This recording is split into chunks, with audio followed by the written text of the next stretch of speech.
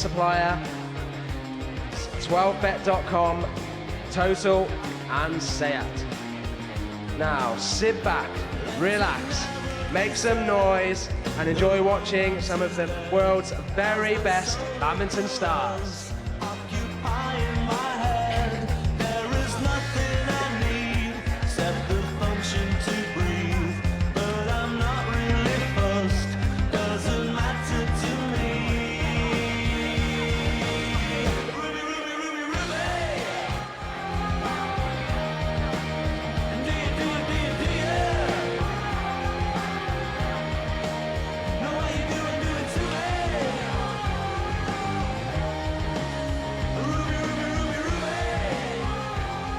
And now, badminton fans, please welcome onto court your officials.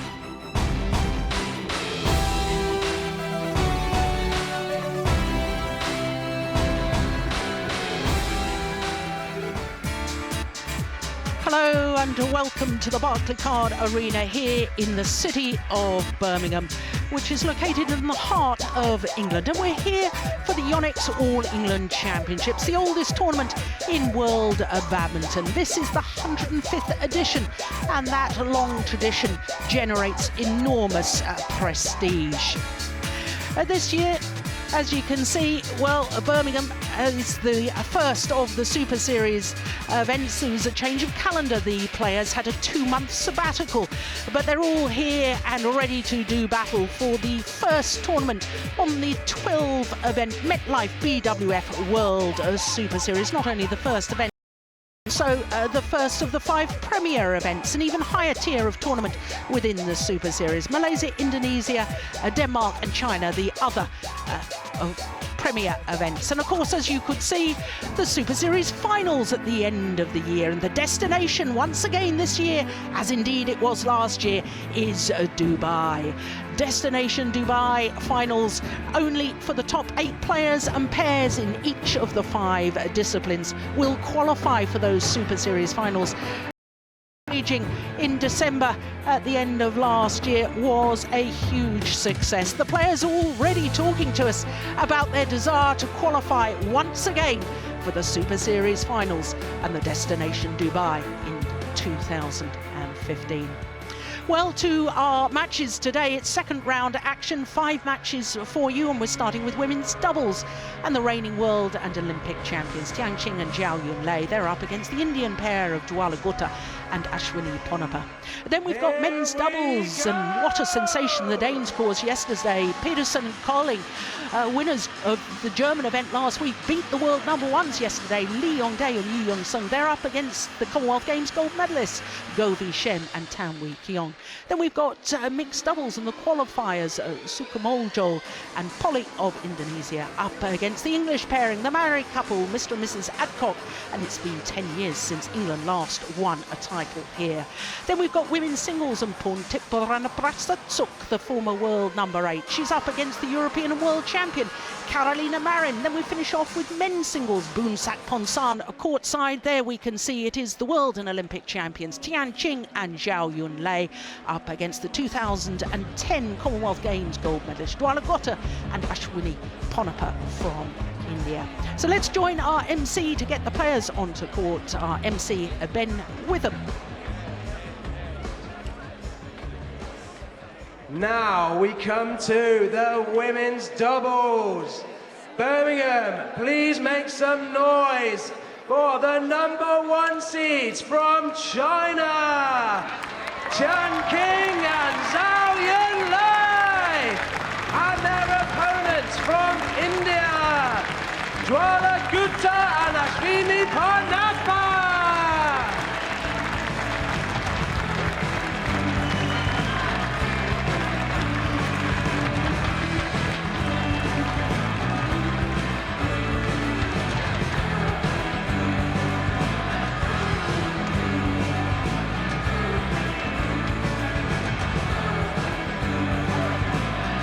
Well, obviously with the #1 seeds in action, this is from the top half of the draw. I can tell you that in the women's doubles there was a big sensation at the bottom half of the draw yesterday because the #2 seeds Matsutomo and Takahashi were beaten in the very first round. But this obviously from the top half, and the first duty of our umpire men's is doubles the toss from of Indonesia, the #4 seed. Gavin Smith from England is our umpire for this one. Joe Small, also of England, will be the service judge. So the Chinese in the blue kits, #1 seeds and #1 pair in the world. Well, it's been 3 years since this Chinese pair were all England champions. In fact, 2012, they beat the #1 seeds, Wang Xiaolin and Yu Yang, in the final. So as far as last year is concerned, well, 6 finals from 11 individual tournaments played. They won 4 of them. Indonesia Super Series, the World Championships, of course, Australia Super Series and Hong Kong as well. Just for good measure, they reached the final of the China Super Series and the Super Series finals in Dubai. So Zhao Yunlei is, of course, also the double Olympic champion. Well, they had a right battle, I can tell you, in the first match because the 2-time former world junior champions Shin Sun-chan and Liu So-hee took them the full distance, as you can see, 1 hour and 2 minutes. It was a very convincing third game. I watched that match and I think the Korean youngsters in the end just ran out of steam, but having to work very hard indeed.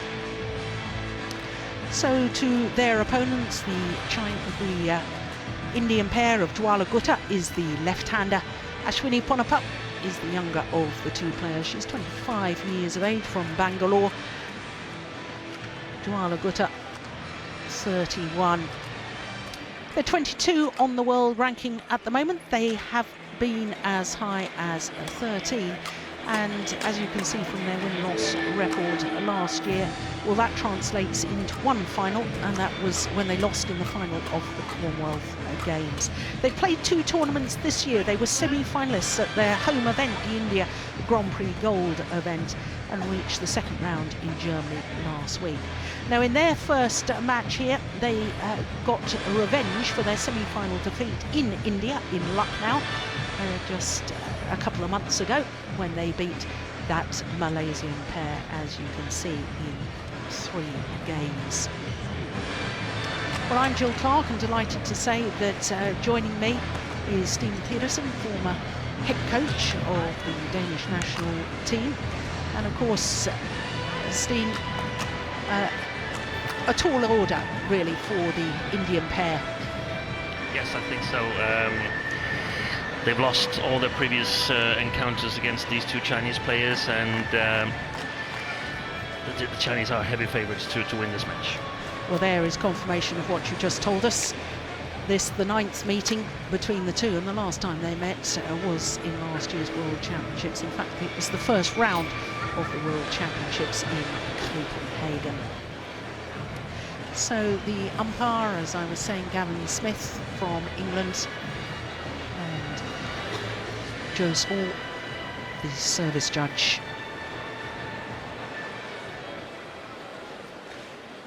Ladies and gentlemen, on my right, Jawala Gutta, Ashwini-Ponnappa, India.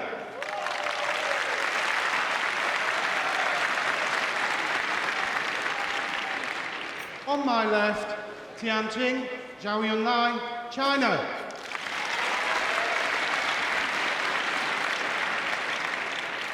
Jawala Gutta to serve, to Tian-Zhao, Nehwal, play. So the former Commonwealth Games gold medalists Jawala Gutta and Ashwini-Ponnappa getting this second round match underway against the former All-England champions but reigning world and Olympic champions Tian-Zhao and Zhao Yunlai. What a good opening rally. Service over, 1 low.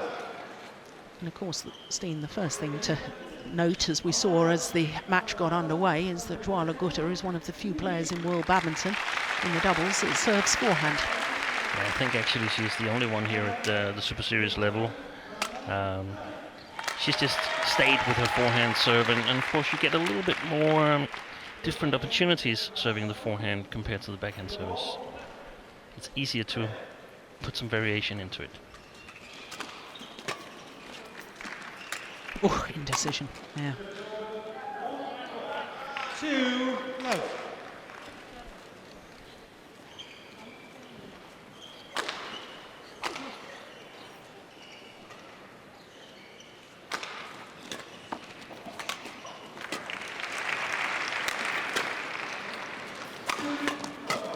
Oh, that's a good interception. Zhao 3 Yunlai low. has actually been in 6 All-England finals. And because, of course, she's a world class, currently world #1 Out. in the mixed doubles as well. Now, Service service over, fault called. 1-3. Zhao. Well, trying to get confirmation. Now, let's look at the service judge. Ah, that was for struck above the waist. Now, there's a clear indication Service always over. given 4-1. by the service judge. We must say we have to agree with the service judge. Absolutely. We ought to perhaps also explain, Thurstein, that the definition of a waist in badminton is not what you and I would call a waist, is it? No, it's 5-1. the lowest rib. Actually, that's the point that you should hit the shuttle lower than that point.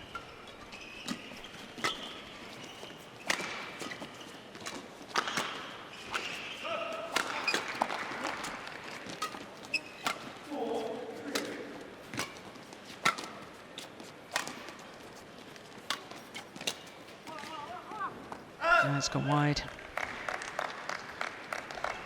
6-1.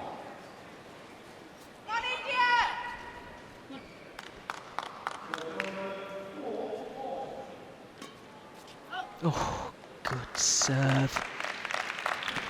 Absolutely 7-1. left stranded Jawala Gutta. Oh, yeah. Almost twisted an ankle too.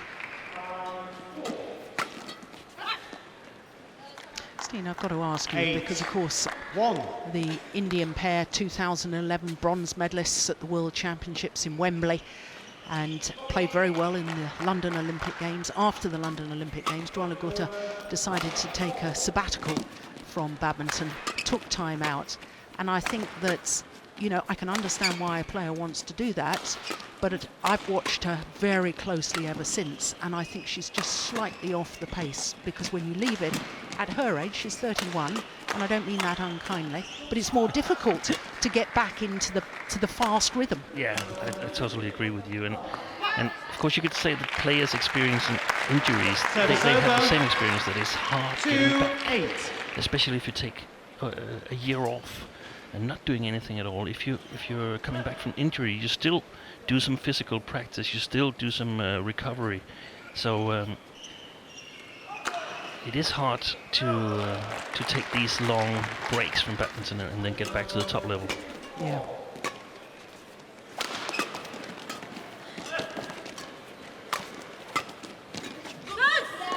Yeah, that was nice. I like that. I like the use of the mid-court area. 3-8. And I think actually her partner Ponnappa, as we see in the picture here, she's improved over the last couple of years, taking the role as the playmaker in this ladies double, where you could actually argue that they're playing some kind of mixed doubles with over 9-3. Gutta-Ponnappa at the net, but I don't know. I noticed in the beginning that she has strapping on her right knee, Gutta. So I don't know if she's somewhat limited in her movements. 10-3. Yeah, there it is.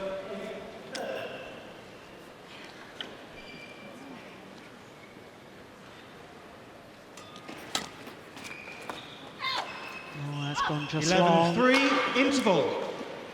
And therefore an 8-point advantage, and the world number ones, the world Olympic champions, looking very much in control. There's only 5 minutes of play to get to this big game interval. Liu Yong, their coach.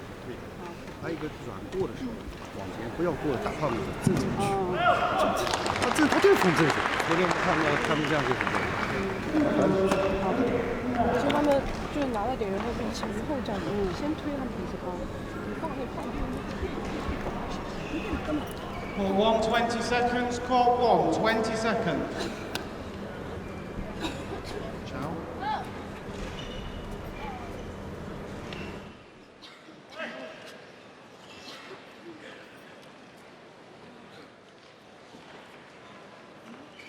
Okay. 11-3. Play.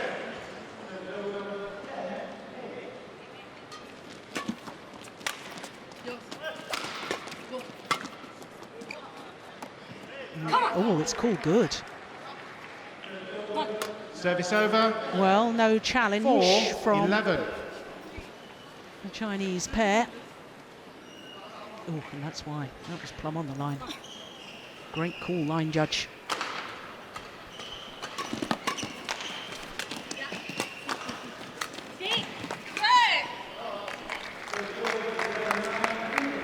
Service over. 12-4.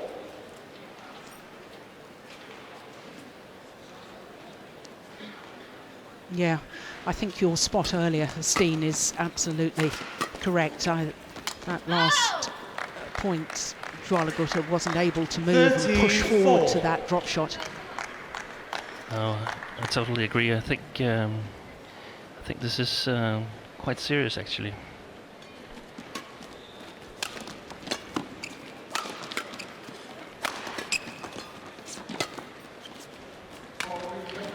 Yeah, another drop shot to her.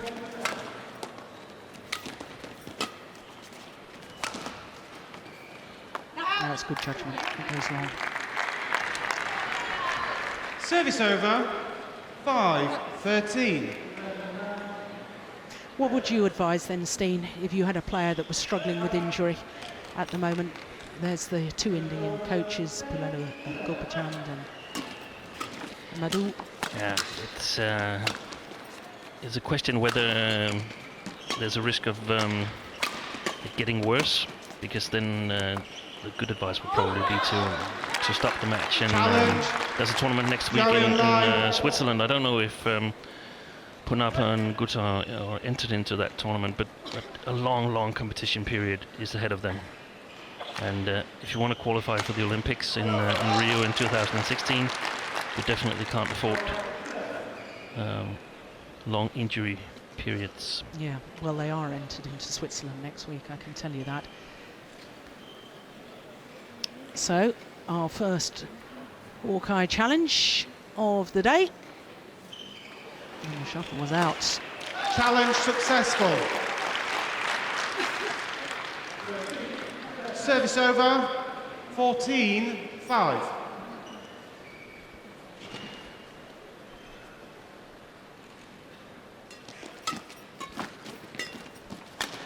Oh. 15-5. It seems like she's a little bit affected as well herself. Gutta, not really that fighting spirit that we used to see in her.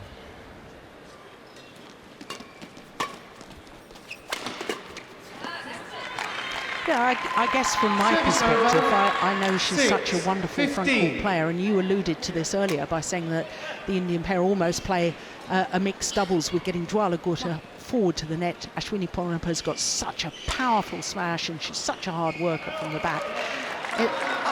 I'm almost tempted to, if I was coaching, but I don't coach, so I'd probably get it all wrong anyway, but I'd almost say, yeah, literally, try and play a mixed doubles here. Yeah. That's probably the only service over, viable way if she's so 16-6. limited in her movement as we suspect. It seems like she can move, but she can't put any power behind her moves. Yeah. So they need to stay in that formation, but in lifting the shuttle, they're out of it. Oh, what a good smash. Isn't that a wonderful example of the power and the accuracy of Ashwini-Ponnappa? 7-16. Look at that from nowhere. Terrific shot. And Madhumita Bish, pleased with that.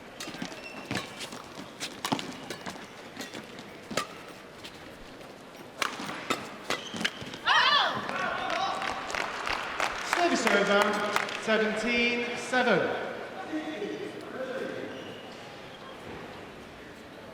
Yeah, well, she is lethal in front of the court, isn't she, Zhao Yunlei?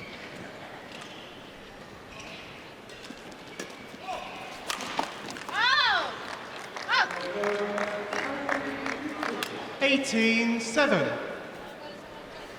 Of course, when you're down 0-8 in head-to-head matches, then an injury is not really what you're looking for if you're trying to get that first win. So this is, of course, going to be extremely difficult now for two Indian girls. 19-7. Please welcome Ponsana and Ongben Rungpan and her opponent, the number 40 from Korea, Sukamuljo-Poly.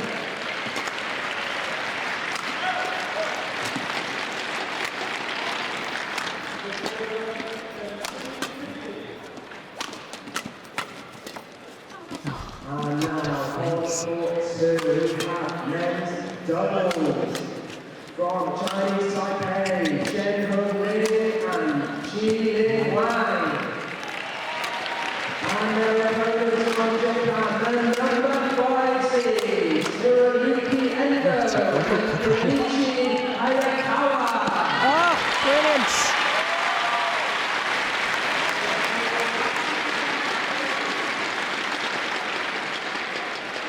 Service over. Well, it just shows us, Steve, what the Indian pair are capable of.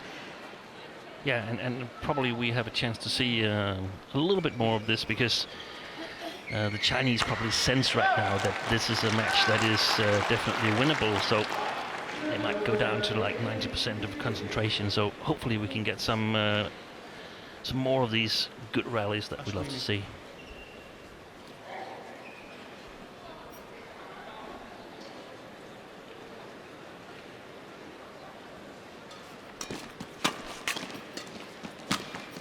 Well, I've been singing her praises already about her movement coming forward, her anticipation. Look, half a chance. Short, sharp movement of the racket head on that backhand kill, and already game points galore. Service over, 9-20.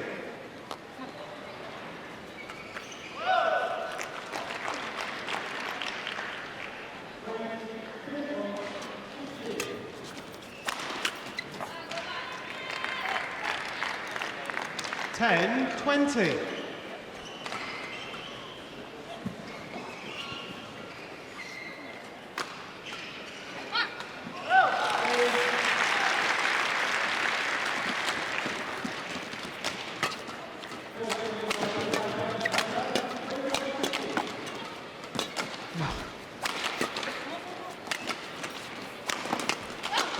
Game.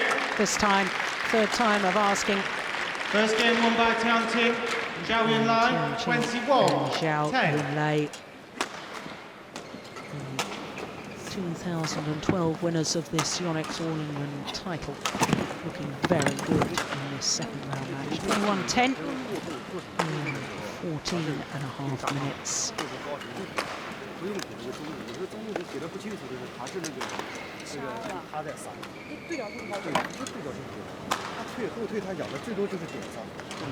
Now, the Chinese coach there, Liu Yong, who of course was world doubles champion in 1997 in Glasgow, playing with Gutta-Ponnappa. There's an interesting comparison. How do you compare Gutta-Ponnappa, who was outstanding at the net? I thought she took women's doubles and mixed doubles to a new level in comparison to Zhao Yunlai and her qualities in women's doubles and mixed doubles. And actually also Gao Ling. And Gao Ling. Three players that are very similar in their achievements, the way I see it. But I mean, Gutta-Ponnappa, especially in the women's doubles with Gujun, were unbeatable at her best. And I guess you could say the same goes for Zhao Yunlai, but the thing is that China has so many strong women's doubles. Wang Xiaoli, Yu Yang can challenge them, so they don't. Perhaps Zhao Yunlai hasn't won as much as if she'd been a couple of years earlier. Very good point. Court 1, 20 seconds. Court 1, 20 seconds. The comparison with Marin, I often think of them as fairly equal, but actually I think we must say that Zhao Yunlai clearly has the upper hand over Marin. Yeah. Second game. Players just about ready for the second game. Play.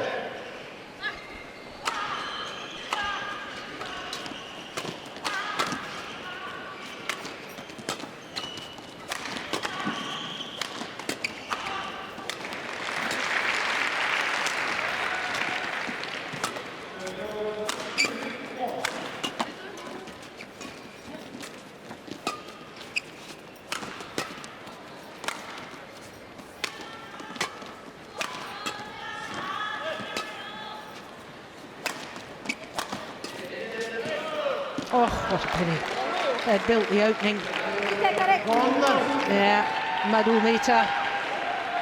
She's pleased with it. They may have made the error in the end, but tactically, they were right. Look, they're way out of position. Oh, Sukamuljo-Poly needed to do probably was to get that over and in. It would have been an outright winner. I used to play against her, you know, Steen. Yeah. She was a wonderful player. Madhumita Bisht, yeah. Now the coach, together with Goh-Tan. They've been enjoying quite a bit of success lately. Very much so. 2-love.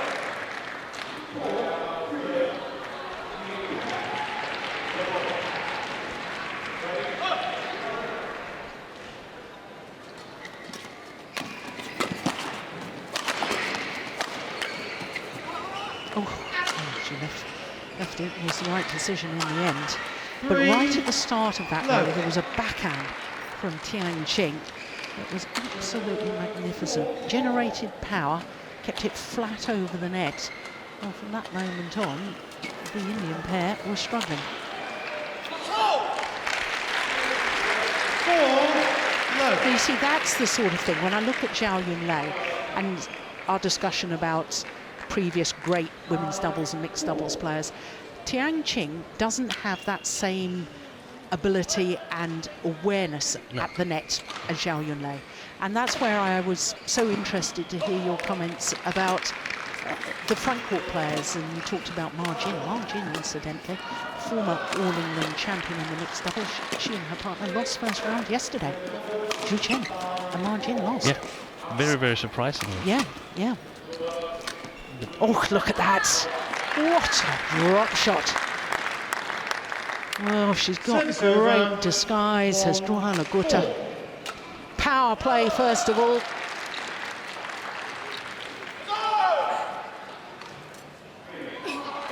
Of course, both Chinese players also are wearing strapping on their right knee, but that's more common.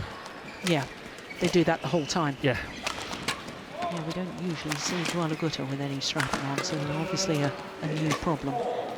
She moved better to that, though.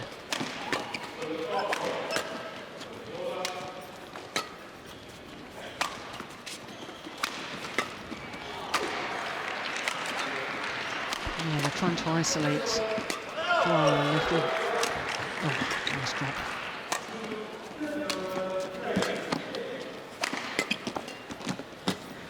Good rally again. Brilliant.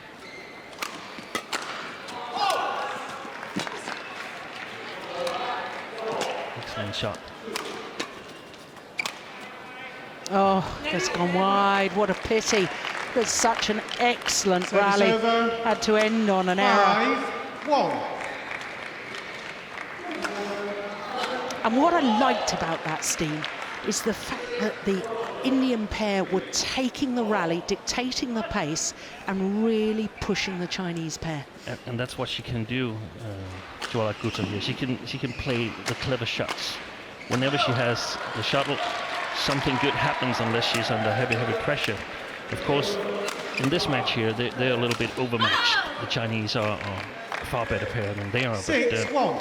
But that's her strength, the ability to play the good shots, the shots that hurts the opponent every time she's in contact with the shuttle.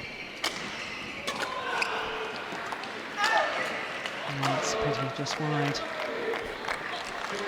7-1.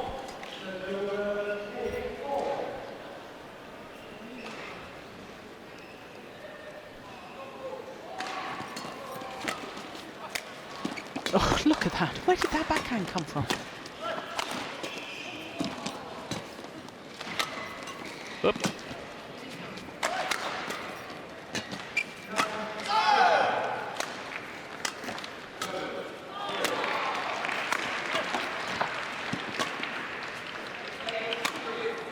Oh, that is extraordinary. And sometimes it's very hard to defend Service over. 2-7. shots like this because they're so unexpected. It's like a 50-50 shot. Either it's in and it's a point, or it's out. Yeah, but that backhand was absolutely extraordinary. This, the winning shot, she puts a bit of reverse slice on that. Well, we said she had racket skills. If she wasn't carrying that injury, well, a 5-point deficit at the moment. But I sense they're far more in the rallies now. Yeah, they're more in the rallies, and I think we would have seen a closer match had she not sustained that injury to her right knee. And so the thing is, how do they get even closer to the Chinese players? And I think one of the issues is get more ladies doubles players to a good level, so the sparring back in India is of higher quality. Yeah. Yeah, easier said than done.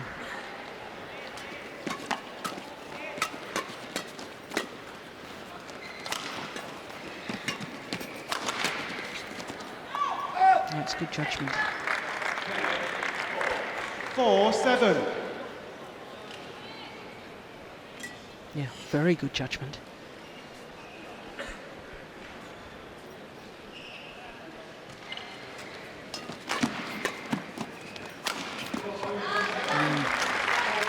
Wow. Deficit just 2 points now.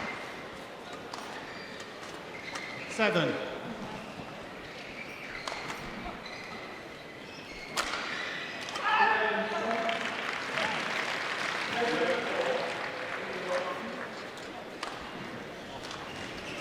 He's looking a little more anxious now as well.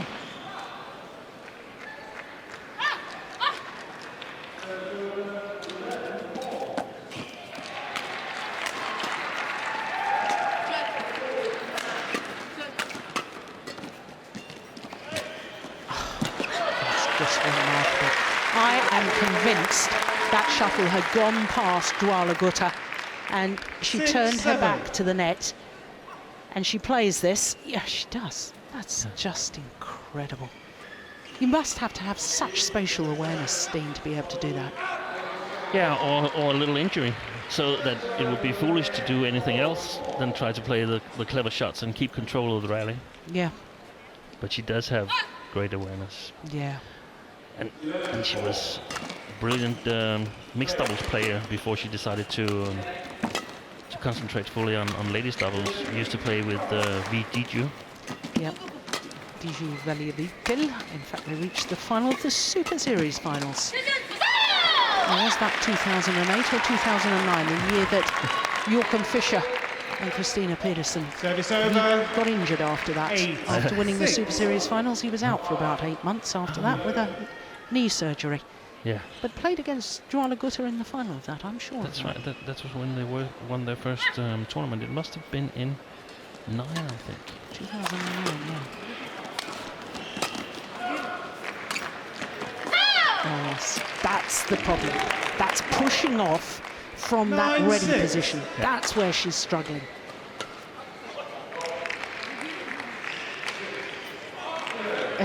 You've got to hand it to Tian-Zhao, because that's a beautiful drop shot. That's great control. And a little bit disguised as well. Looks like a smash, so Yeah, Service you have to over. react really, really quickly with a lot of power. And right now, Gutta is not capable of doing that.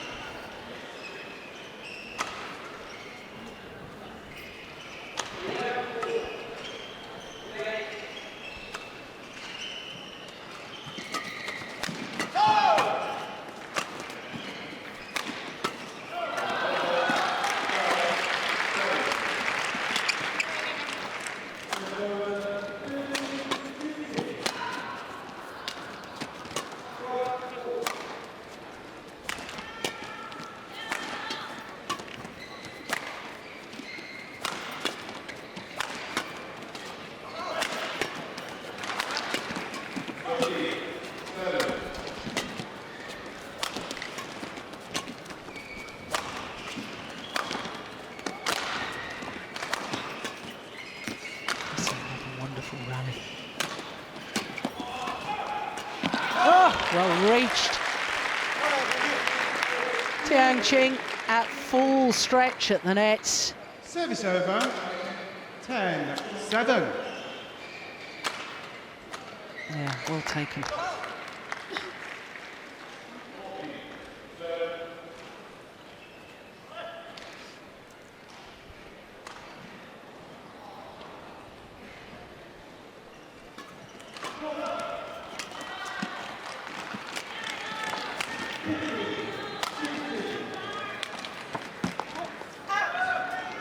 Oh, it's just wide, 11-7. but Interval. there was a spreading of the arms from Zhao Yunlei, which, yep, good umpiring.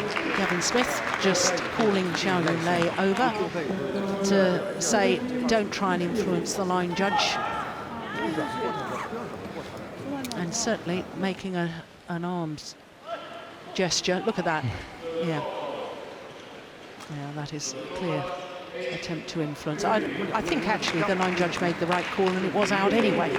So let's just confirm that.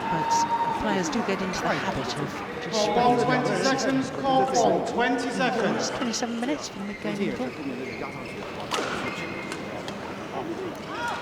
Now Steen, obviously we're seeing the Indian pair doing much better in this second game than they did in the first. This Barclaycard 11-7. arena is notorious for a bit of a drift. Just explain where that drift is going. Yeah, the way I see it, I haven't confirmed it with any of the players, but the way I see it, there's a little bit of a drift from the side where Indian pair is playing towards the Chinese pair. I don't know if you agree, but that was what I spotted yesterday. So the shuttle is flying faster going towards that far side of the court as we look down. Yes, but Yeah. but the problem is that sometimes there's different speeds of the drift in different kind of heights. So if you make a high clear, it's probably not affected as much by the drift as if you make a flat lob. But then again, 12-8. what I discussed with the players was that the drift was not significant this year.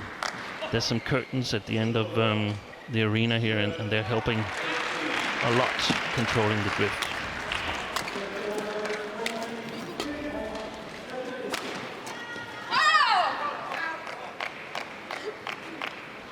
Thirteen, 8.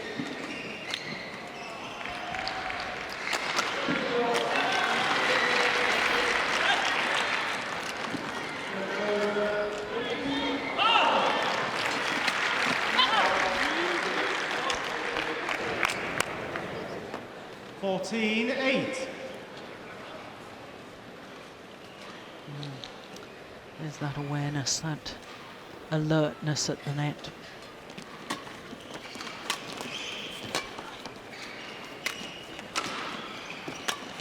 And the way of measuring, there we see it again, the way of measuring how good you are at the net is actually 15-8. trying to measure how big a chance do you need to make an interception.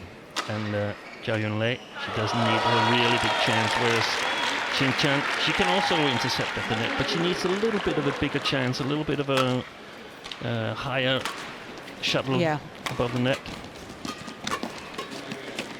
Oh. Yeah. Well, it's interesting because, in my opinion, 9, both these pairs 15. have a world-class front court player, Jwala Gutta, the left-hander for the Indian combination, and Zhao Yunlei for the Chinese pair, and it's developing quite a lot into a battle between those two and for dominance at the front of the court. In ladies doubles, it's so important that you can have your roles, you can have the front court player and the back court player, but you need to be able to function in the reverse role, because you will get targeted, get moved out of your favorite position. So pretty much your playing strength, overall playing strength, is dependable on how well you function in your secondary role. Service over. Yeah. 16-10. Yeah, that's a very good point. Gone are the days where, back in the dim and distant past when I was playing, that, you know, you could virtually stay in one area of the court. Any weakness in any department will be exploited nowadays. That was well played by Gonappa, and we've seen her try to improve her front court skills playing mixed doubles with Russian Vladimir Ivanov. Had to retire during the qualification rounds, but that's a good plan in order to get better at the front court play, place in mixed doubles.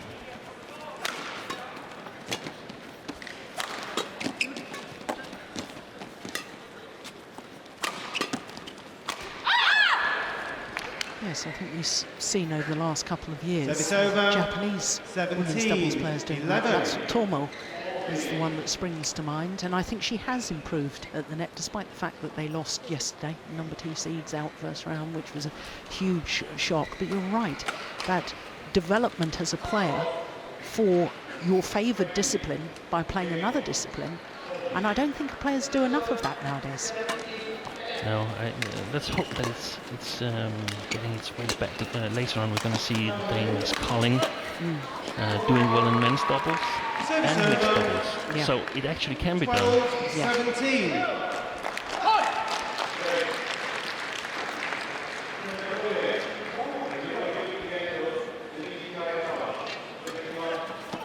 It's a good flick serve.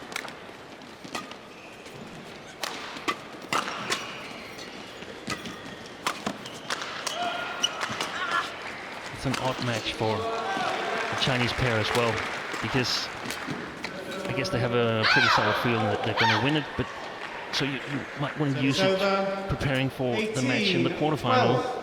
But it's a little bit of an odd matchup here because the Indians are playing so lopsided, you could say, that Onnappa is playing the men's mixed role. So it's not the same that they're going to face tomorrow. So actually, it's just about getting the win and go back and relax. Yeah, and of course for Zhao Yunlei, she'll be on court later with her mixed doubles partner, Zhang Nan.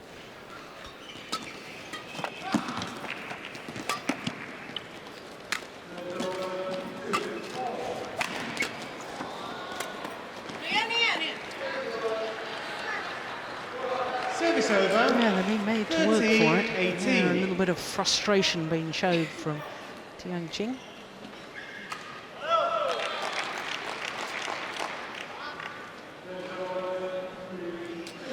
That's a good forehand serve, isn't it? George has a serve like that. One wonders why on earth more players don't try it. Oof.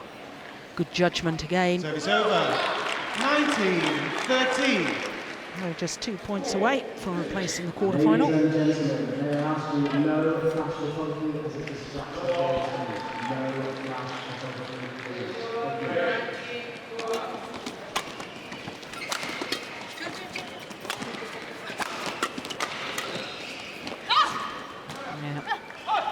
Struggling to push 20. forward once Match again, point, Gutta. 13. Yeah, just can't lunge forward. So 7 match point opportunities for the #1 seeds.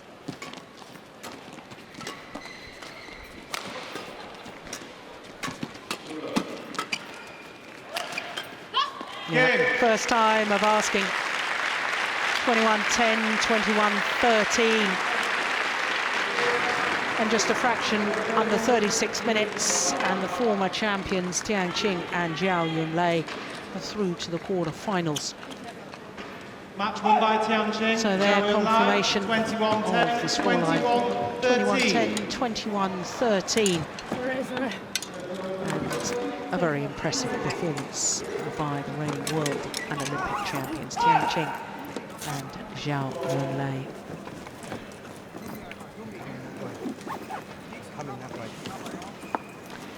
So the Chinese pair, well, they'll play the winners of either the #6 seeds, Oreka Kakiwa and Mayuki Maeda of Japan. They'll be playing against Isabel Hertrick and Birgit Michels of Germany. That match yet to happen, of course, but they're safely through to the quarterfinal.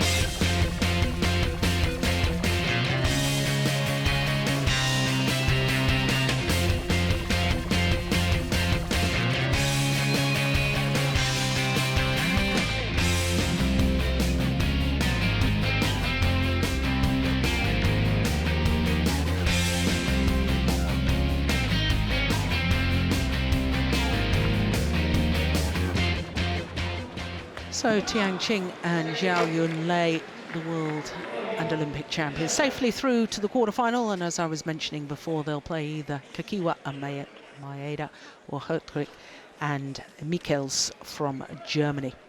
Well, men's doubles is coming up next, and the Danes, Mads Conrad Pedersen and Mads Pila-Colling up against the Malaysians, Goh Shem and Tan. Service, who will serve?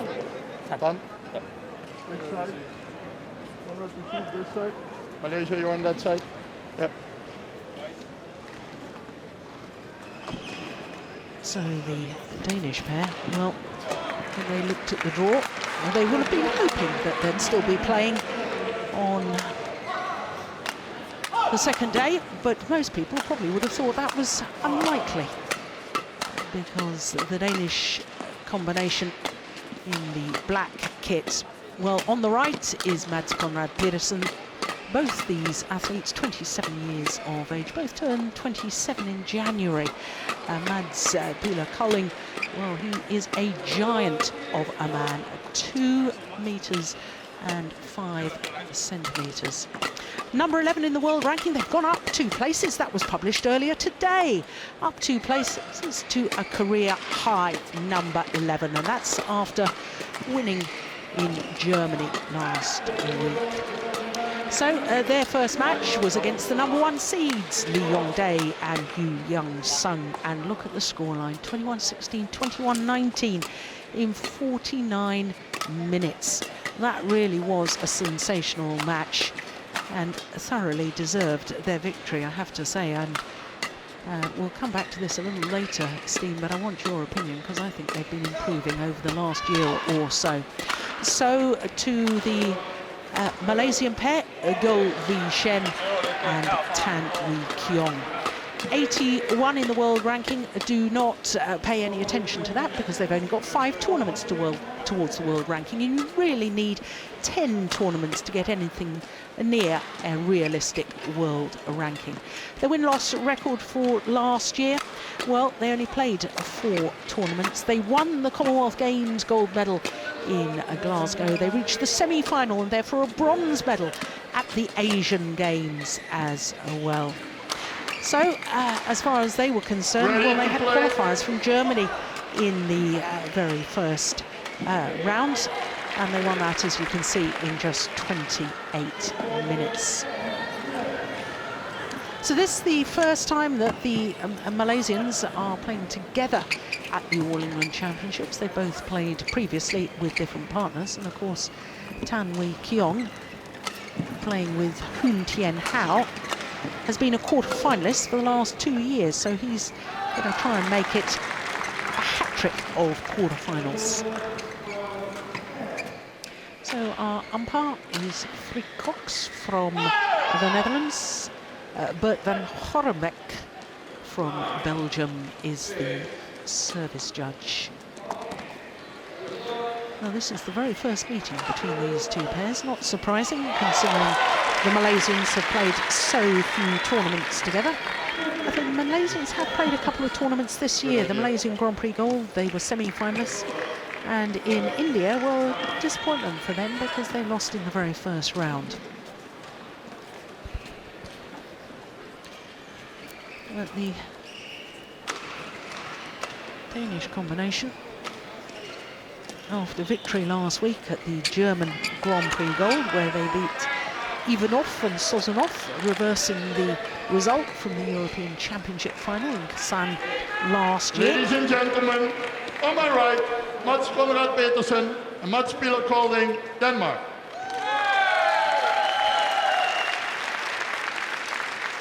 And on my left, Goh Shem, Tan Wee Kiong, Malaysia.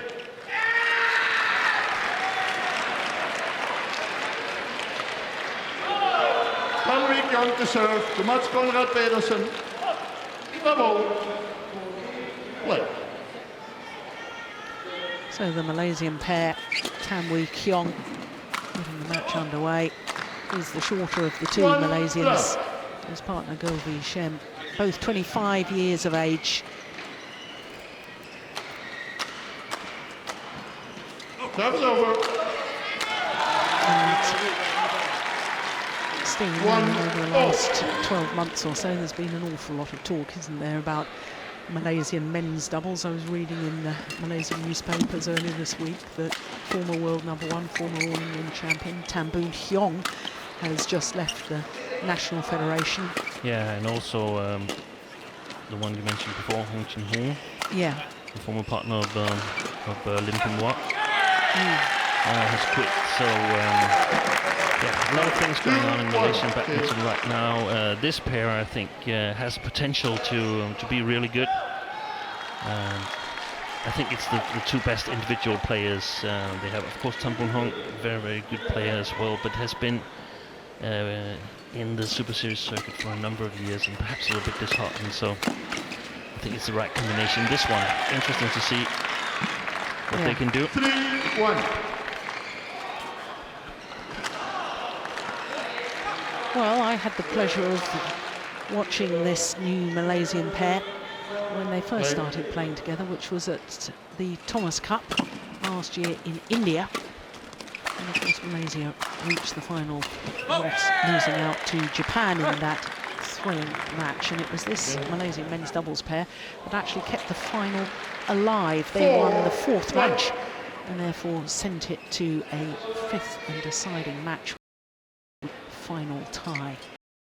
All very thrilling, but I thought that it was a very interesting combination. And then of course I watched them win gold medal at the Commonwealth Games last year. But there has been one or two worries about this man, Goh Shen. He's had a knee injury. He's been struggling with that. What's the word? Is he back to full fitness? I'm not really sure, but from what I've seen here, he seems to be in very, very good shape. Actually, a little better than we've seen him before.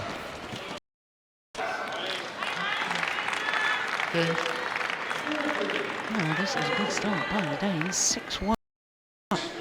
Did you get a chance to hear and talk to coach or any of the players after their victory against the #1 seeds? No, I didn't talk to them, but I read some of the interviews that they gave to Danish media, and of course they were thrilled. They didn't expect to be playing here today. Mads Conrad has been ill ever since the final in German Open, and has been isolated in the hotel in order not to spread the disease, so to speak. But playing a fever match yesterday and starting out really, really strong here. Well, I didn't know that at the time, and I watched that match yesterday when they beat the #1 seeds from Korea, and I thought Mads Conrad was playing such a commander's role. He was going for everything at the net, trying to intercept as much as possible. That explains it. He was trying to save his partner and do more of the workload.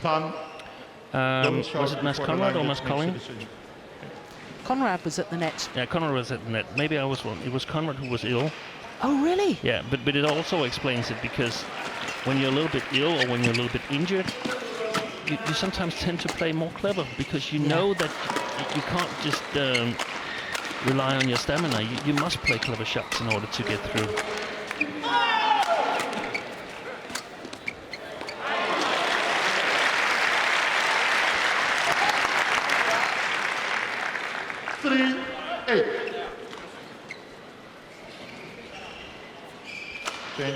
And that's of course also one of the concerns in the Danish camp for this match. How will he react to the illness?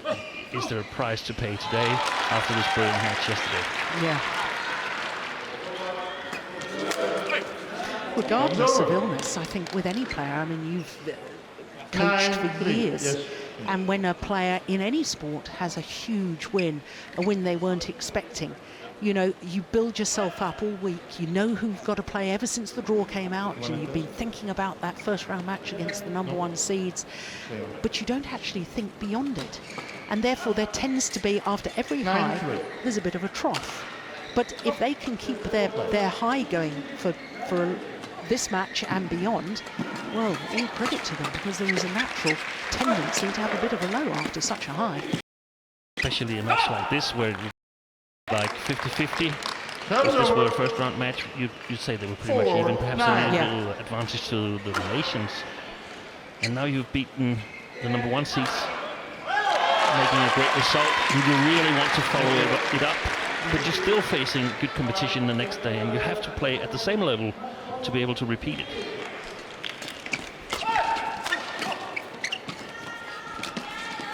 Oh, that's clever from Tan-Wei-Kiong. My goodness me.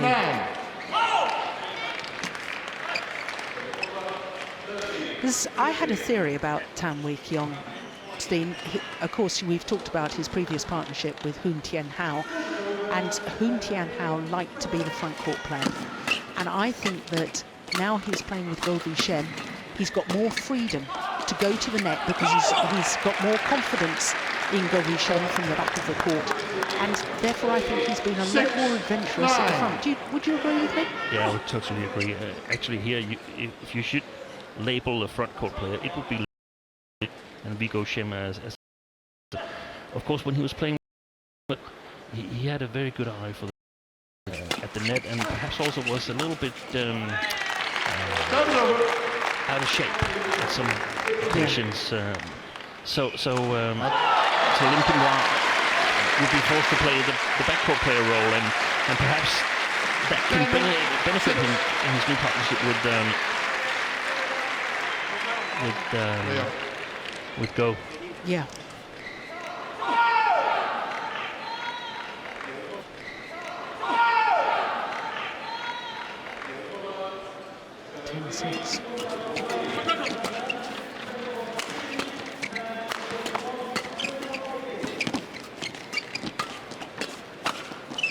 Yes, well played again from Mads Conrad.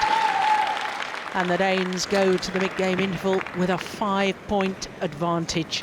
And certainly the sign so far is that they're continuing in the same vein as the wonderful form they showed yesterday. Ellers det rigtig fint. Vi skal bare huske at have bagbanen med stadigvæk. Ja. Ikke? Og selvfølgelig helst med højde, men kommer vi til at lave det første løft for flat, så står vi også fint på den. Ja. Jeg skal nok have dem der, når han lukker ud for mig. Der er dårlig timing den der. Ja. Og så skal vi så, når Tan har den, han efter de korte huller, skal vi lige være ops på. Så er det godt at få swippen med. Dem skal vi have et par stykker mere af her. Ja, ikke? Well, we'll get your translation in a moment as we look at the Malaysian pair. Who are the now head coach, of course, was your deputy when you were head coach. Now, what was he advising the translation in a bit, coach? Was your deputy when you were head coach in Denmark? Now, what was he advising the mates? Pretty much left with a good height. Okay.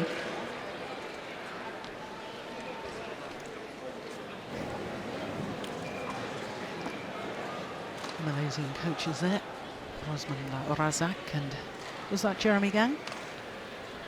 I think it was. It's gone long. Service over. 7-12.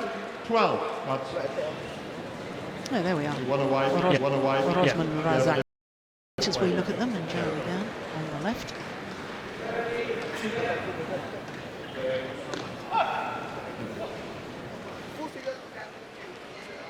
The Danes, they have still nothing is decided at all, because it's always a little bit, when you face a player who's as tall as Mads Kolding, it's very, very different from your normal style of playing, and you need to sometimes adapt to that needed. So still very, very exciting first game here.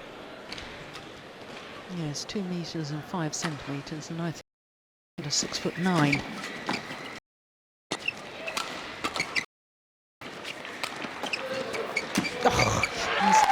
And long legs to get forward to the net, racket arm outstretched to make the kill.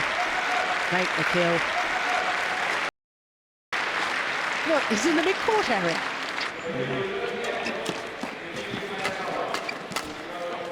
That was over. 15. Go ahead. Please. Go ahead. I have to say, they'd like to play themselves into the match. I know some pairs like to come out all guns blazing. I was always a player that wanted to come out all guns blazing, but some players just like to gradually work themselves into the match. And And I have to say, sometimes I think it costs them dear. Because I mean, 8-14. it's not so boosting your self-confidence being down Right. 8-14, and not only your own confidence, but it's definitely boosting the opponent's confidence. Yeah.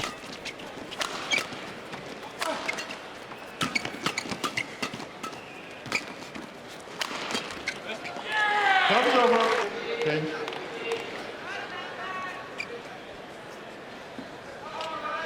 These are the sort of interceptions looking for the shuttle that force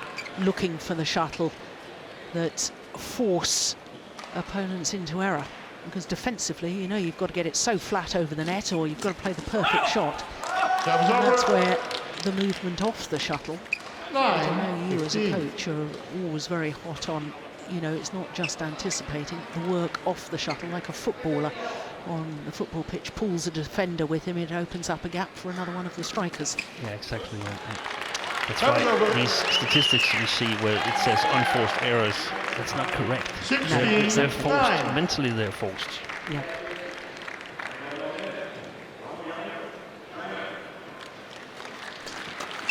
That's an interesting serve out wide. That was nice. Change and then a change of angle on the attack. 17. Great smash from 9. Mas Conrad to the forehand side of his tall partner. Not so hard, but quick and steep, and that's very efficient in this Barclaycard arena because it's so big. So if you try to smash too hard, there's a good chance that you mistimed a little bit in the first round, the second round play. Yeah. The more you play here, the more confident you get.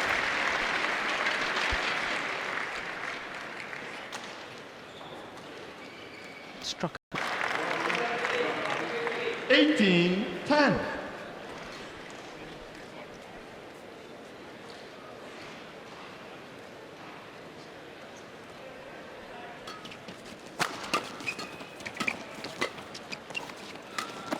All clever.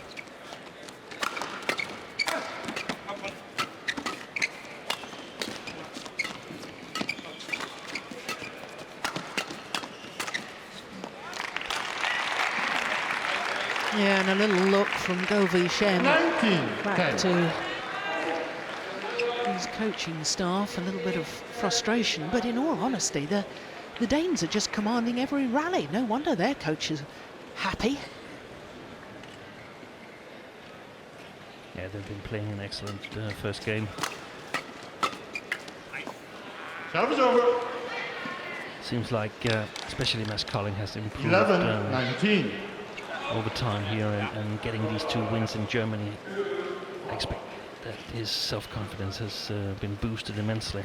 Yes, of course, he won the mixed doubles as well as the men's doubles. Mixed doubles with Camilla Ortega beating the 12, European 19. champions and teammates Jochen Fischer and Christina Petersen.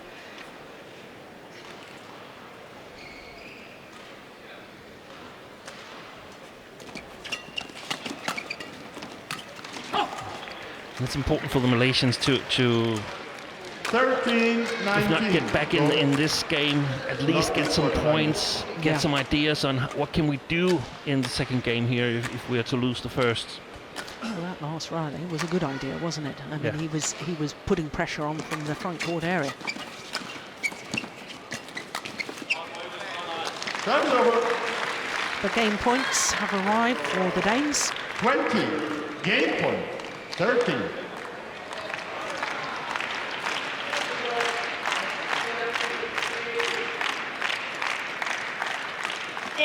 Service fault goal. Serve is over. Service fault called, Odd. struck above the waist. But Van 14-20. Horenbeck, service judge. You can see the left arm, it's Yeah. almost horizontal, so Yeah, there's no way that could be below the... the waist, the rib, Yeah. the lowest rib. But he's been doing a good job on the 15-20. front court, Mas Conrad, playing clever shots, being really alert, sort of protecting his tall partner.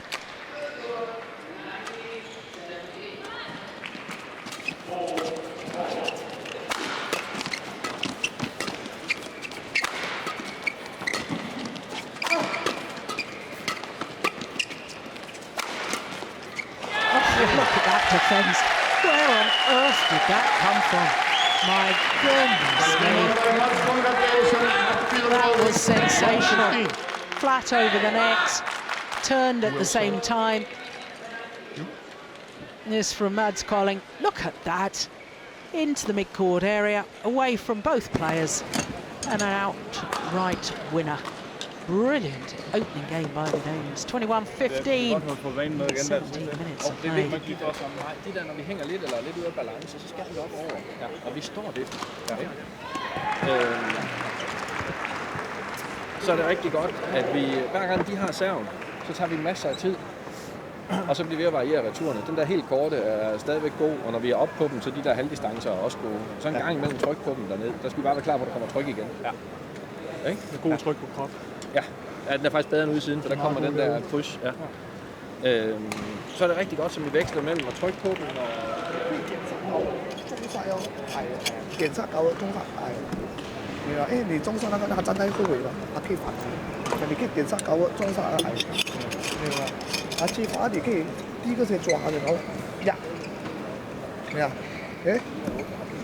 Well, I didn't really catch any of that, but certainly from Jeremy Gang's gestures there, he seemed to be saying something about the net. He seemed to be saying, get the racket up ready, you've got to play something from the net area. And I assume that's probably good advice. But what's the Danes being advised? Yeah, they were quite satisfied. They were talking a little bit about the service situation, that they need to vary the service returns, as they've done in the first game here, and yeah, pretty confident in the defense that they can sort of stand their ground in the defense, and that's there's just such a big confidence booster when you feel that you can return all the opponent's attacks. Level. Play. So here we go, second game.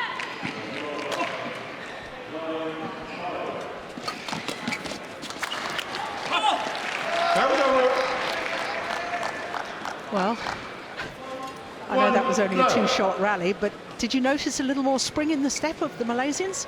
I thought there was a little more sort of urgency. I know it's only one shot, but the body language to me was telling quite a lot.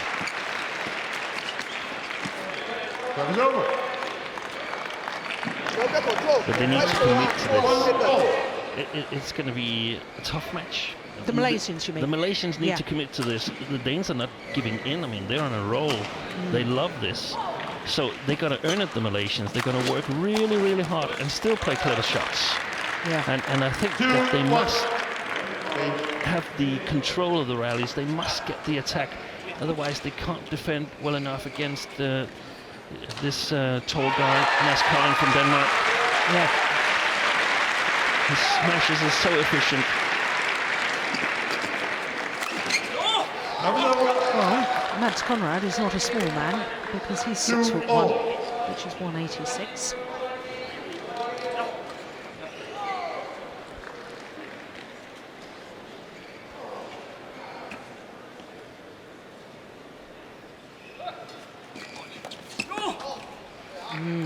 Looks back towards the front service line as if to saying to himself, should I have left that? It's well placed by Tian. It's just the point where you have to choose whether to go forehand or backhand return. Yeah. That's a couple of very good serves, isn't it? From Tan Wee Keong.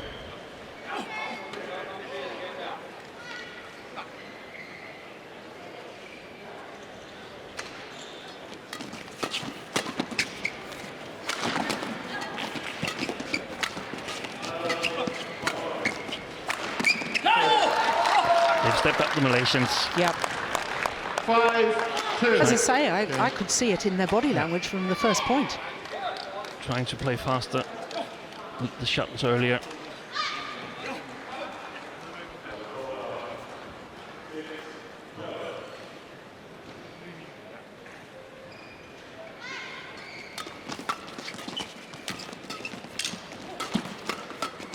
Oh, that's brilliant. Over. There's some loose shots there from Goh, where he just lifts it and it's not high. It's a bad lift. Here it is.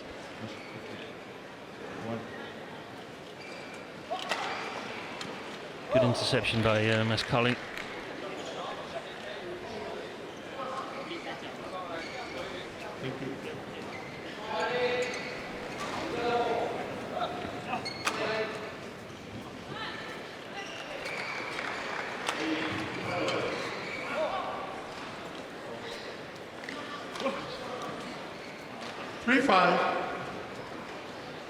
Play.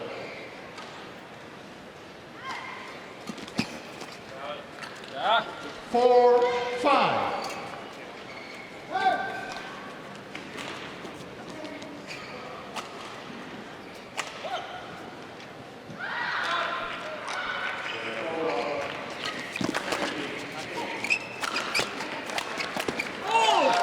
That's over.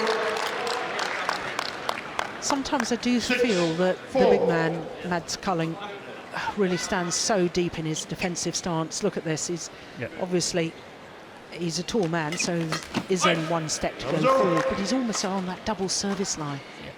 And you can make a drop shot, and if he retrieves it, no problem. I mean, you get him out of his comfort zone, his position, and that might very well be the key to winning more of their attacks. You see it from the Malaysian side. Yeah. That was over.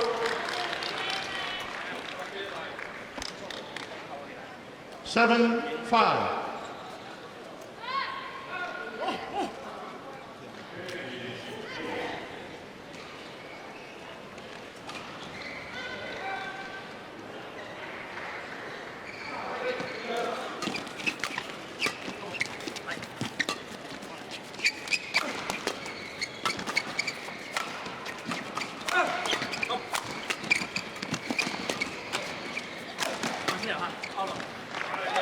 Good judgment. Drops long.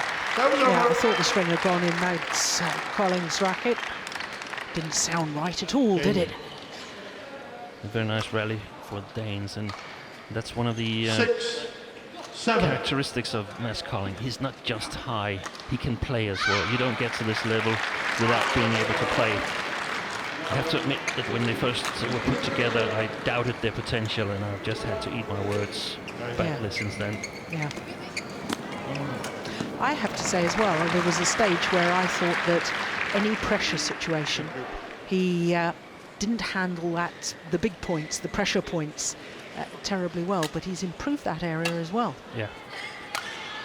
And I think, coming back to what I was saying right from the introductions of this men's doubles, I thought the Thomas Cup last year in India was the turning point for them. They had a big win. I think it was over the Japanese pair, wasn't it? Yeah, and they won all their first men's doubles. Yep.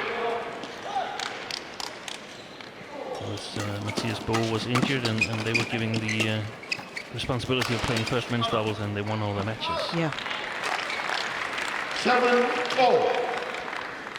Whilst the Malaysian pair here, I guess they beat Carsten Mogensen and Joachim Fischer in the second men's doubles in that Thomas Cup encounter. Yeah. So back level, 7-all. Oh my goodness, he had 2 attempts at that. He honestly played 2 shots before he hit it. 8-7. Tam Wee Kion. Watch this, misses it, plays it on the second attempt. That's too big a deception. That's extraordinary, isn't it? How quick is that? Comes over. Here we can see what the Danes were discussing with their coach. If they lift too flat or flick too flat, the Malaysians will jump in, intercept, and make a very, very quick smash before the Danes are in position. And that could be lethal. That's a good serve again. This time from Goh-Tan. 9-8.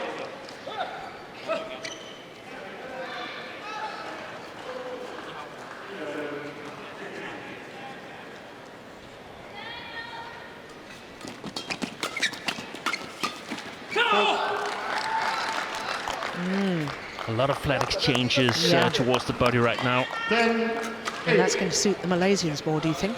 I think so. I think so.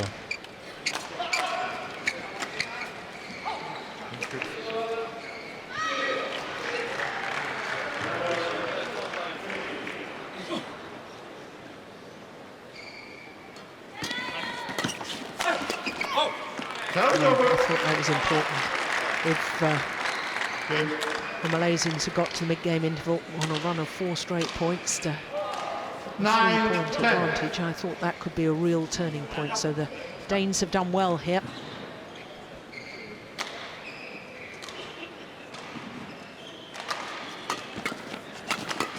Hold. 10-0. Good to see the communication between the 2 Malaysian players there.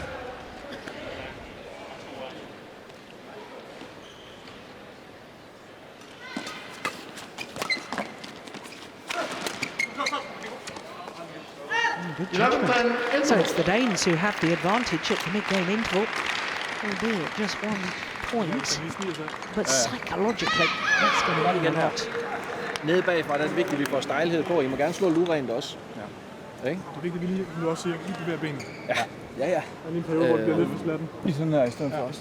Ja. Og så bliver vi lukket en lille smule med i det flade. Og det er okay, hvis vi er ovenpå. Trykker flat. Det må jeg ikke, selvom jeg har læst den. Den skal bare lige ned. Ja, lige præcis. De står begge to og dækker baghånd. Lige præcis. Og få spillet stoppene og dække bagud, og få spillet overspillingerne stadigvæk. Ja. Ikke? Og hvis vi er ovenpå, så fungerer den egentlig meget godt med at lige trykke til den en gang, så kommer trykket tilbage, og så dumt.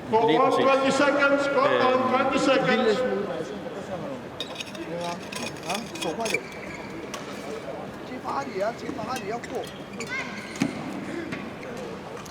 So the words of wisdom this time?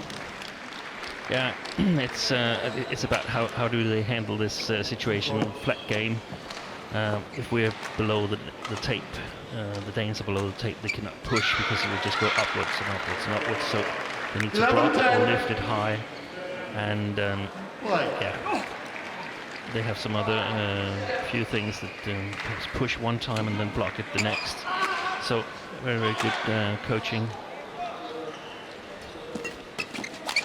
It was 3 strange rallies in the end of just before the interval here, because from playing really well, the Malaysians seemed to sort of lose it totally. 3 rallies, 3 points gone.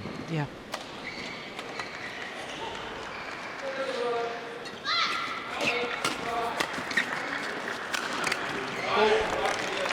Over. 12-11.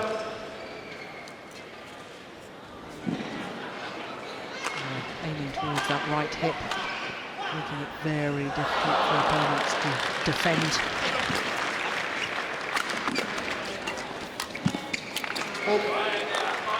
Yeah, that's what he was doing yesterday so well, rushing forward. We were talking in the women's doubles, Steen, about the quality of a player, judging a quality, about whether they take, what sort of risk they take. That was barely a half chance, but he took it. Yeah, and that's his job here, because, I mean, in the long run, the Danes don't benefit from being in the defense. They benefit from attacking, especially with the steep smashes from Mads-Kolding. Yeah. So, therefore, Conrad must go forward. As he did again That's there. excellent. That's brilliant. Because that first one he intercepted, that would have gone nearly towards the back of the court. So for him to intercept, and it's around the headshot. This one there. Yep. That's the one that really made the difference in the rally. Absolutely magnificent play. And he's looking for the chances. I mean, he's looking more than the 2 Malaysian players are looking for the chances.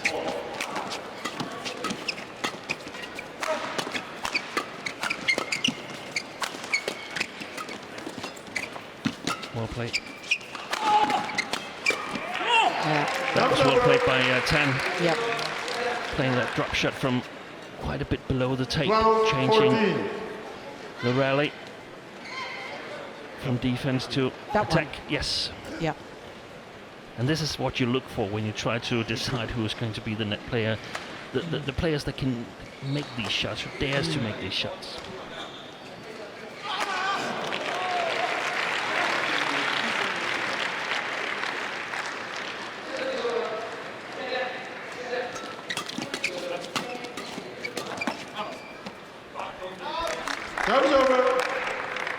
Now they have to be really careful, the Malaysians, because the Danes have a little advantage if it's neck to neck going up to 20, because they can score points more easily. The height of Mads Kolding is helping them.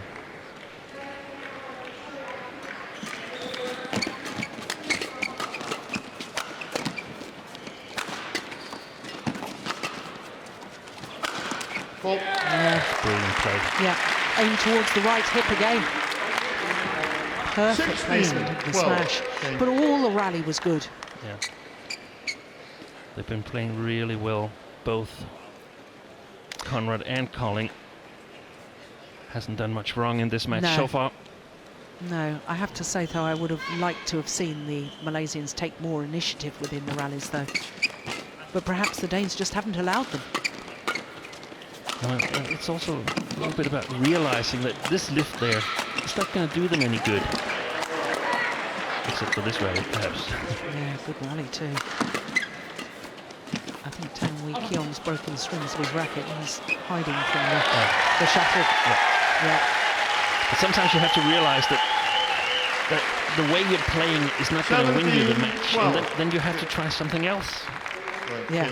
Just continuing to do what has so far not produced any good results for you is not going to help you anymore. So they need to be more disciplined in challenging on the front court, going for the attack. Yeah, but don't you think that nowadays players, and please don't take this the wrong way, because I think you're a world-class coach and so on, but players are reliant on coaches now. In going back to my era, which you know, coaches weren't allowed on, and therefore you had to make that decision for yourself. If the Malaysians had been told by their coaches, this is the way to play, for them then to go against that in this dire situation, 13-17 down, and it doesn't work for them, then they're in a difficult position. Yeah, and that's a real dilemma.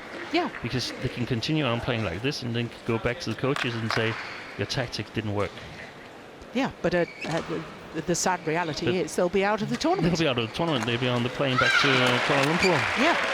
And I'm a great believer as an athlete, you've got to take personal responsibility. They've got to say to themselves, right, here we are, we're 3 points from defeat. Let's go all out. Let's try something different. Maybe even now is a little too late.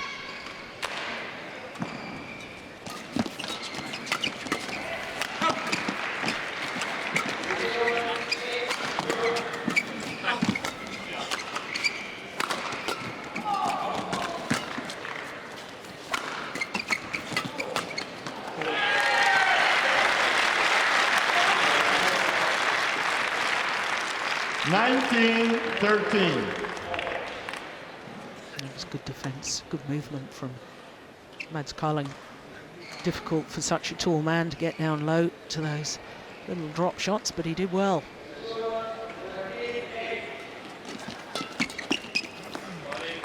Well, match points have arrived already for Mads Conrad and Mads Kolding.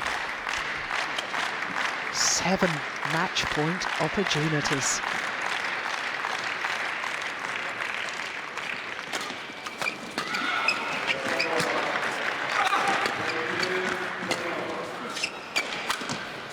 Brilliant. What a way to finish. And no wonder they celebrate. All our question marks about the psychology of following up on such a magnificent victory yesterday when they beat the world #1s and the #1 seeds from Korea. They've kept their run of good form going. That final slice from Mads Kolding, played with the skies and of course coming down from such an angle. It really was a magnificent way to close out this second round match. But the Mads Conrad and Mads Kolding are through to the quarterfinal. There, confirmation of the score, 21-15, 21-13 in 37 minutes of play.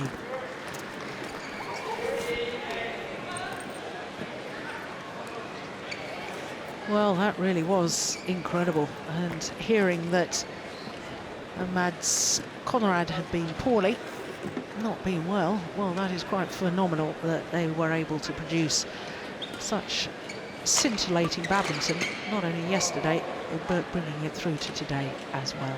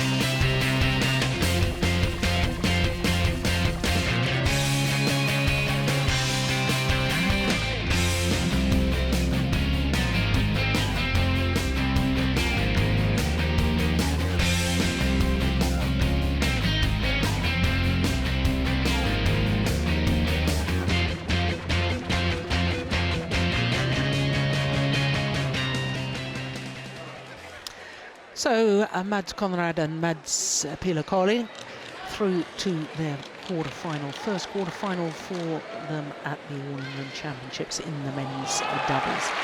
And as you can see, they'll play against either the Indian pair of Atri and Reddy or Indonesian Finaldi and Sukamuljo-Poly. So as you can see, the next match on court is mixed doubles, and Sukamuljo and Poly from Indonesia against England's Chris Adcock and his wife Gabby Adcock, the number 6 seeds here this year. Well, it's been 10 years since England last won a title here at the All England Championships, but it was at the mixed doubles.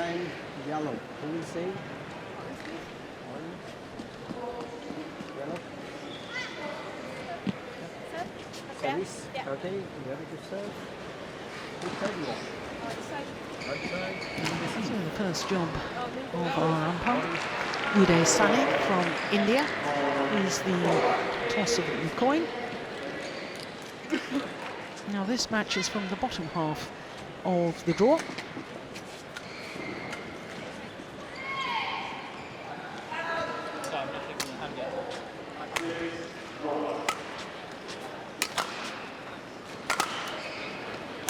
So the English combination, Chris Adcock, 25 years of age, although he'll turn 26 next month, born in Leicester, but living now in Milton Keynes. Up one place in the world ranking this week to number 5, back up to a career high. His wife, Gabby Adcock, 24 years of age, born in Leeds. Making their 6th appearance here at the All England Championships as a pair, having reached the quarter-final last year. Their win-loss record for last year, well, 3 finals from 16 tournaments. They won the Swiss Grand Prix gold and a gold medal at the Commonwealth Games as well. They also reached the final of the French Super Series. So as far as they're concerned, well, their first round match against the brother and sister combination of Marcus Kido and Pia Zivadir Bernadette. 2 straight games. It was close in the first, certainly in the early stages, 21-15, and then the English combination just ran away with that second, 21-8 in just 27 minutes.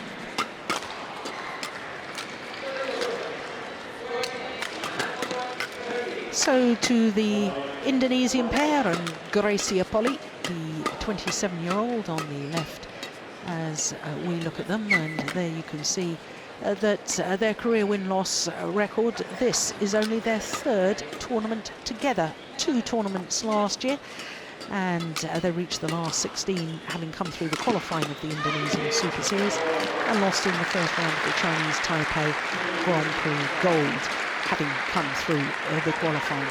And talking of qualifying, that's what they've had to do this year at the Yonex All England Championships. So the qualifiers, Kevin Sukamuljo and Goh-Tan. Ready to play. Round 1, and against Durkin and Veslova was the first round of the main draw, and the other 2 matches were in the qualifying. And the English youngsters did well in the first of the qualifying matches, sending the Indonesians to 3 games. But Vitale Durkin and Nina Veslova, a very established pair in world terms. So Uday Sane from India and Diraj Gunundre from Mauritius, our service judge.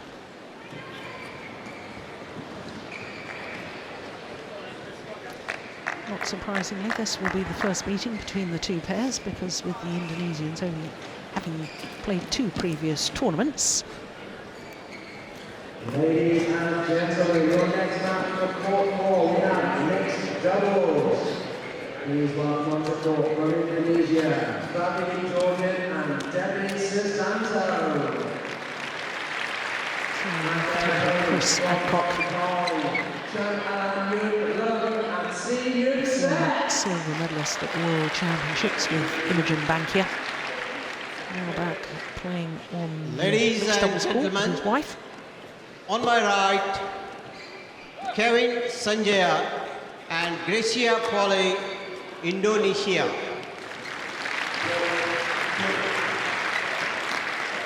And on my left, Chris Adcock and Gabriel Adcock, England.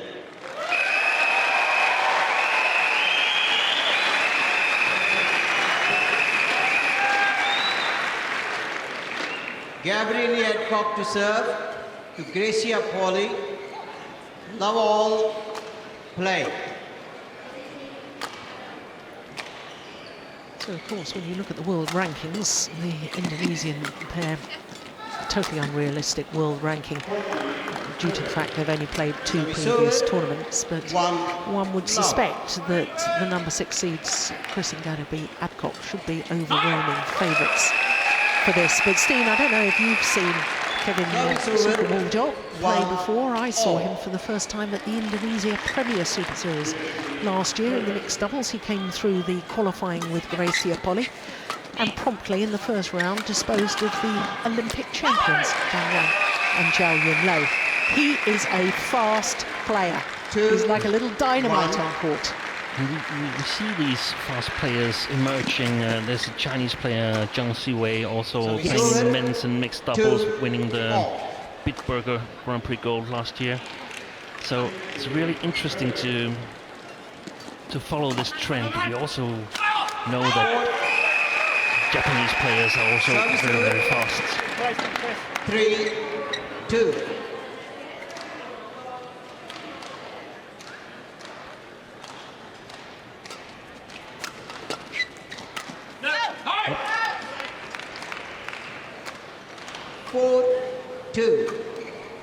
Again. On the right as we look at them. Coaching.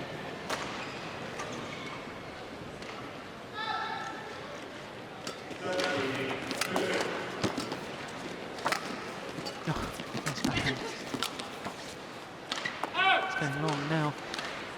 We were both noticing at the German Open last week, weren't we, in the semi-final with Gabby Adcock. I think there were 2 attempts at a low serve. She's lost all confidence on the low serve. We'll keep an eye on that, I think, in this match thing. But we must compliment her for excellent flick serves. Yes. I mean, Poly almost had to get her player card to get back on court here. Yeah, can't return to court without your accreditation. Security is tight. Oh, look at that. That's a lovely disguise from Goh-Tan. 5-4. Look at that. It seems like he's enjoying this. Sukamuljo.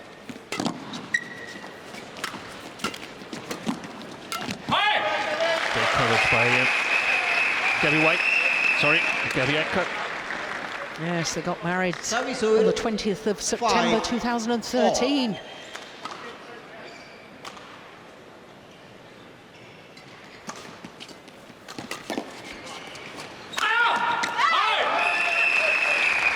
There's not many married couples that compete in international sport together, is there? There was a 6, figure skating 5. couple, weren't there?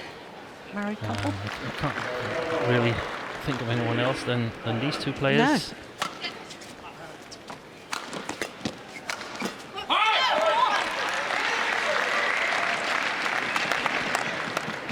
Julian 7, Robertson.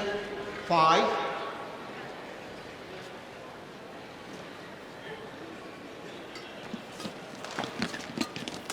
That's quicker than that from Gabby Adcock. That was lovely. There he is, Julian Robertson. 8, 5. One of the English coaches. Jakob-Hoy, the other.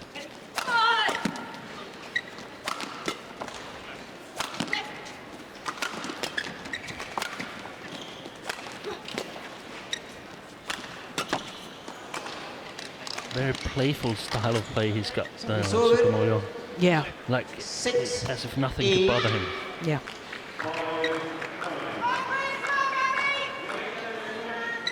He's definitely a fun player to watch, I can assure you of that.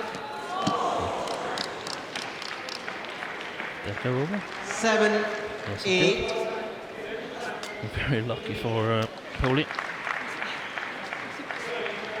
Climbed over.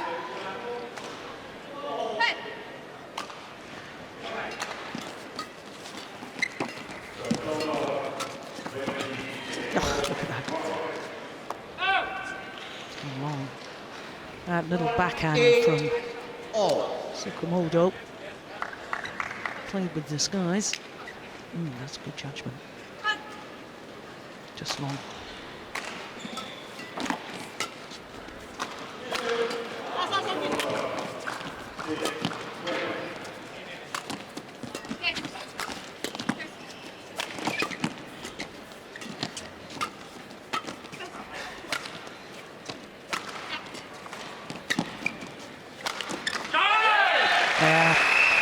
Good work from Chris Adcock. Service over. 9, 8.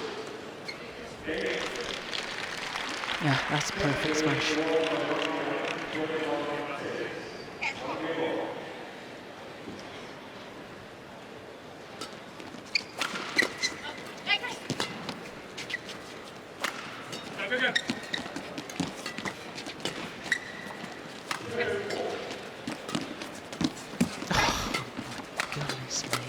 Oh. Wow!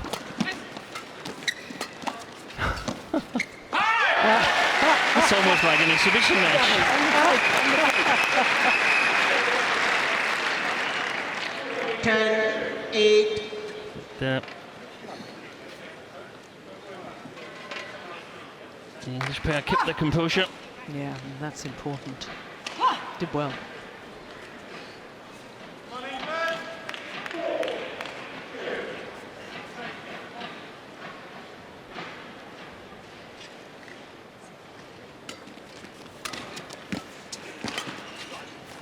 It's an advantage that Gabby Adcock is flicking.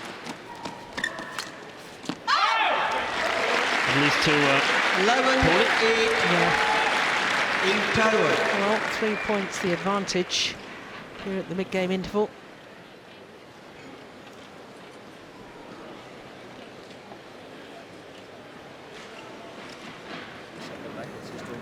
Let's try to keep a little bit Yeah, he's on the coach. because she's still trying to go for net. They're only lifting when we win the tight net. Keep doing what you do. A little bit of bite turn towards the center. I like this. Our serve to him. Go a little bit across his body, and then when you flick them, both through the middle. He's strong actually on the outside, but mix it up. Code 1, 20 seconds. Code 1, 20 seconds.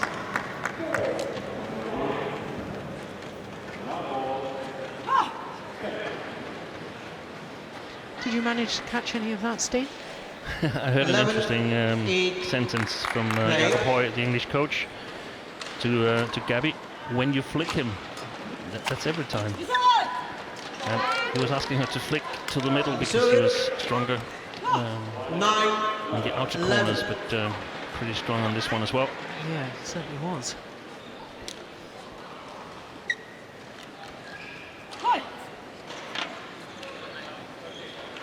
Quite a long discussion going on between the two English players.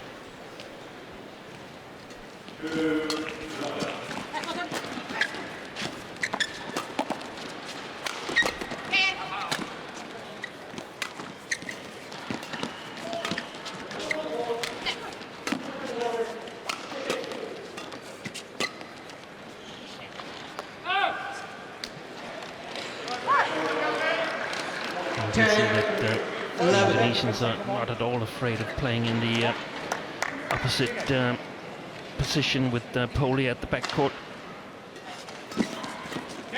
And that's interesting because we haven't had a lot of those mixed doubles since Thomas Laybourne quit his partnership with Kim Liu. Service over. 12-10. Well, it's interesting because, I mean, Goh-Tan really hasn't played an awful lot of mixed doubles over recent years. In fact, do you remember who her last regular mixed doubles partner was? No, I don't. Tian-Zhao, three-time defending All-England champion with Juliana Nasir. And I believe they've already won their second round match, the defending champions. So the winner of this match we're watching right now will be up against Tian-Zhao and Juliana Nasir. Oh, that's well taken. Good pressure.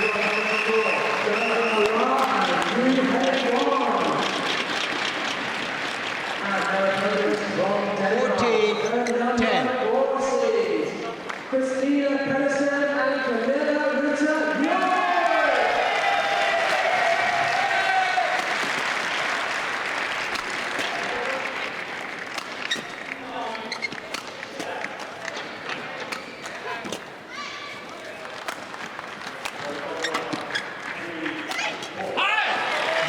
Good work from Gabby at the back of the court. Very important that she sort of 15-10. answers to the question that was being asked of her. Can you challenge Poly at the back court? Can you challenge if we target you?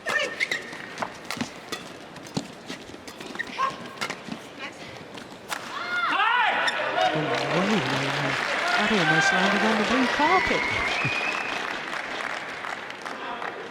16-10. Oh, 5 straight points, and it's put a very different complexion on this opening game. Oh, he's missed it. 17-10.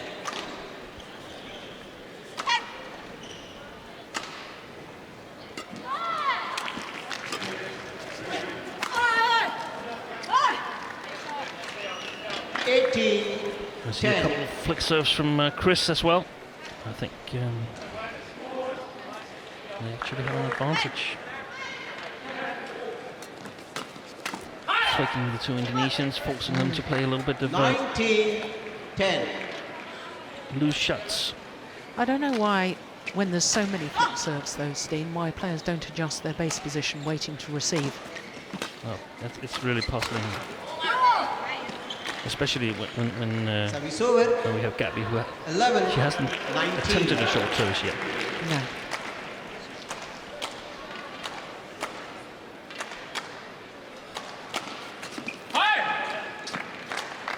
The game points have arrived already. 20, game point 11.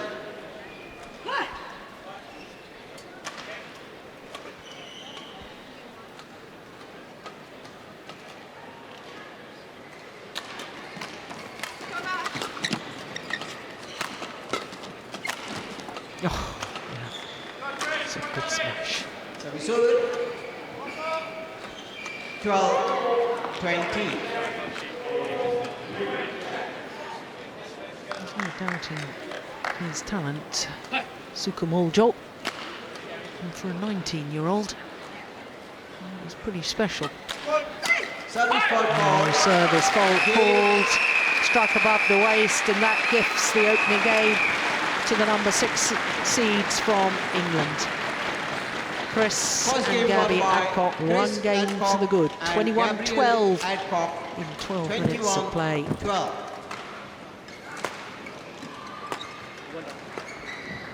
We don't know what they're going to do, so let's not pretend we do. It's about us. We'd like to start with a flick and get her at the back again, and then he's returning. Go behind him. See if returning, we just flick her and get her. I want to see their approach to the set. Yeah. When we serve full to the outside, then it's because you want to go out and cross it. Because he's taking that net. He's taking us on. Just slightly across the body. Yeah, because that's where you go in and you win the net. I would like to actually try put a little bit of push on his body now. And on number 3, number 4, when you get in the first net, it's towards the middle of that's his body. Okay. Yeah, we're going to take all angles away from him. When your wide gaps on this net, when you're wide, then get rid of it. Because you're out playing a little bit poke straight. Just get on it and Chris can come around there. It's fine. I know you're hungry to go and take a mid-court chance. Don't spill it like this.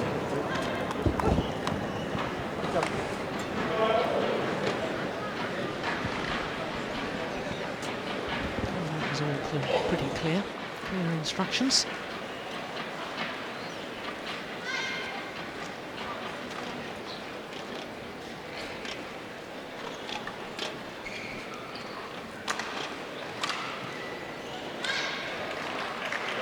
Sukamuljo is going to be playing men's doubles later.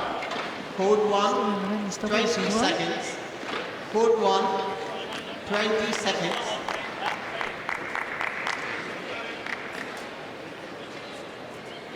So the number 6 seeds from England, Chris and Gabby Adcock. Second game to the good. Love all. Play.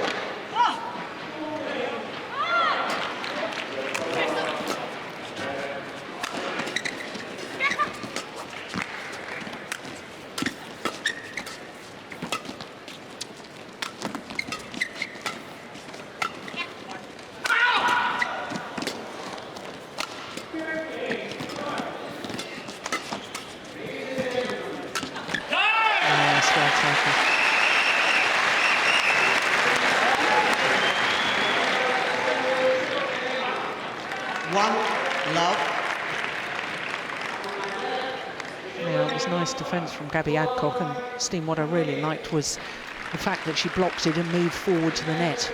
Yeah, challenging the net and trying to get the initiative. That's important for all mixed doubles pairs, and especially also for Chris and Gabby Adcock. Definitely prefer Gabby at the net, Chris at the backcourt. Traditional mixed doubles positions. What a great shot. My goodness me. 2, 1. Angle on the backhand.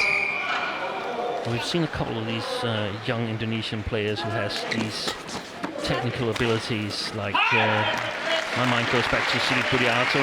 Yeah. Bella Harris in the ladies doubles. Also a player that has these abilities of finding empty spots at the front court.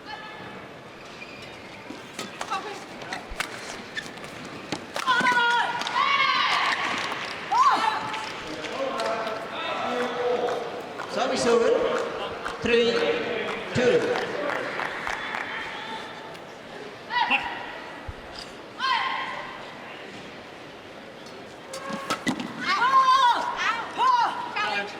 Oh, was a challenge here. Challenge. It was called in. Called Both by the English players thought that shuttle had landed long of the back line.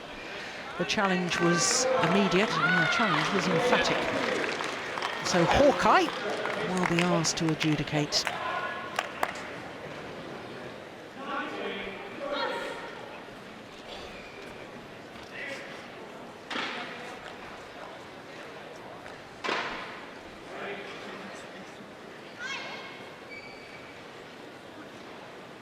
Well, it's an agonising wait. The tension is barely able to contain myself.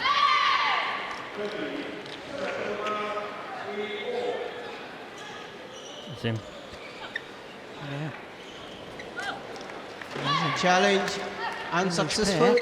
It's often very hard to Adcock, judge these one challenge remaining. shots that 3, touch 2, down close to the baseline. Yeah. 4, 2, play.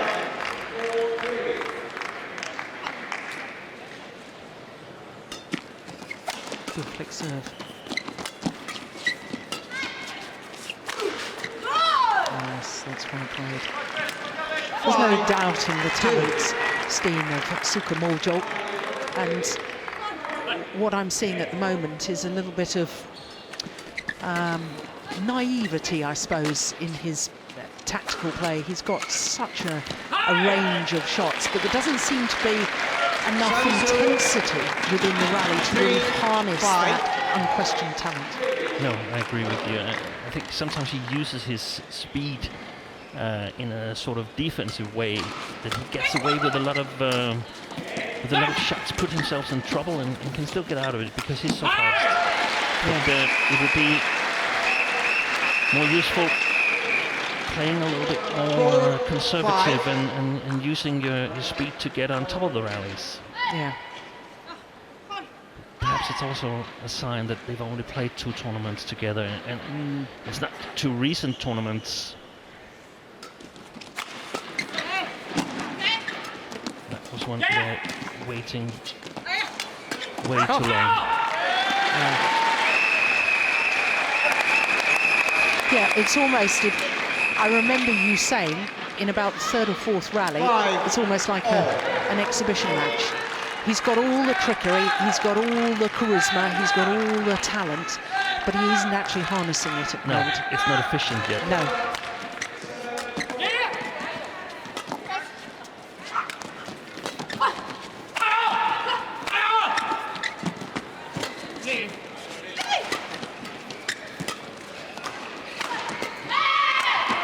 Wow.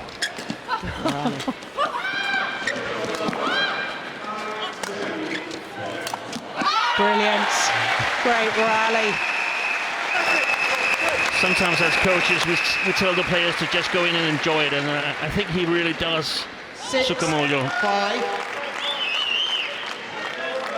Just determined to enjoy it at the moment in his first All England Championships.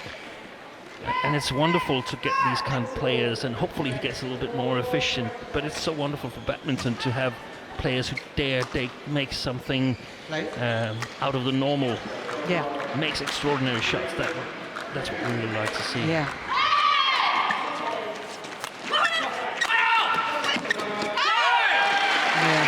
I had the pleasure of talking to Lindan, Peter Gader and Taufik Hidayat before the tournament got underway. 5. And I was asked, because those are 3 players, all in the men's singles, of course, who have enormous charisma, have an abundance of talent and an array of shots. And I was saying that there wasn't really a player nowadays with that sort of flair.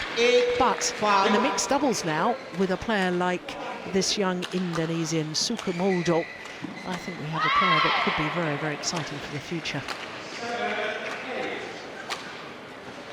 Yeah, I totally agree. And I come to think of a player in the men's doubles, Liu Xiaolong of China, who has sort of combined these things. Of course, they won the All England. He has really good capabilities, and he's also efficient. 5. Yeah.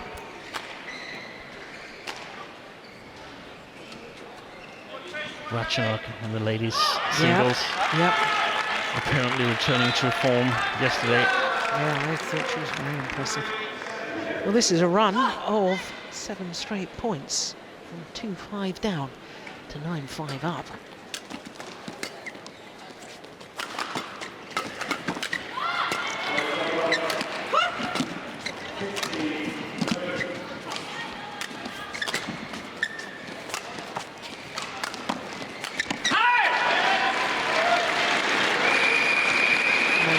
Straight points. 10-5.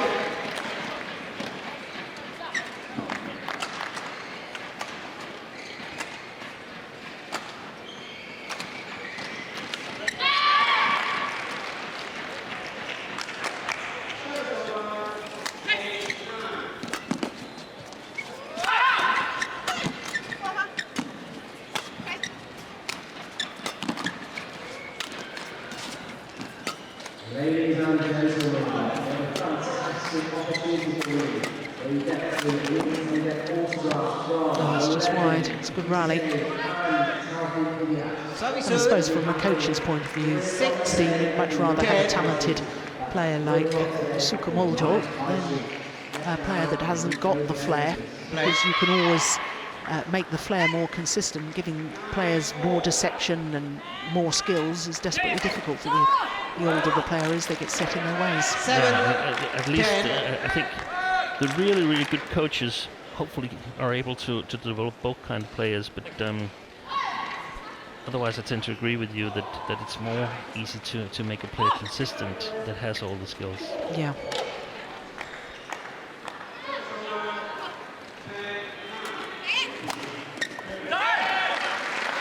It's a good return of the flick serve from Chris Adcock, and the English pair go to the mid-game interval with a 4-point advantage. He's going to have a breathe, and he's just going to set back. That means solid at the net. But when he gets into this mode, this is also when he starts chasing the net. That's when you start turning or poking. Careful, I think it's the right thing moving here. Careful, stay on the line. Also the mid-court, if he goes soft like this, don't go into that again. Just to help that, because Gabby went to that at the same time. So I need that a little bit of pace from the mid-court. You okay? Court 1, 20 seconds. Court 1, 20 seconds. Okay, well, we could clearly hear what Gutta-Ponnappa was saying to the English pair. Steen, if you were down on court and you were coaching the Indonesians right now, what would you be advising them? That's a good question. I don't really know what I would say. I would definitely try to get Gary at the back. Yeah. And I think I would direct a lot of the play on the left side of the court in Chris's backhand, because I think he's really, really strong on his forehand side, and definitely don't want him to attack from his forehand side, because he can hit straight and he can hit cross. It's almost impossible to defend. So a lot of the shots to the left-hand side. Yeah, well, there was a shot to the right-hand side, and it was called in, and the Adcocks are making a challenge. And they've already lost one challenge, only 2 challenges, remember, per match, 2 incorrect challenges. So if Hawkeye adjudicates that this was indeed in and the line judge was correct, and then Mr. and Mrs. Adcock won't have any more challenges left. That's in. That is in. No, 2 challenges, 2 incorrect, unsuccessful challenges. No challenge remaining. Yeah, no challenges remaining, confirms our umpire. 8-12, play.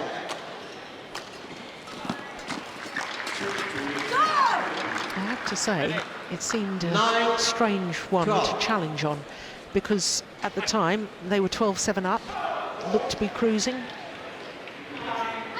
Do you challenge on that one? There's also a tactical part to these challenges with so few challenges, isn't there? Yeah, especially when you lost one already. Yeah.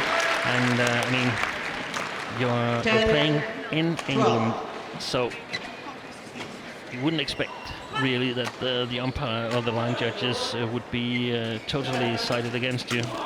So I probably would opt to save the last one if it should be really important later on.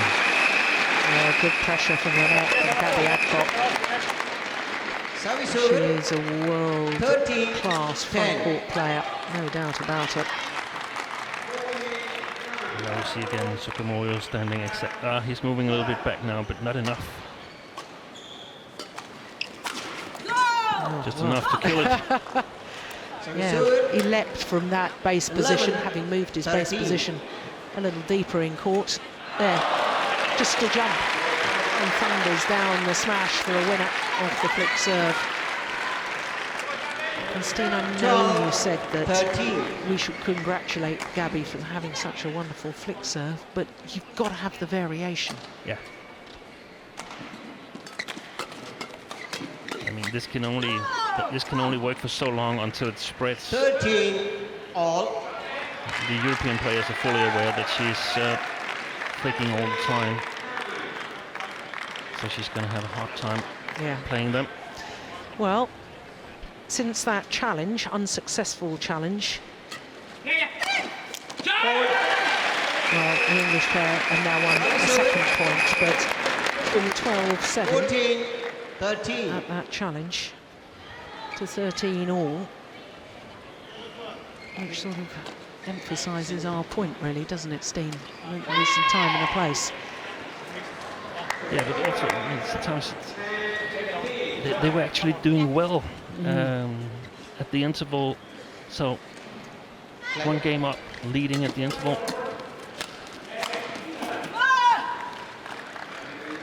So we serve it 14 all. But now they're in much more trouble than I would have expected. Yeah.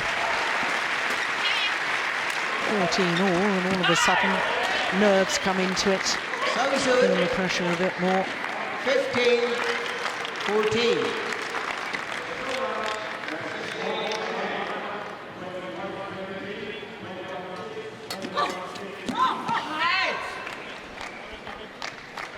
So it 15 all.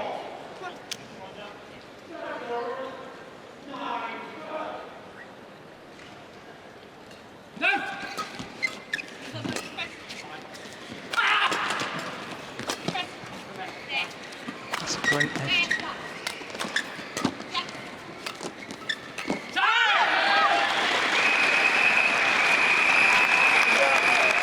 Good control by Chris Adcock,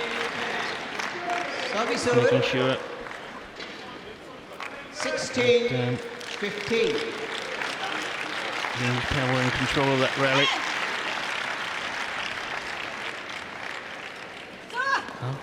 Dear me. 16 all.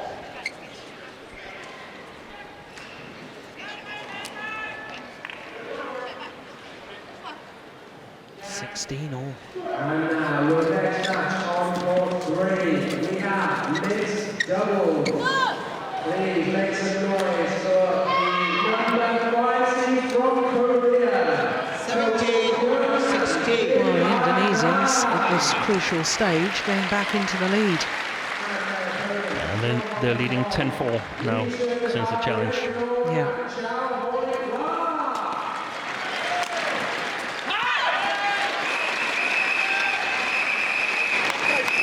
It seems like whenever the English pair get a rally going, they have the upper hand, but sometimes it's very, very short exchanges, 3-4 shots.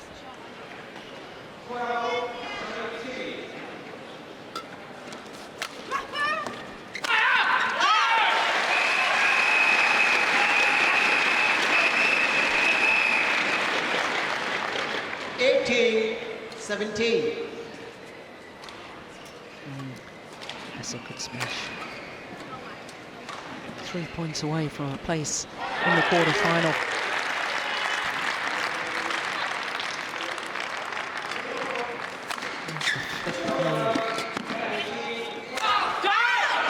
Two points away from a second consecutive All-England quarter-final.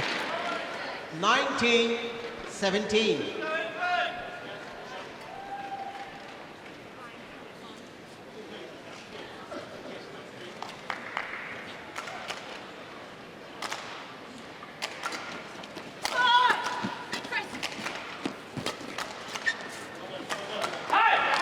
Well long of the back line. And on a run of 4 straight 20, points. match Now the point, number 6 seeds 17. from England.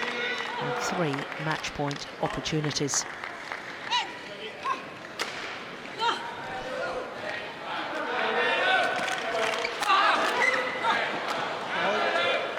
So we serve 18-20.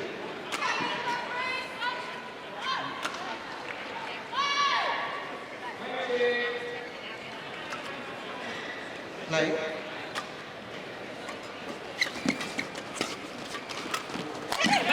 This time, second time of asking. And for a second year running, Chris Adcock and his wife Gabby Adcock will contest an All-England quarter-final.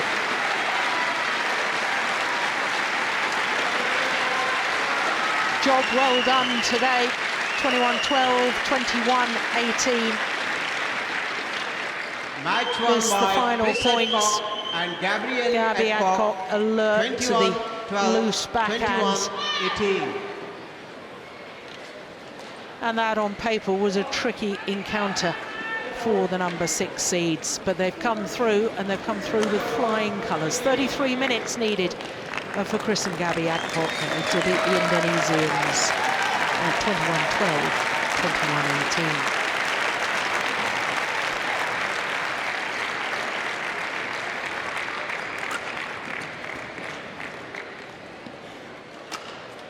So that mixed doubles, well, they will meet the defending champions, the 3-time defending champions, because Tantowi Ahmad and Liliana Nasia of Indonesia have won the All England title for the last 3 years. So that's a tough match for the English pair in the quarterfinals tomorrow.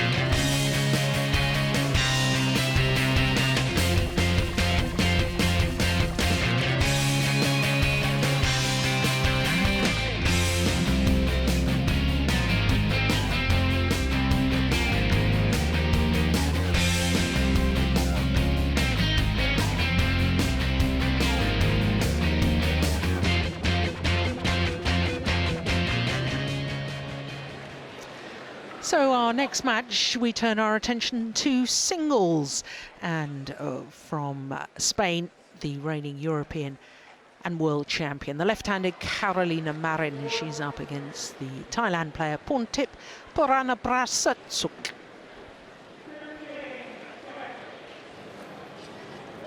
So there is Carolina Marin, the 21-year-old who lives in Madrid in Spain. Gold medal at last year's World Championships in Copenhagen, beating the Olympic champion in the final. What a surprise result it was in World Badminton. 15 years after the last European who won a gold in the women's singles. Camilla Martin, of course, won gold also in Copenhagen back in 1999. So 15-year wait, another European, a gold medalist in the women's singles. So her opponents, Pontip Puranaprasatsuk of Thailand. She's 23 years of age. But Carolina Marin is the number 6 seed, and she's number 6 in the world, and that's the highest she's ever been, enjoying her 6th week at number 6. Now, as far as last year is concerned, well, she played 13 tournaments, 4 finals, and of course won gold medals at both the European Championships and the World Championships. World Championships, incidentally, she was only the number 9 seed, but won gold. So she had a tough match yesterday against Ireland's Chloe McGee. There you can see, 4 minutes shy of the hour mark, and Chloe McGee, of course, has the honour of being the first ever player from her country to reach a quarter-final in any discipline at Super Series level. That was the French Open last year. So Porntip Baranaprasatsuk, 23 years of age, born in Bangkok, has gone up 2 places in the world ranking this week, up to number 20, and that means that she goes up from 4th ranked Thailand player to the 2nd ranked Thailand player. Thailand incidentally having the number 8, the number 20, 21 and 22 in the world ranking. Her win-loss record for last year is not good, as you can see. 15 tournaments, 15 individual tournaments, and her best was reaching the quarter-final of the Japan Super Series last year. Apart from that, 4 times lost in the 2nd round, 10 times lost in the 1st round. This year, she's already played 3 tournaments, 2 quarter-finalists, the Malaysian Grand Prix Gold and India Grand Prix Gold as well. Now, in the 1st round yesterday, she got a revenge over Linda Weni Fanatri, who's the Indonesian player who beat her at the All England 2 years ago. So reversed the result, and as you can see, won in 2 straight games. And I had the pleasure of watching that match, and I thought Porntip Baranaprasatsuk looked to be very sharp indeed. Sporting a new haircut, as you can see. Used to have long hair, and now shorter, go faster haircut. You can see that this will be the 2nd meeting between the 2 players. The first time was in 2011. 1st round of that US Open Grand Prix Gold event. It was 3 games. I'm really not sure how much we can read into that in 2011, because I think both players have improved considerably since then. So Paul Edwards, our umpire from England, Christoph Osbold from Germany, our service judge. Spin. And on my left, Porntip Baranaprasatsuk, Thailand. Carolina Marin to serve. Love all. Play. So the European and world champion, the left-handed Carolina Marin, getting this 2nd round women's singles match underway. 1 low.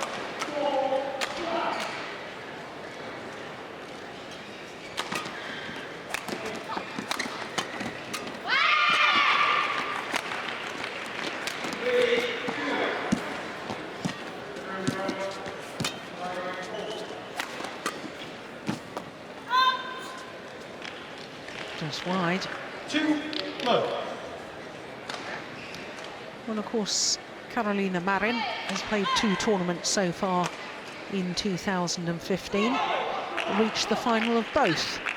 Was the number 2 seed at the India Grand Prix Gold. Lost out to Saina Nehwal in 3 games, having had 2 match point opportunities but failed to convert.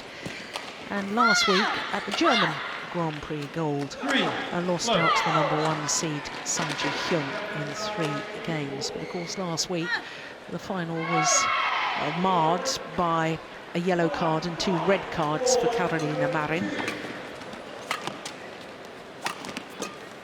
And of course, if you're not aware, in badminton you get a verbal warning after after the first verbal warning. You get a yellow card, and if you persist with bad sportsmanship or breaking of the rules, I believe in Mulheim in Germany last week it was for deliberately delaying in between rallies, then you get a red card, and she ended up with 2 red cards. So red card is a point to your opponent.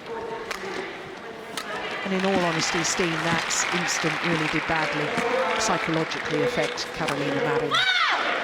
Yes, it did. She was a totally changed player after that, and she has to work with that, because she will experience throughout her career that things are not going the way she wants them to go, but you still need to play, or you're on the plane back home to Madrid. Yeah. Well, she's made a very good start here, 5 love.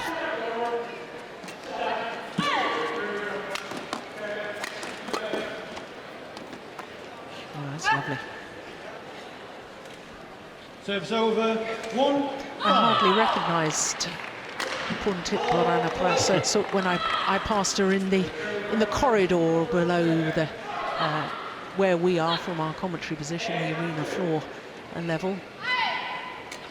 New haircut makes her look totally different. Still that lovely smiling face though. Haircut reminds me a little bit of Sutket for Pokemon. Oh yeah. 2-5.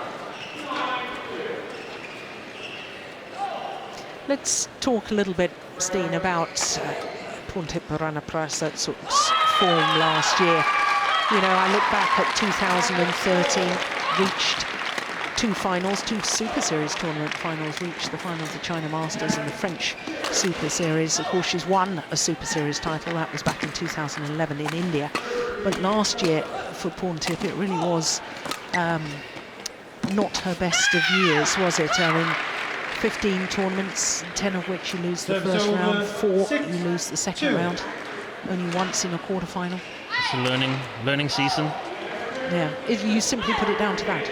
No, I think that's the way she should look at it. Right. That it's a message that that her game is simply not up to the task. It can be due to several reasons. She could be injured, she could be working on new things in her game, but it could also be that that the other players in the women's singles circuit has responded to the challenge coming from these 4 or 5 players from Thailand, Ratchanok Internat, leading the bunch of them, but also Gutta-Ponnappa and so on. So I think we see players today in a much better physical shape than we witnessed like 6-7 years ago. 7-3. And that means that you have to develop your game. We've seen young Japanese players emerging on the world scene. A player like Sayaka Takahashi is reportedly playing the Portuguese international this week because she's not found good enough to be in the A team of the Japanese selection. So 8-3. Women's single is quite strong in my opinion. Yeah, I agree.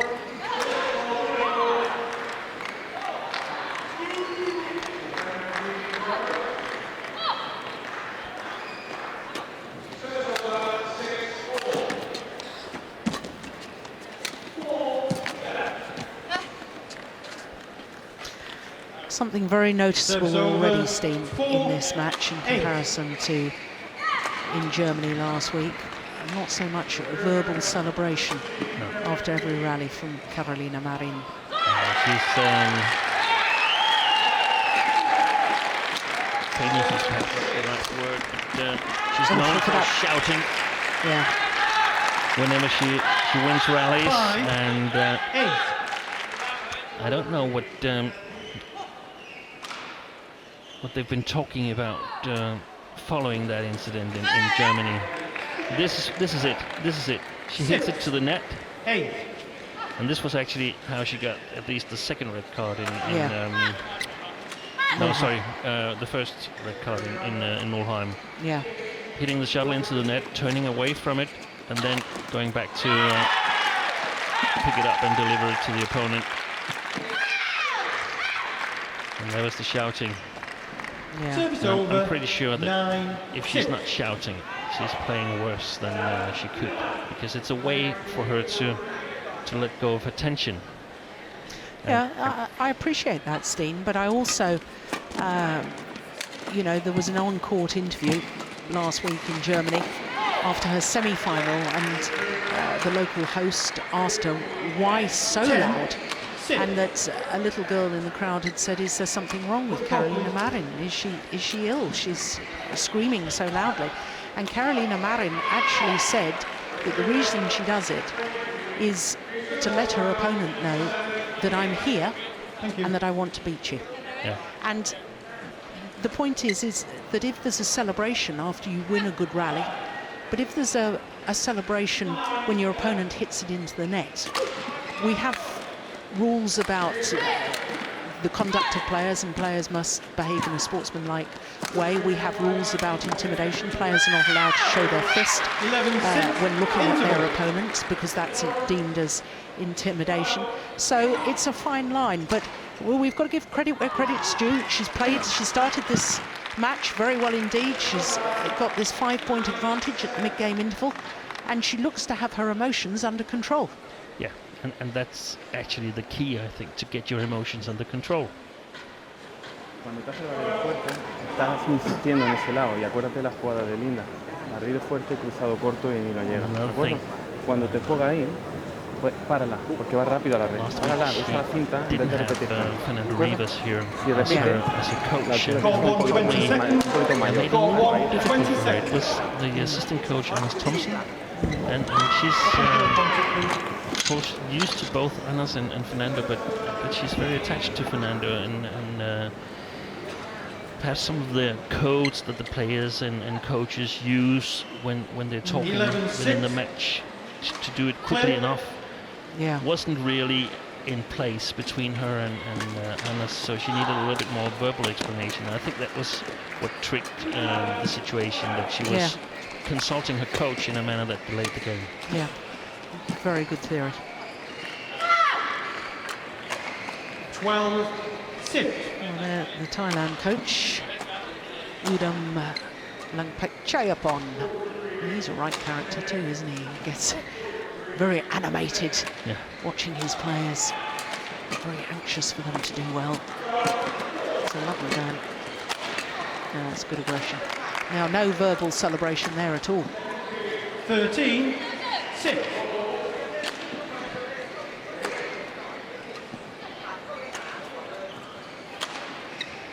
And what a great job has done the Thailand coach. I don't make any pronunciation of his name, but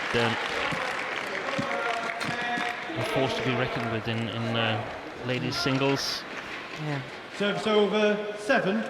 Well, as I was saying, you know, for Thailand to have 4 women in the top 22 in the world.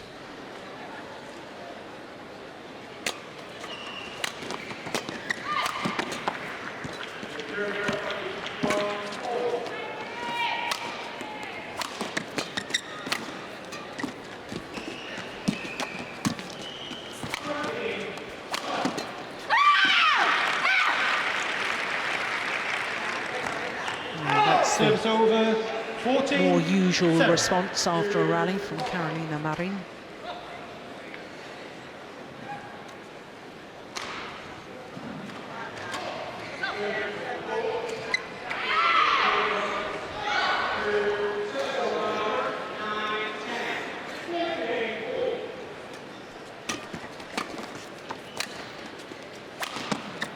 That's very good. Christine, I know you enjoyed watching the World Championship final last year, as I did, and I mean, I thought what was so extraordinary was her capability, Marin, to live with the pace of the top Chinese players, the top Asian players. She was not only matching them, she was bettering them for pace. And that's the funny thing, if we go back to these 2 red cards again, that she got red cards for delaying the game. There's no need for her to delay the game. She's one of the 3 fittest players in the circuit. And I talked to Fernando yesterday, and he said, this is going to be an advantage for Carolina if they cut down on delaying game. Her opponents will have a tough task keeping up with her. Yeah.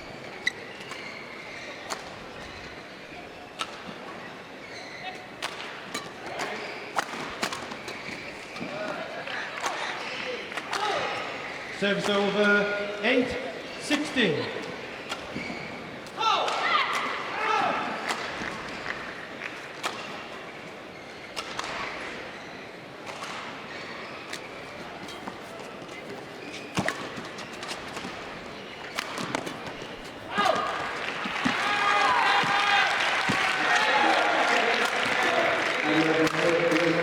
That's a nice block. Oof. It's unlucky for her. Did you think that was out? Perceptually, I think so. Yeah. We're not in a good position to see it here. We're a bit too far from the court.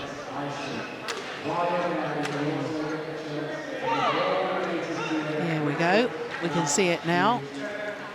Oof, I would have That at looks least on the line. I would have at least challenged that. My goodness me. And actually, it was a good rally for Borana Prasetsuk because 18, she needs to play long rallies in order to win them. She doesn't have the attacking abilities to sort of challenge Karolina in that game. No.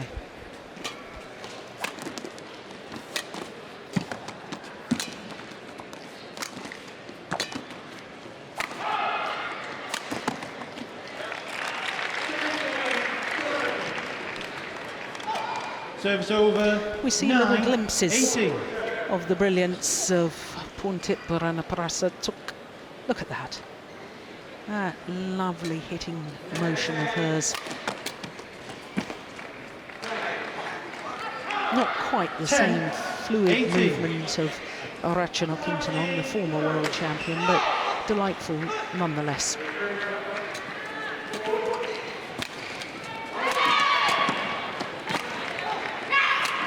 Oh, that's too steep. Went under the net. Service over. 19, 10.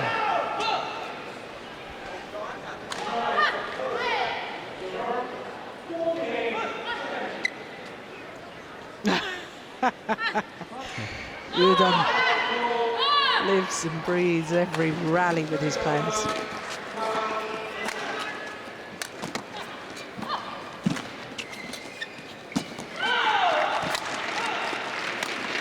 That's so good, isn't it?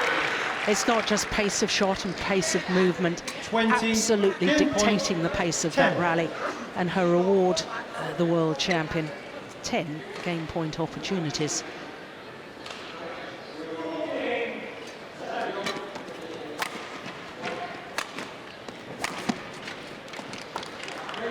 Game. So, opening game, won in convincing style. 21-10 in Marin, 15 minutes 21-10. of play. And the European and world champion, Karolina Marin, looking very good and very focused indeed.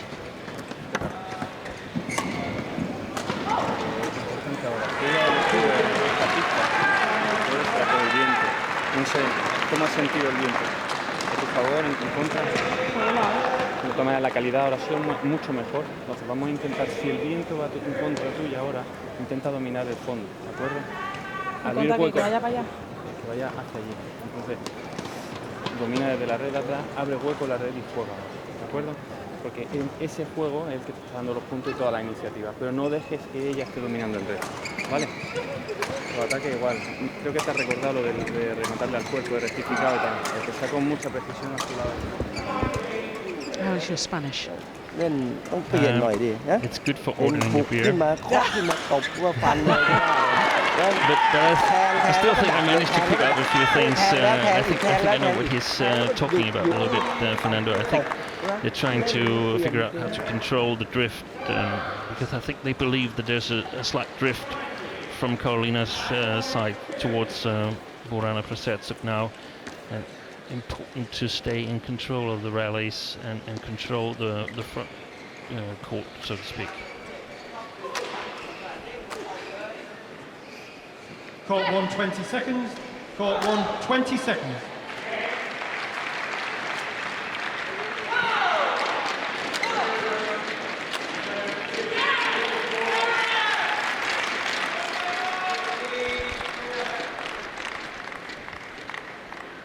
Second game. Love all.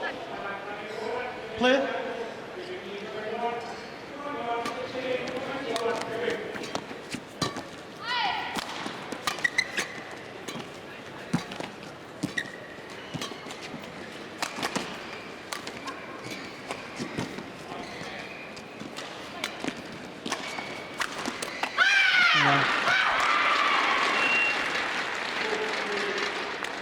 One, low. The key is to challenge this shot here. Yes.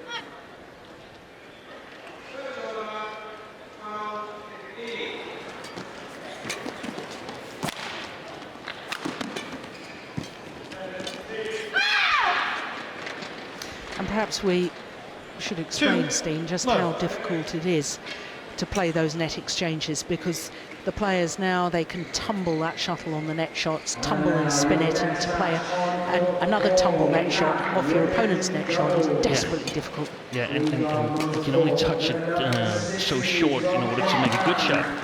So being able to do that and daring to do that from a little below the tape, that's the really challenging part about it. 1-2. Of course, also the opponent is quite close to you, so you have to play with accuracy.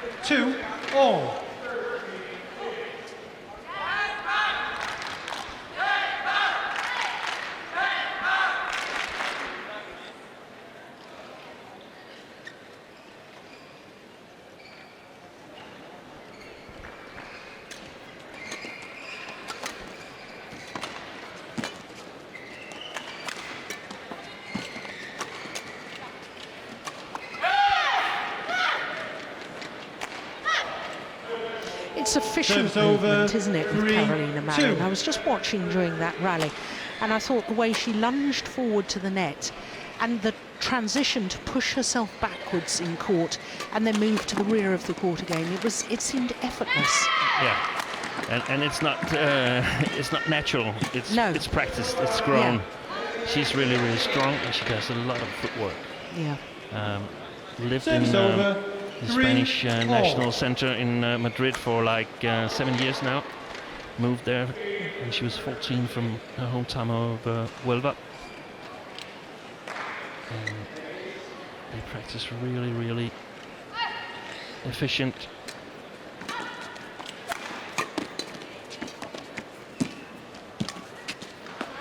That was a nice idea. It's also if you can get her a little bit out of that sink, so to speak. The footwork sink by playing some sort of imaginary shots, then you might be able to cause some trouble for her. When you say imaginary shots, you mean creative and not in the six corners that we normally speak of, right side, left side, and the mid court. Yeah. So when you play some shots that are not so common, then she's still only 21, which is very young for a European player. Yeah. The only player we've had. Look at that. Yeah. Incredible defence from Pontip. 6-3. Yeah, that's an interesting point in itself, Steen, because, I mean, the Asian players seem to come through at a young age.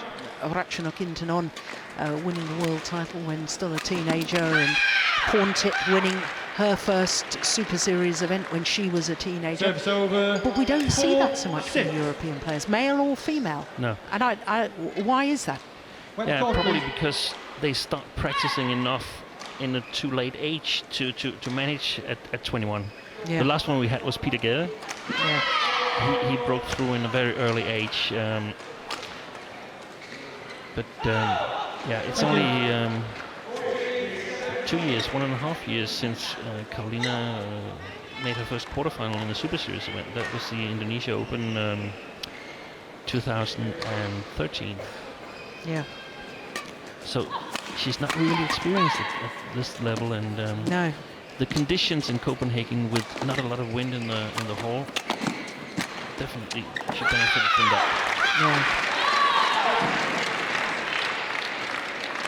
5-6. Oh, this is developing into a very interesting women's singles, and very good rallies. Look at that backhand, inch perfect. And there's the celebration. Not the one shout in celebrating, there's usually two and sometimes three.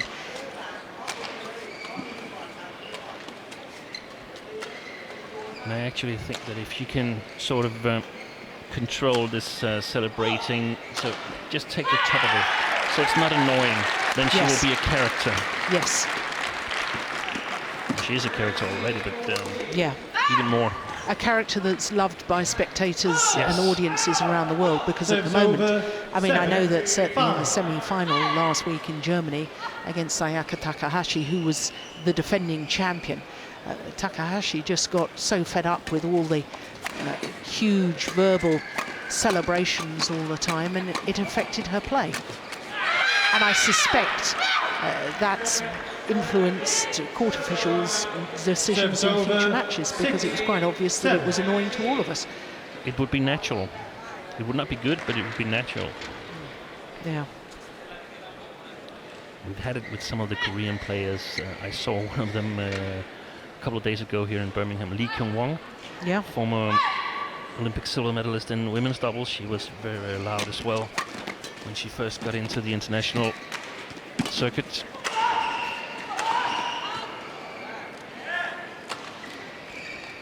We can see that she is struggling a bit, Carolina, with finding the lines. Yeah, well, that's just proving the point that you were making earlier, that the shuttle is flying a little bit quicker going towards that far end.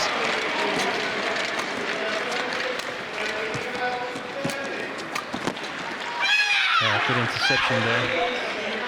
A good plan from Ponted to try to put pressure on Carolina's backhand side. But, of course, Carolina and Fernando Rivas watch a lot of video as well, so they know that the players are going to do it.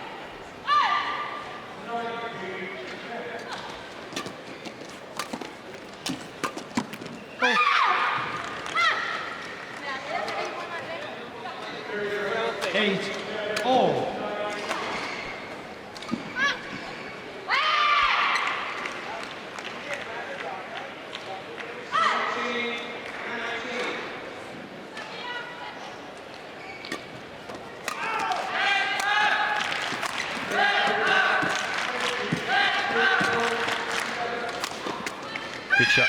Yeah, very good. Aim towards the right hip of Pontic 9, 8.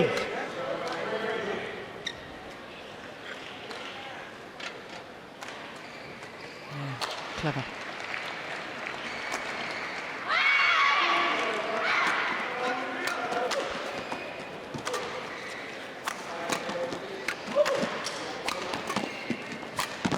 Excellent. Yeah. I think even though she perhaps doesn't like to Service attack over, that much, 9 all. Gutta-Ponnappa set, so she still needs to do it, because if she allows Carolina Marin to take the initiative, she'll be in trouble. Yeah.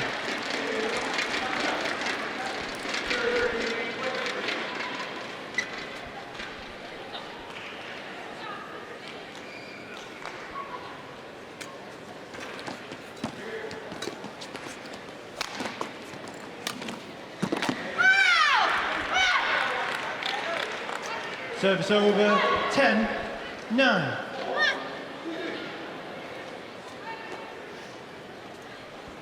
Yeah, slightly late onto the lift at the back of the court, and therefore slightly late her base position, which is why she was vulnerable to that drop shot.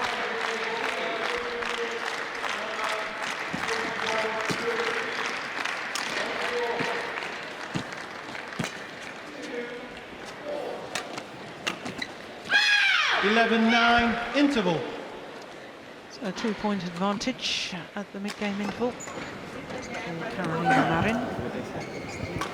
Al repetir tanto el contrapino te estás haciendo, no lo estás sacando bien. Mejora el lob cruzado a su fondo de derecha. Está haciendo mucho contrapié y está jugando trabajo y pierde la iniciativa, ¿vale? Ahí, si te hace uno, juega de profundo. Va de profundo para que ella no te pueda cruzar y evitas también cruzado en red, ¿vale? Ataque de fondo.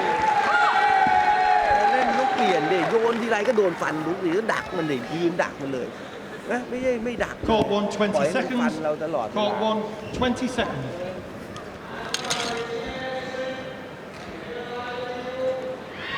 Different coaching styles. Yeah, very different coaching styles. So Carolina Marin, having won 5 of the last 6 points from 6-8 down. 11-9. Clear. 11-9 up in their second game, having won the first 21-10. Very interesting now, because I'm pretty sure that Fernando and Carolina, they were working on her development in this interval. It was not only this match, it was also how do I play with the wind. So very interesting to see how it goes the next 3 or 4 rallies. That's a good smash. Serves over 12-10.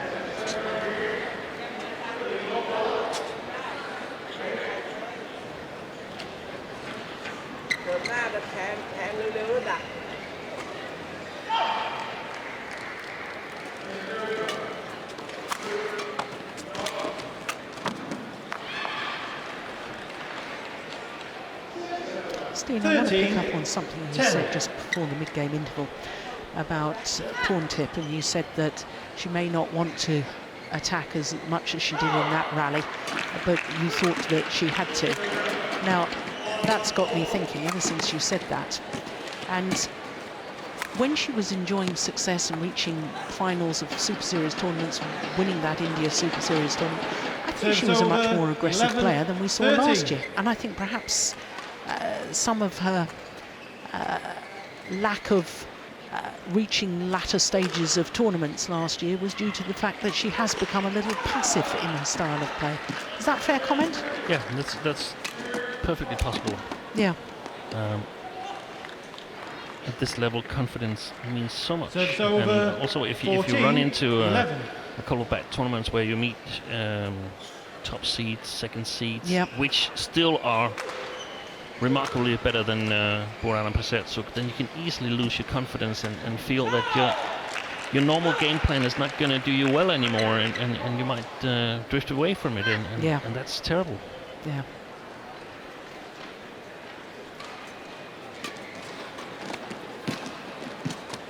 Oh, that's just delightful, isn't it? 15-11.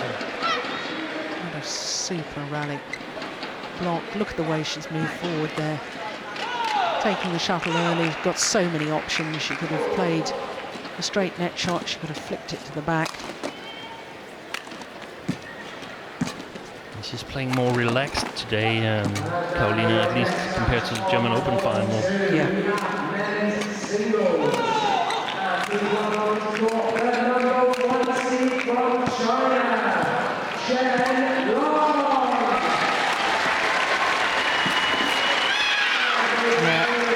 Well, it's a risky thing to try, is a cross-court smash in singles, unless it's really going to get your opponent into trouble. The simple straight block. Take a look at this from pawn tip. This is the one, cross-court. Her opponent's waiting. Simple straight block. And she's left-handed as well. Yeah. We don't like it. Yeah, it's big trouble. Very nice service return from pawn tip there. Yeah. Service over. Just a little 12, deception. 16. Yeah, she needs a little run of points right now, doesn't she? 23-year-old from Thailand.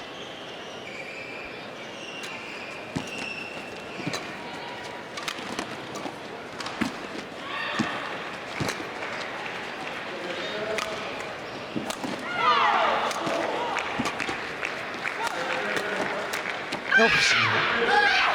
Yeah. It seems like when she attacks pawn tip, Service over. she fires a smash or an attacking shot from the backcourt, and then she has no idea how she should follow this up. And I think the way women's singles is developing is that one attack is not enough, not nearly enough. So you need to play 2 or 3 really, really high-quality shots in a row to kill it. That was a kill, but that was from the middle of the court, or perhaps even the border between the middle and the front court. Yeah. It becomes harder and harder to score from the back court, from the last quarter of the court. Yeah.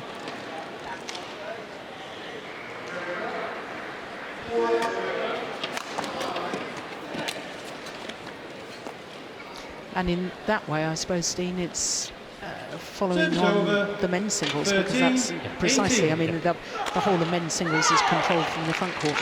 You know, you've got to get control of the net, force the short lift, And that's the only opportunity to play the winner. You can't play winners from the back of the court. No, not in men's singles. That's impossible right now. Yeah. Remember back when Haryanto Abi won the All England, that was smashes 19, and they were killed straight away.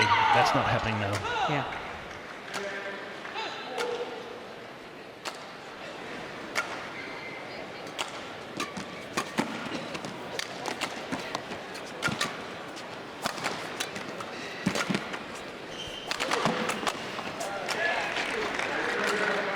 Yeah, well, went for the cross-court winner again, but this time she had worked her opponent first.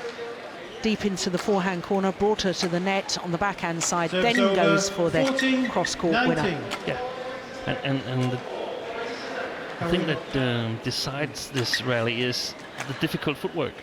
Difficult coming from the net, going to the other side to block a smash.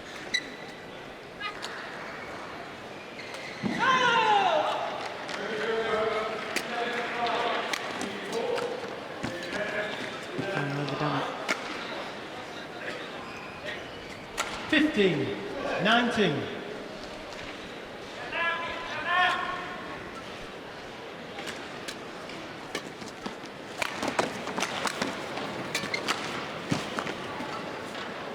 It's called in. That's attempted to challenge. 19. Yeah. Late on in the match, I don't think we've had a challenge so far in this We one. haven't had anyone in this No, match. I would have challenged that. Could have given her 5 match points if she'd been successful. Well, she's got 4 match points now. Service over, 20, match point, 16.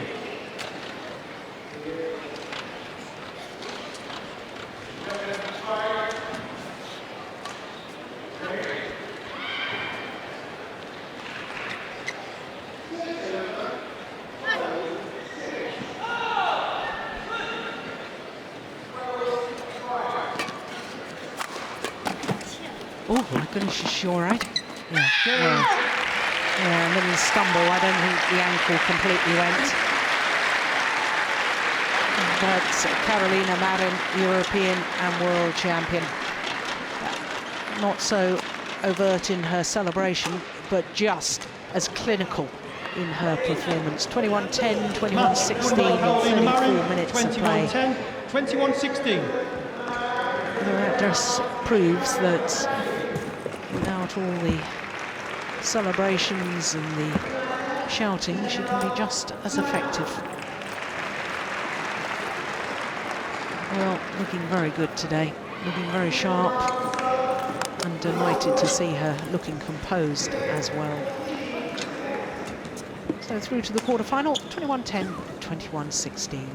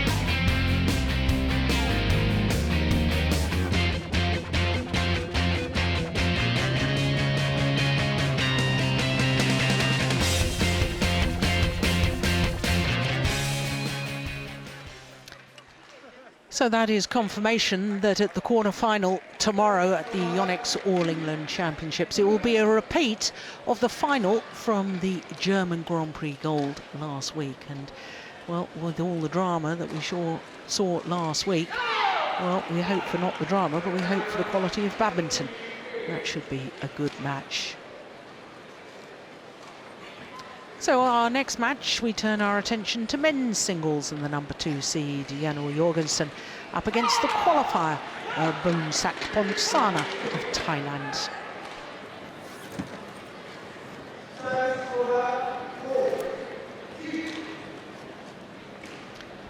So there, Nehwal Jorgenson.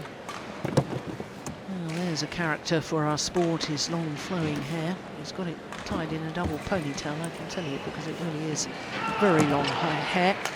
Lots of body art. He's got his long stockings on. Keep his calf muscles warm. Martin Davis from England is our umpire for this. Casey Lee from England is the service judge. Know is that challenge will be allowed on this court. Okay. Jan, yellow or black? I will have the yellow. Yellow? Yeah. I'll stay over here, this side. Okay. So Jan Jorgenson chooses ends. And that's interesting in itself.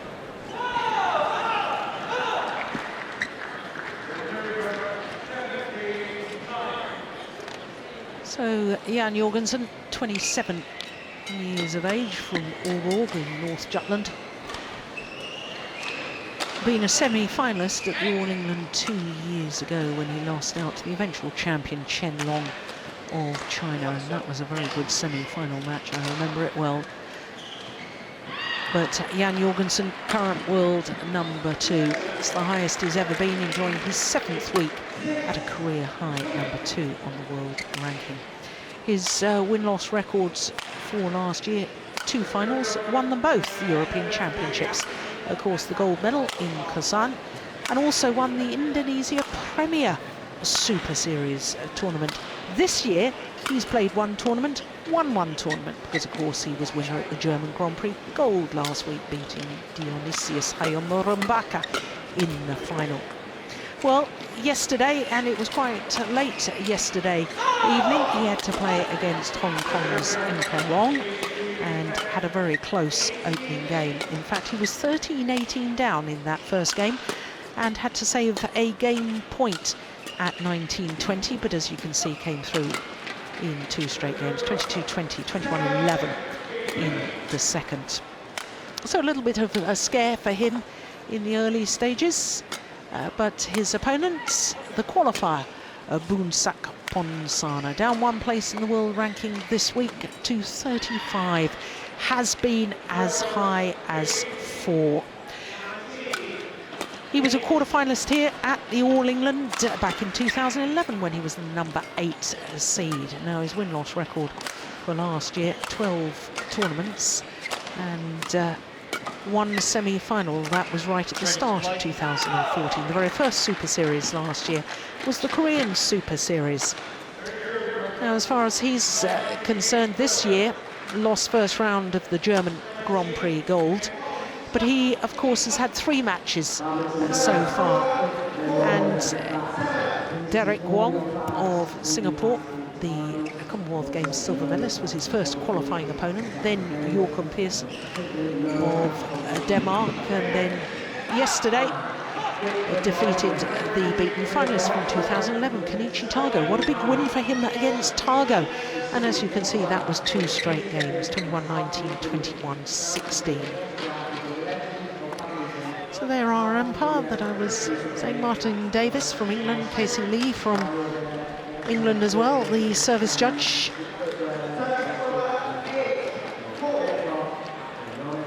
Ladies and gentlemen, on my right, Ponsana, Thailand.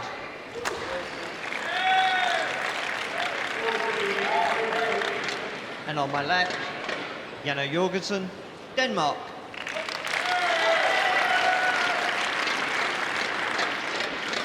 Ponsana to serve. Love all. Play. So the qualifier, Ponsana, getting this men's singles second round match underway.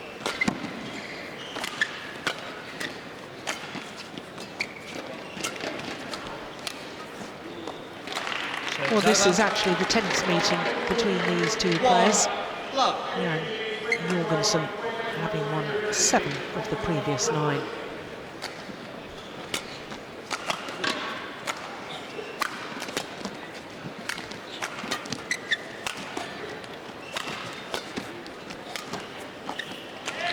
Yeah, that's lovely disguise on that shot from Ponsana. Watch his racket head here. It's what you Danes call a windscreen wiper shot, isn't it? Where you just sort of wipe across the flight of the shuttle. 2. See, my Danish is improving. It's good.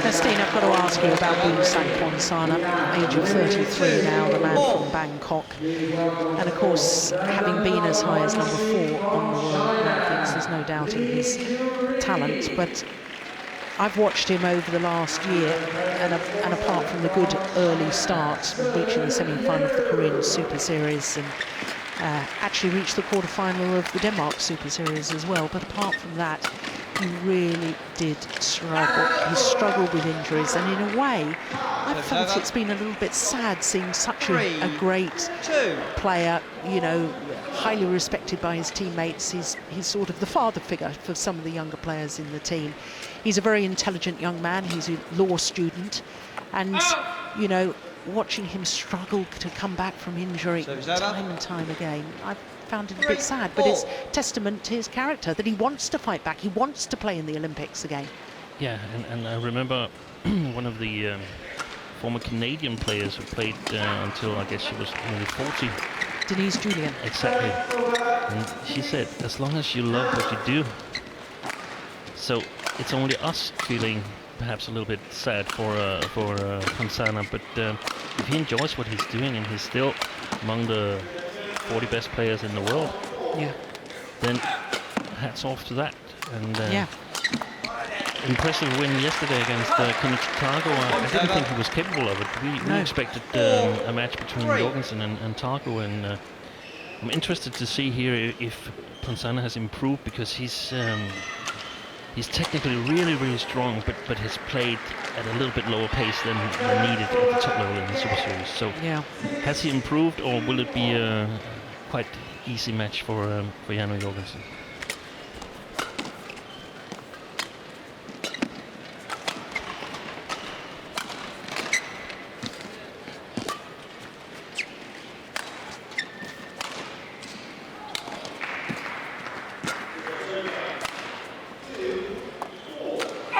Well, I suggest that Ponsana really has to go for some shots, because I think that trying to play the running game and the consistent game against Jan Jorgenson is simply not going to work. No, I don't think either. He's not fast enough to go into a run duel with Jan. What is this? Is this charge? No, I just want to towel down.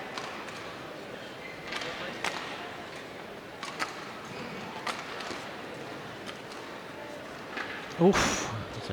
That just caught the outside edge of the line, didn't it? My goodness. And I think already now we can see that he has to be really clever, because he doesn't have the speed to challenge Jan. But his experience, his technique still can do it. Well,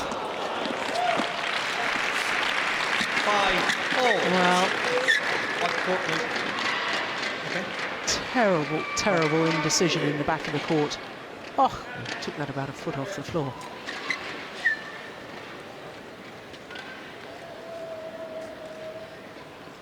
And that's perhaps the way to do it, go for a knockout.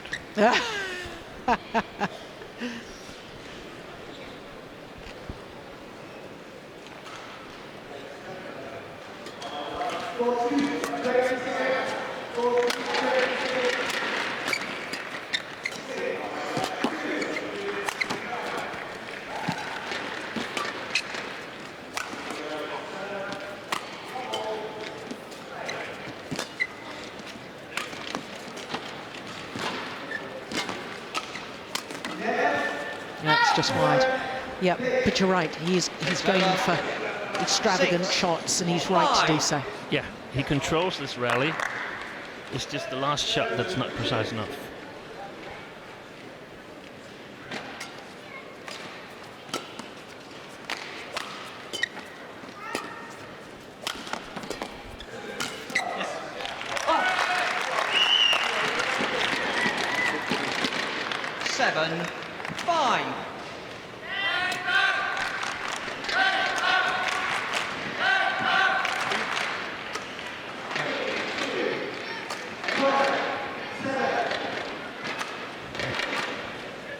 Seems to be a little bit too early to towel down once again.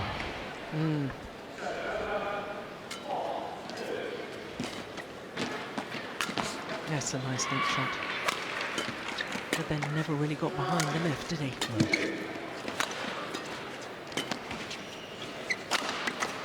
Yeah, it's a good smash. Service over. 6-7.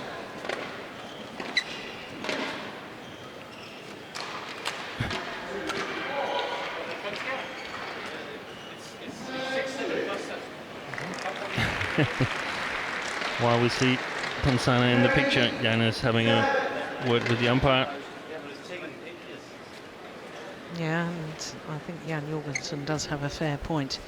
It was 5-4 the last time he toweled down. Now it's 7-6. Yeah.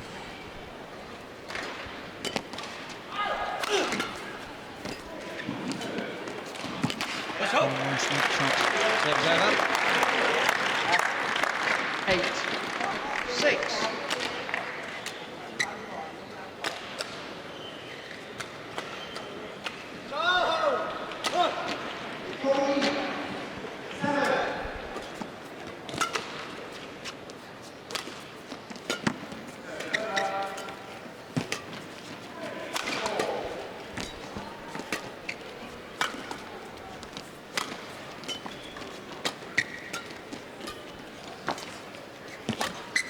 That's short.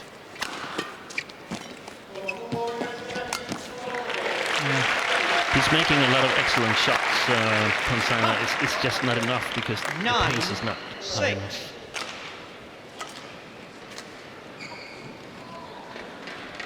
Don't you think your comments, though, just in a way completely sum up Boonsak Ponsana's career?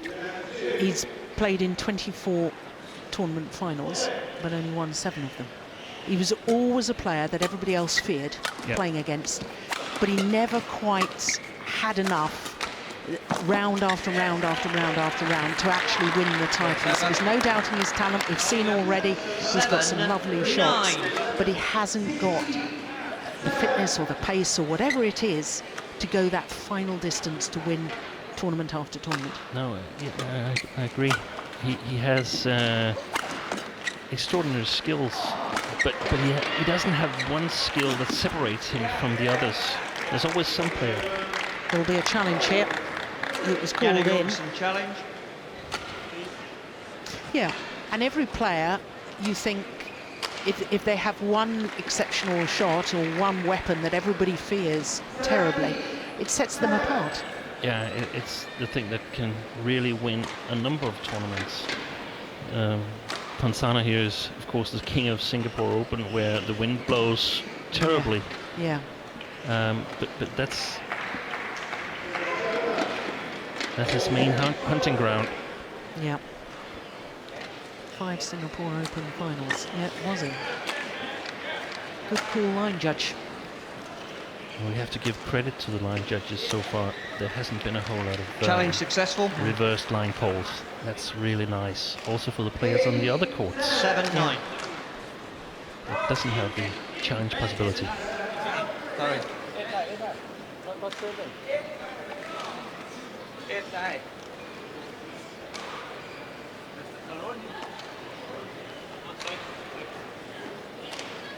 8-9. No. 8-9. Is it 8-9? Yeah.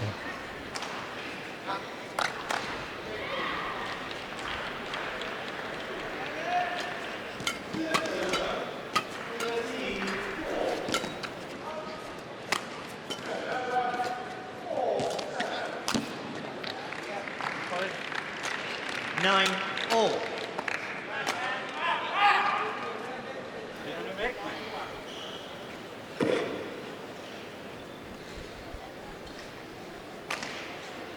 Yeah, just apologises immediately for hitting his opponent with the shuttle.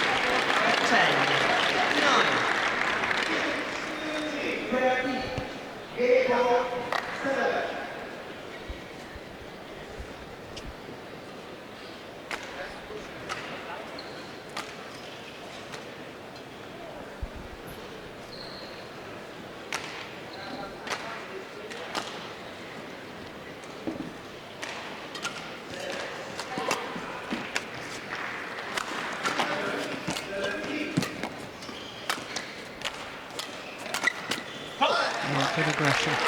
You know, it was just going through my mind, Steve, that with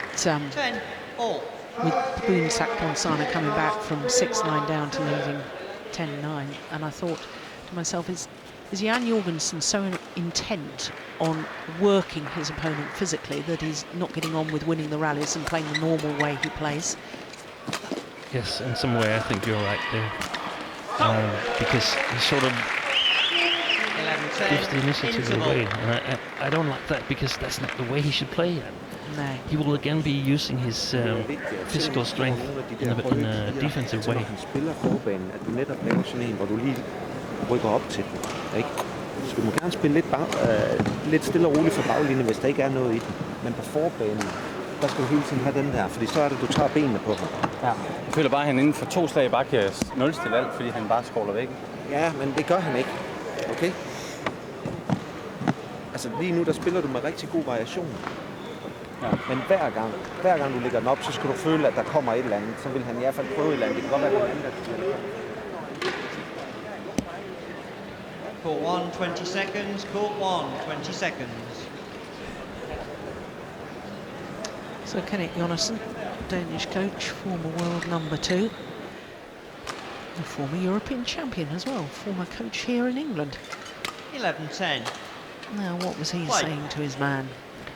Yeah, he was encouraging Jan to use deceptions on front court, because, as we can see,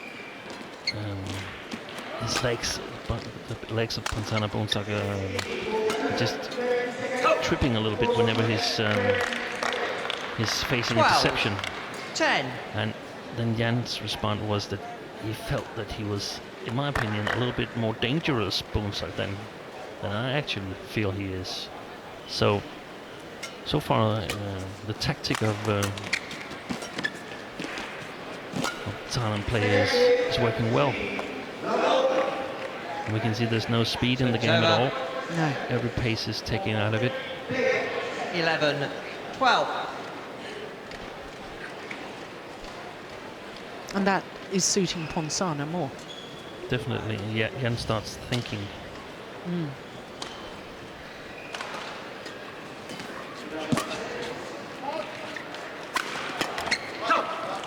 Service over.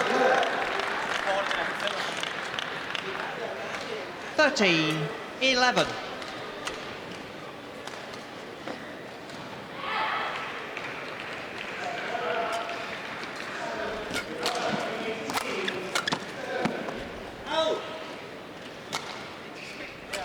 Service over. 12-13. 13.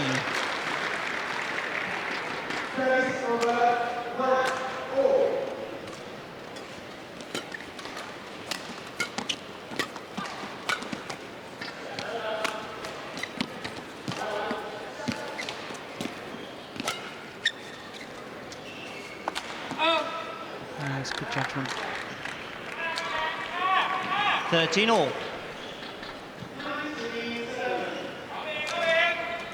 And you can see that Jan is uncertain now. Of his own tactics of what he should be doing? What do you mean? He doesn't really know what's going on. He's in some way, I think he's perhaps got his own anticipation about 14. what is going on. 13. His ideas, but perhaps they're not reality. He feels that that Ponsana is capable of sort of nullifying his attack within 1 or 2 shots, then it's all over again. But that's good enough. I mean, if it's all over again from the beginning, eventually Jan will win because he's in better stamina than Ponsana. 14 all.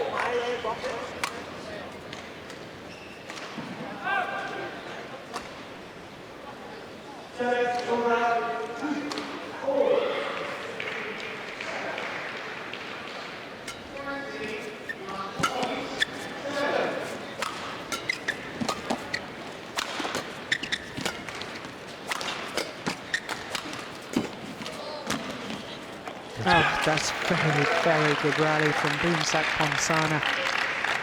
So it's over. And he does have a good defense. 15.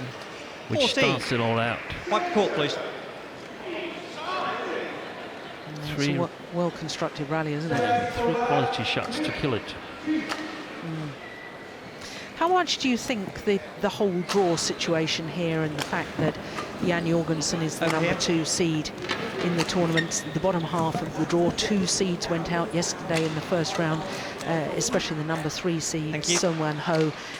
Jorgenson must consider in his own mind this is probably the best chance he's ever had of reaching the All England final, if not winning the title. Yeah. And self-imposed pressure he puts on himself. Yeah, and the situation is a bit like the World Championship. There's a great chance of getting at least to the semi-final, perhaps even to the final. Yeah. But 16. You make me shudder when you say 14. It's a bit like the World Championships, because of course Jan Jorgenson got injured in the World Championships and had to pull out of his last 16 match, wasn't it? Yeah. And we certainly don't want anything like that. But I know what you mean. You're talking about the psychology. The psychology and the mental pressure. Yeah. Service over. 15, 16. This is a match where he's become a little bit uncertain on how good is he really. And I think in Germany he showed that he's back in really, really good shape, Jan. 16 all. But should Boomsak Ponsana manage to sort of steal this first game, he will have a chance. I think if Jan closes this one out, I think he will win the second game fairly easy.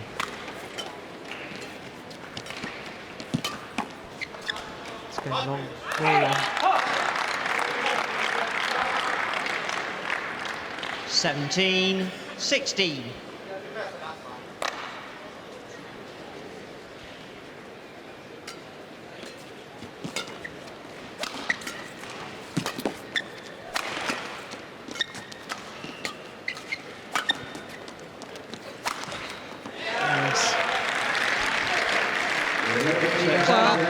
Nobody should ever underestimate Boomsak Ponsana, because he's had a victory over Lindan, he's had a victory over Lee Chong-wei in the men's team competition of the 2010 Asian Games. So he's beaten the best of the best.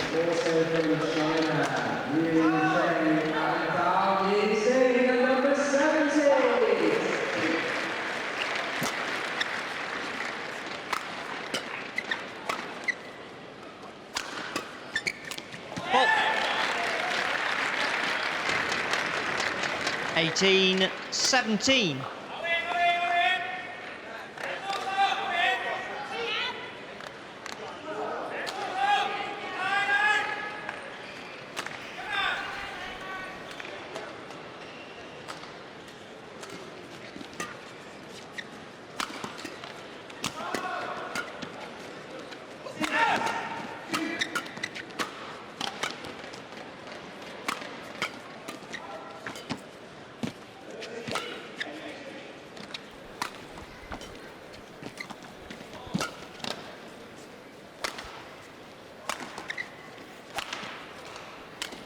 Oh, look at that.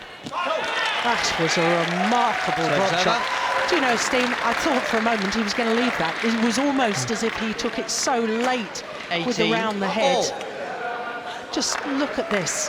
He's going to, oh, he took that.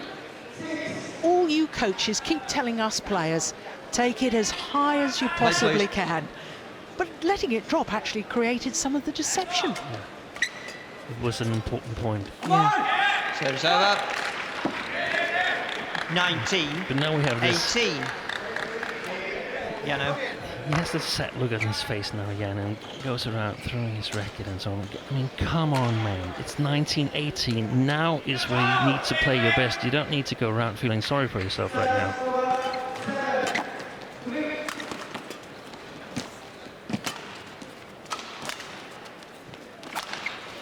It's going wide. Yeah. Serves over. But a lot of credit to 19 Ponsana for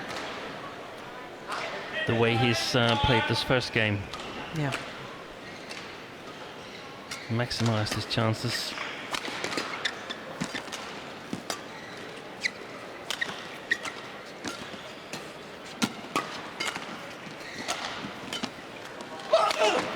Oh, that's a brilliant smash. What a straight down the line. Serves over. 20. And Game what a way point. to bring up a 19. game point opportunity.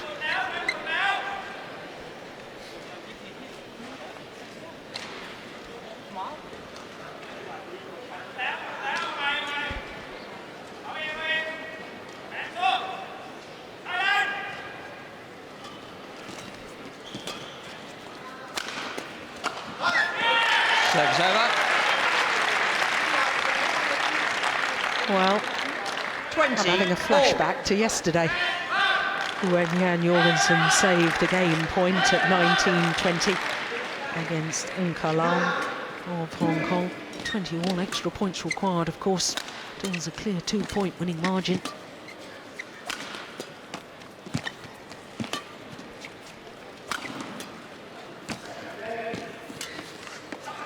Well taken. Well, he created his own luck there, I think. 21. 20. Playing the next shot. Ready to pounce. Yeah. That's well played. So having just saved a game point, now a game point himself for the number 2 seed, Jan Jorgenson. Serves over. And that finds the net. 21 all.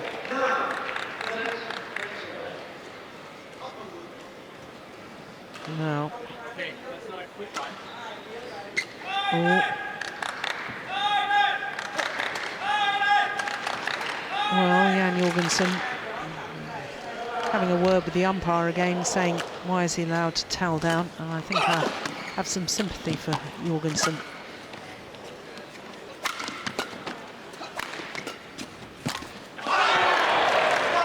Serves over. Got a little bit too eager there. Ponsana. 22. 21.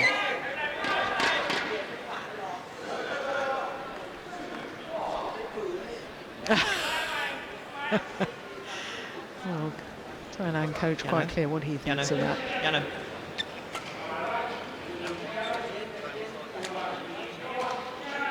So it's better to go out and take 20 seconds.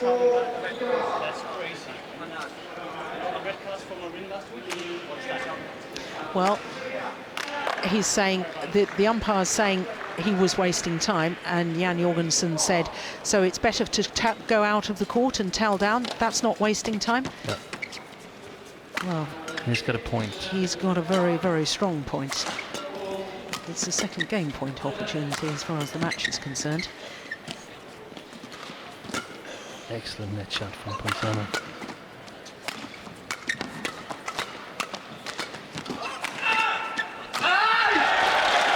And a second time, it's been well saved by the veteran from Thailand. 22 all.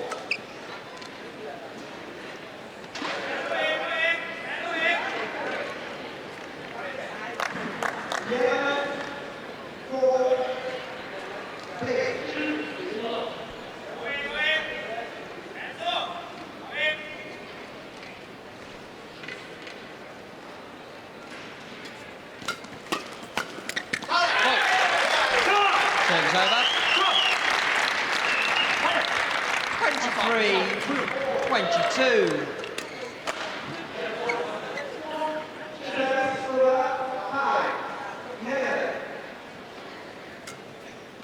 Will it be third time lucky? Oh, good net shot.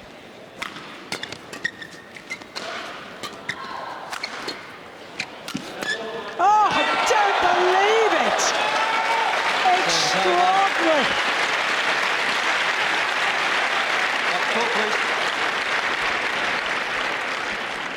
Well, he had to guess, and he guessed the right way.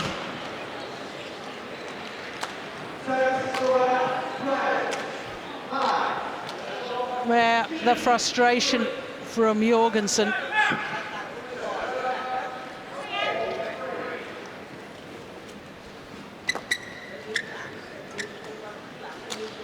Three all.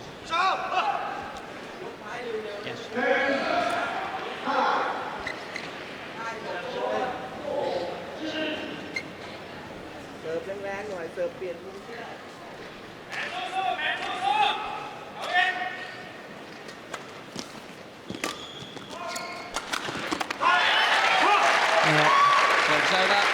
Left too short, got what it deserved. 24. So a fourth game point opportunity for Jan or Jorgenson.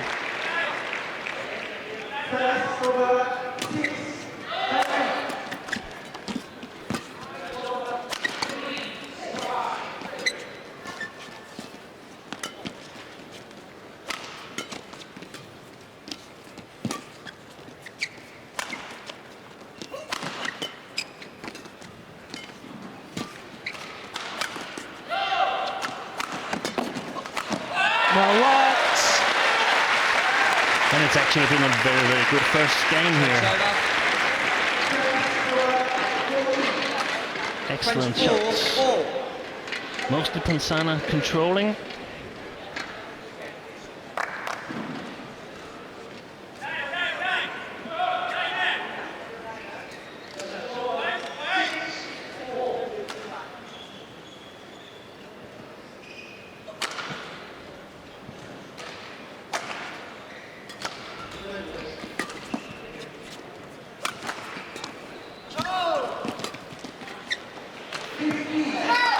It's gone wide. Serves over. 25-24.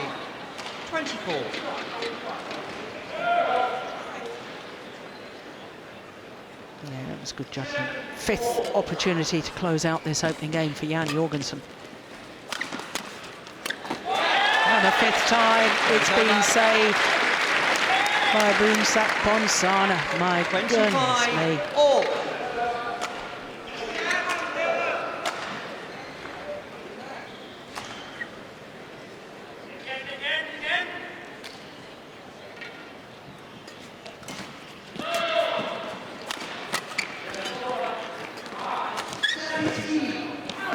Oh, that was such a good net shot from the Dane.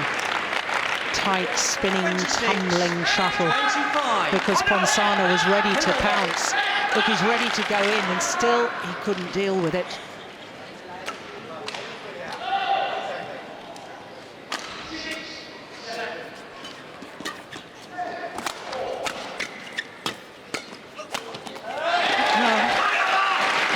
Sixth game point has got to beg it. Of course, we've got to 29 all. It would be sudden death. All.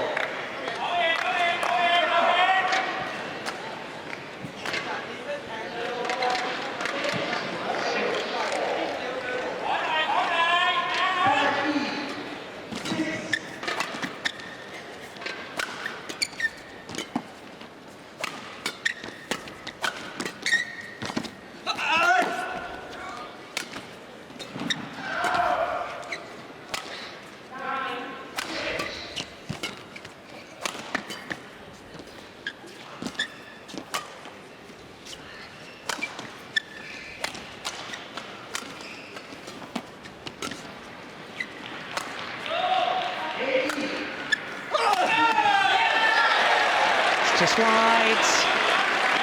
There's a challenge, and I think it's worth a challenge. But it was the coach who challenged for him. Yeah, now that's a little bit naughty because this is often the case. We see players turning, looking to the coach as if to say, should I challenge or not? It really should be instant from the player. But I think I would have given that a challenge in this situation, wouldn't you? Yeah, the benefit of being right is really, really big. Yeah, here we go. It's out. Well, once again, the line judge has got it absolutely spot on. But he needed challenge the rest unsuccessful. as well. Yeah. Service over. 27-26. So a 7th game point opportunity. Ponsana has one challenge Jan remaining. Jorgenson.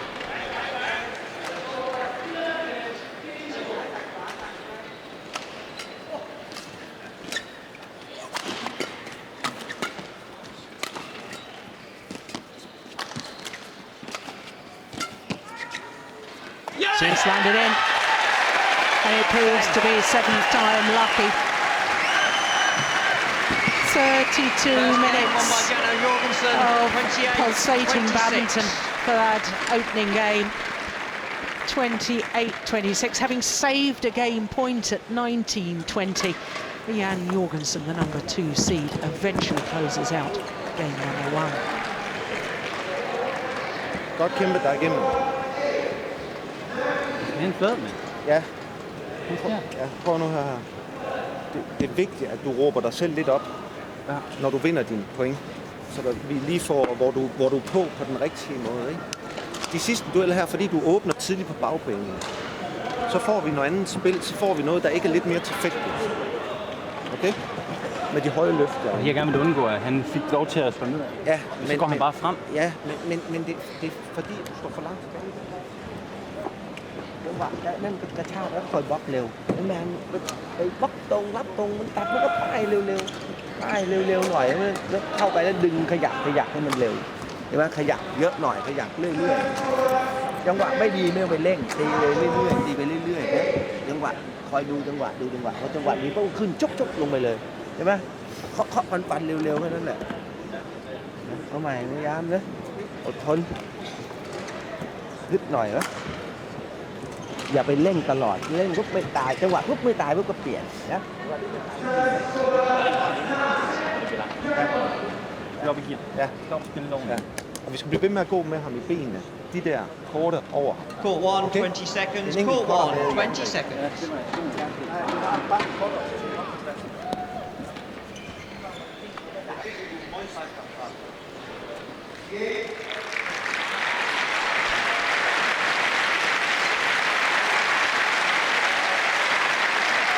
Second game, love all, play.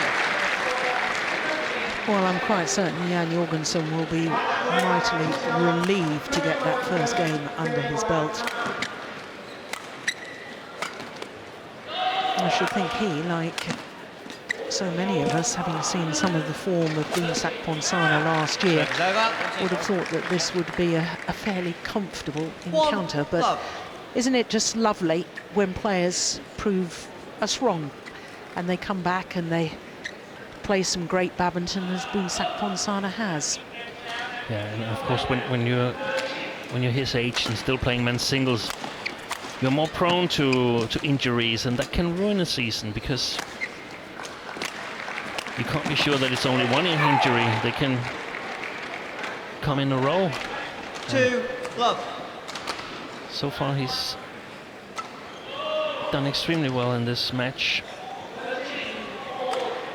We heard some of the interval discussion between Jan Jorgenson and Kenneth Jonassen, and one of the things was that Kenneth wanted Jan to get a little bit more animated, emulate Carolina Marin a little bit, so we can expect some shouting and celebrating, perhaps. Yeah.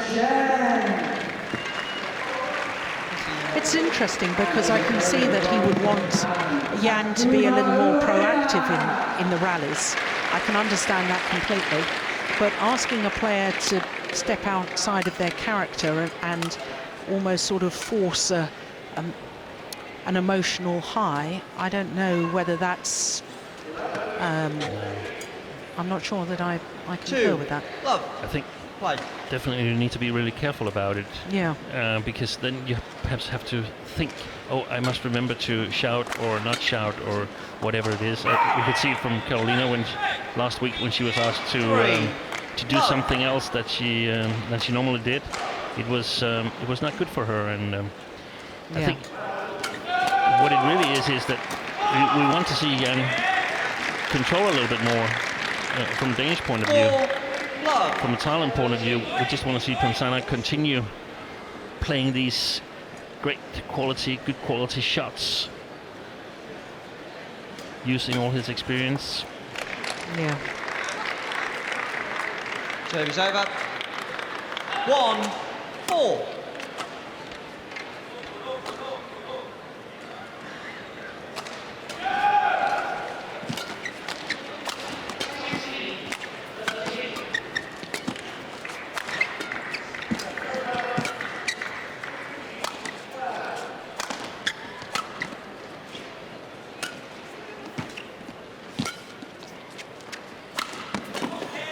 Oh, how did he get that back? That's remarkable. Oh, so too is that. What a wonderful sliced, angled shot to finish off the rally. 5-1. He did a full pirouette as he got up from the floor there, Jan Jorgenson. And look at that final shot from Ponsana. Yeah, court attendant is going to be asked to come on, mop up after the dive. But this is a dangerous situation. This one, struggling in the first game, winning it after all. But this is a dangerous situation. This one, struggling in the first game, winning it after all. And sometimes you get a little bit too satisfied because it's still going to be a tough match for Jan. Because Boonsak is playing exactly right. He's pushing all the right buttons. So interesting to see the continuation here.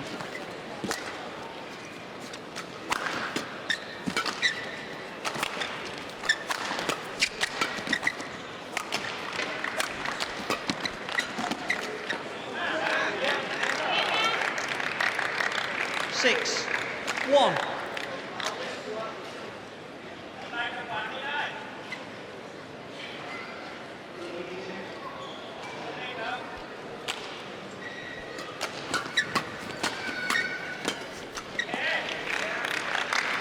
A number of times myself where I was thinking, phew, that's good, we got the first game. Yeah. Everything's fine. No, it isn't. Because Jan is not having a good day, and it's not going to be a good day in any way. It's going to be a hard day at the office. Service over. 2-7.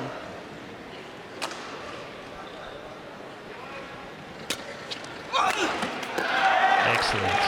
Yeah. Service over. And he's been more efficient in his attack, Ponsana, than I would have expected.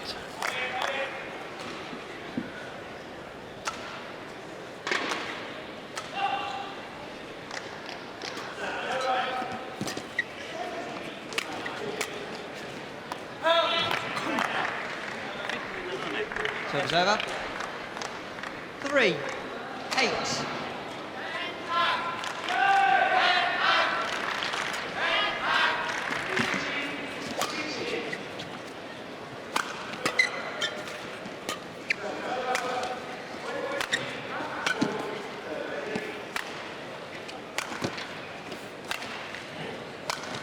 Oh. Wow, how often do you see a disguised clear and outright winner in men's singles nowadays? Virtually never. And is that the sign that the Dane has been looking for, that finally the legs of Boonsak Ponsana are beginning to not have that strength that we've seen earlier? Perhaps, I think if I were Ponsana, I wouldn't go into these kind of rallies. I'd try to make something quicker, because he has to be aware of the cross drop, cross smash. That's better. Well played. And he's getting through the defense of Jan Jorgenson.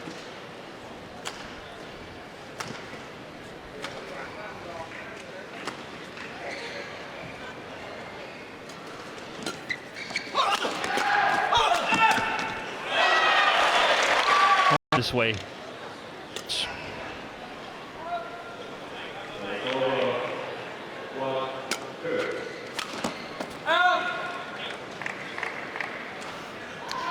I sense a bit of a turning of momentum here.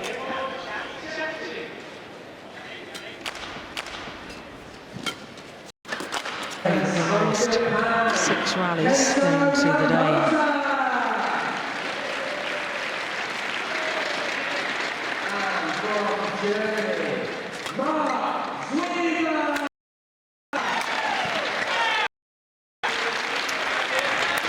Ever since that long rally, 8, and the winner of a punch clear. Yeah. And I don't know whether psychologically that's affected Ponsana as well, or whether it really is just the legs feeling heavy now. Yeah. But Jan has won 7 out of the last 8 points. Yeah. No, 6 out of the last 7.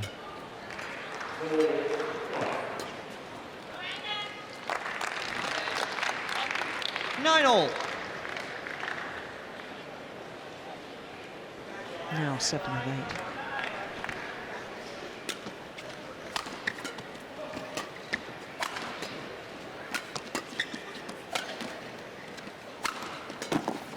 It's going wide. Yeah. So it's over. 10-9. But he is right back in this second game now. At 8-2, you sort of thought, well, you know, are we looking at a third and deciding game? Yeah. An interval with like 11-4, 11 would still have given Ponsana a big advantage. Jan is within striking distance. How they go into the interval. Yeah. Onto court, please.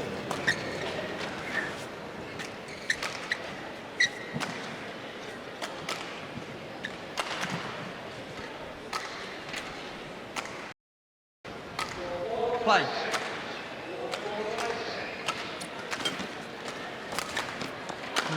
It's a wild backhand. So it's over. Yeah, no wonder he shakes his head. All.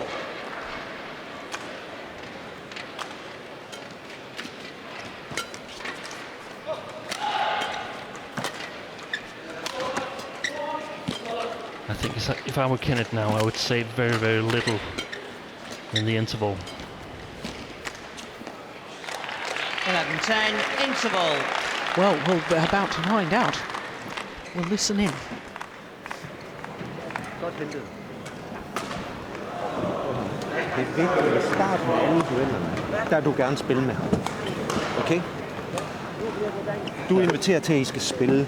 Nu skal du forvente, nu får han en pause, så kommer han ind og viser overskud igen. Bare opmærksomhed først, fordi ligesom jeg har været her. Ja, lige nøjagtigt. Fordi han laver alt muligt. Ja. Jeg kan bare acceptere det. Kom. Ja, men han skal blive ved med at have et par af de der løft. Ikke? Og så dumper du bare langt ind, som du har gjort her, men du... Well, was there tactical advice? Yeah, they feel that now he's gotten a little break, so he'll be firing on all cylinders.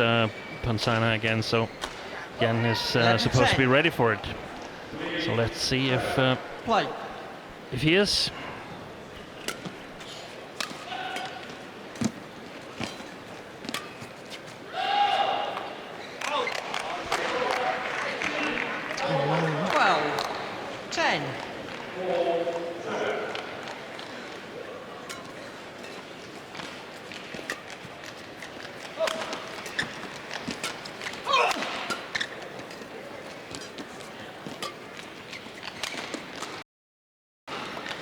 Missed it.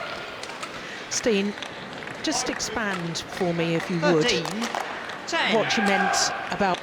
Just expand for me, if you would, 13, 10. what you meant about if it was you coaching Jan Jorgenson, why you would say as little as possible. That is, if it was me coaching, from here, having the overview of everything, it's much more difficult when you're sitting at the chair. But yeah, I think the problem is that he's simply thinking too much. Just go in and play. So don't complicate the player's mind with tactics or, you know, worrying about what your opponent's doing. Just 11, go on, 13. play. Go in and play. You're going to win this. Play your game. Yeah. Yep. Okay. And Ponsana, he must be thinking, Was I only 24 again? We're all thinking that. Yeah. Service over. 14-11.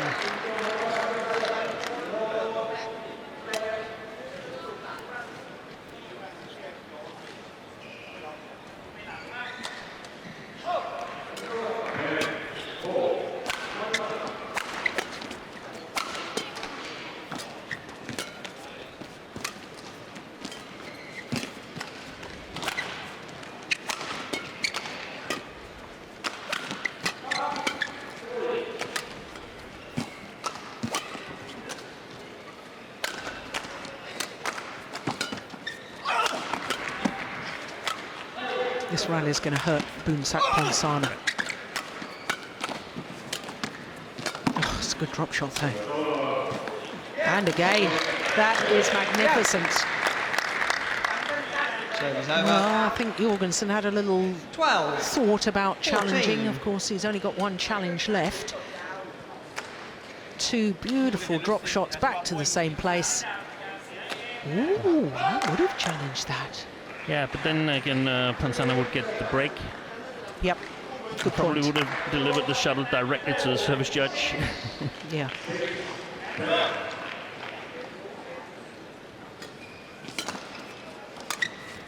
That was the mistake you were expecting, Joe. 15-12. The long rally hurting Ponsana. Yep. Easy mistake.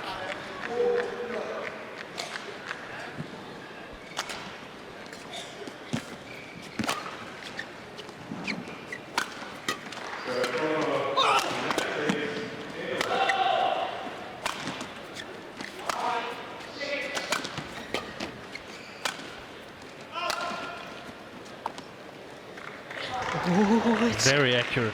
Cool, good. That must have been absolutely 13.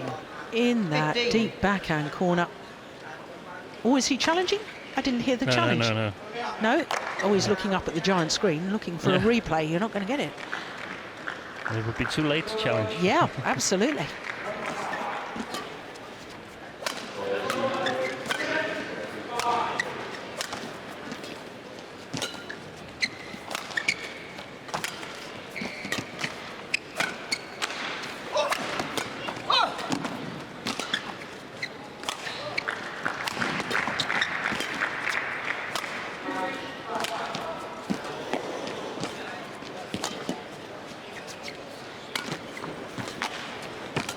It's a good rally.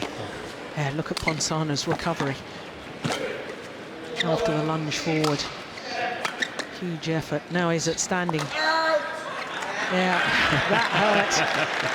Keep going, Ponsana.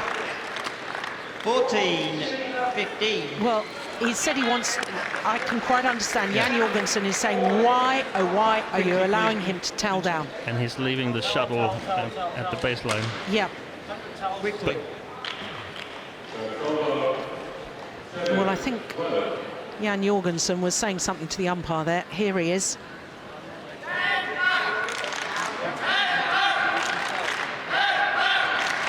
Well, we've had a directive from the BWF, the Badminton World Federation, to all court officials that we've got to cut down on the amount of time wasting in between rallies, and I have to say, allowing Ponsana off to towel down as often as he is when the court wasn't being mopped doesn't seem to coincide, I have to say, with that directive.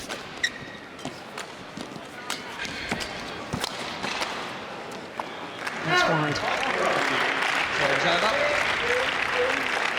16-14. And the players, they have to find a way to cope with this directive. I mean, Jan is complaining here, but he's already complained 2 or 3 times during the match, and it doesn't seem that he's getting anything out of it. So just play on. Yeah. Get him on court as quick as possible and play on. Yeah.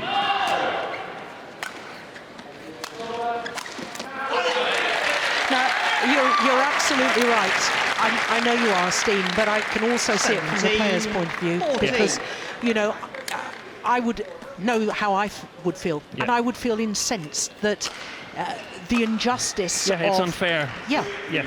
I'm working at really tiring my opponent, and then you're letting him have a break.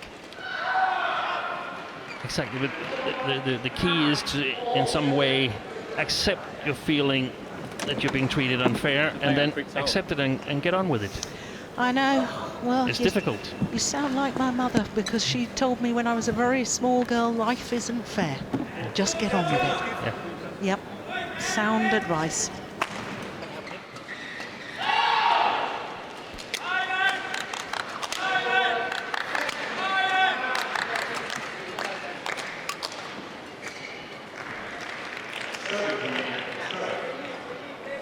So 17-14.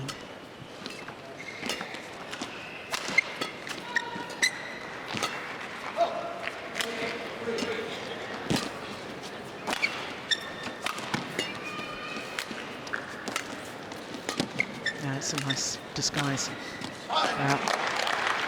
Again, a nice idea. 18, but when you're tired, 14. when you're desperate to play that winner, that's when the errors creep in. Yeah, you simply wanted too much.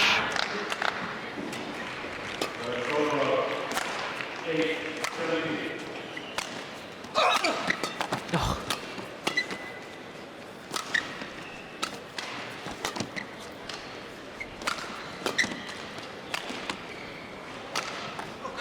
Good judgment. Service over. 15-18.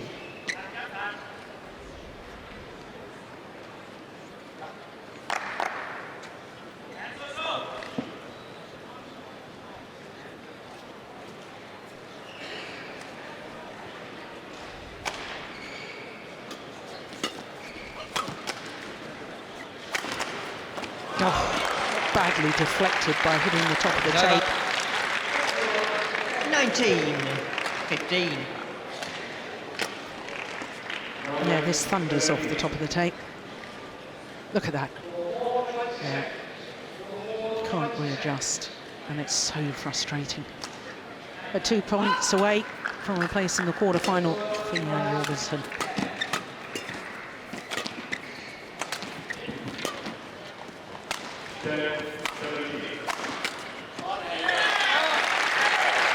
One point away. 5 match point opportunities. Match point 15.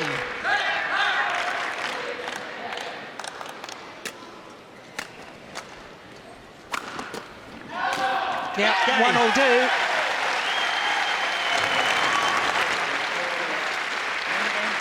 (28, 26, 15).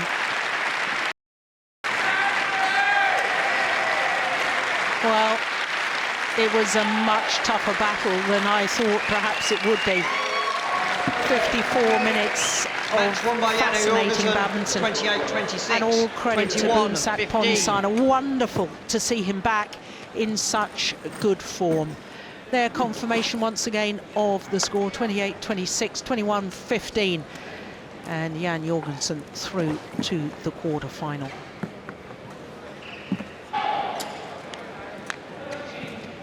So he will be very happy with that. That was always going to be an awkward match for Jorgenson. But the semi-finalist from 2 years ago is still on course to get to his first ever All-England final, because he's through to the quarter-final with that fine win today over Ponsana.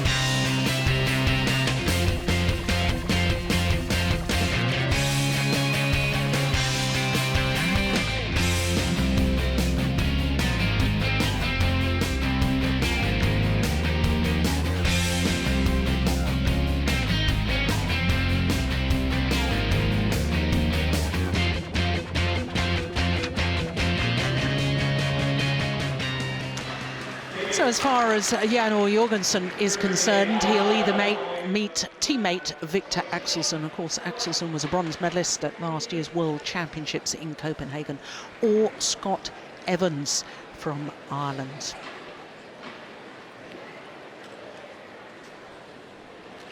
So our next match is women's singles, and Saina Nehwal, the number 3 seed from India, up against the qualifier Kim Ho-min of Korea.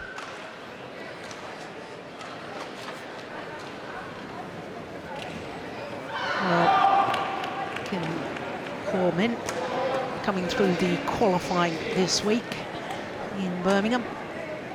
Just 19 years of age, she is a real talent.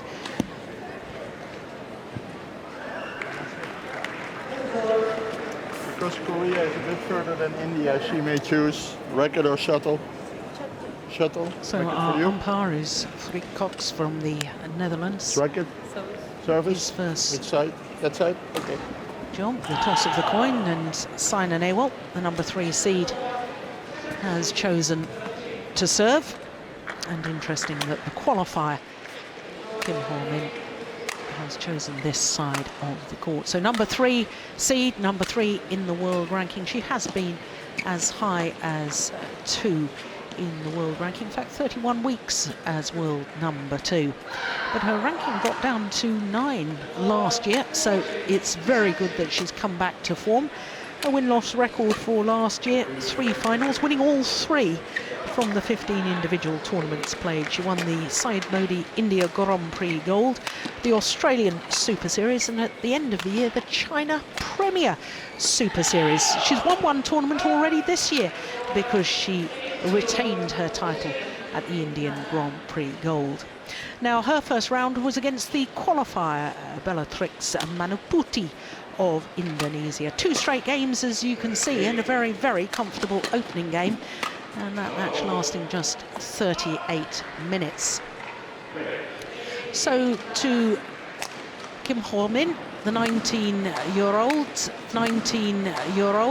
from Ulsan in southeast Korea. It's a region that neighbours Busan to the south. And there you can see her world ranking up to 48. So she was 67 last week on the world ranking run earlier today, so whizzed up a number of places. Her win-loss record for last year, just 6 tournaments, individual tournaments, that is, was reached the final of the Macau Grand Prix Gold. So she, as I was saying, came through the qualifying. Malaysian in the first round of the qualifying, and then Govan Holt from the Czech Republic in round number 2. And Yui Hashimoto, that was a good match. I watched that yesterday, the Japanese player.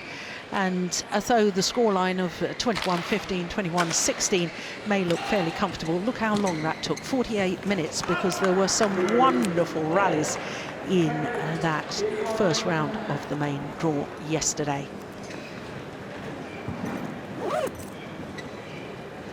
So our umpire is Frick Cox from the Netherlands, Bert van Horenbeck from Belgium, the service judge.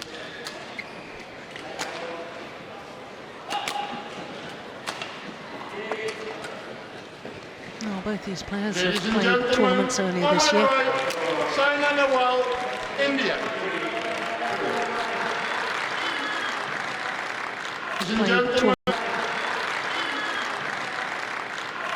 On my left, Kim Ho-min, Korea. Side of the court getting this second round match underway. First meeting between these 2 players, never previously met on the World Tour. That's not really surprising, seeing as Kim Ho been a regular, and that's understandable at the age of 19. What's interesting to me, Steen, is the fact that Kim has twice been a bronze medalist at World Junior Championships in women's doubles, not in the women's singles. But obviously, looking at her physique, I obviously 165, which is about 5'5" inches. I think she looks as if she's grown since then. She's grown then. Yeah. If that's the correct name you got there. Yeah. Yeah. I remember seeing some results 2 years ago in the European circuit where she was participating. And then she sort of disappeared for a while, perhaps playing only youth tournaments. Yeah, I think you're referring to the Scottish International of 2012, where she reached the final, losing to a certain Sayaka Takahashi. Sort of disappeared for a while, perhaps playing only youth tournaments. 17 years of age when she did that. That was over. 3, 2.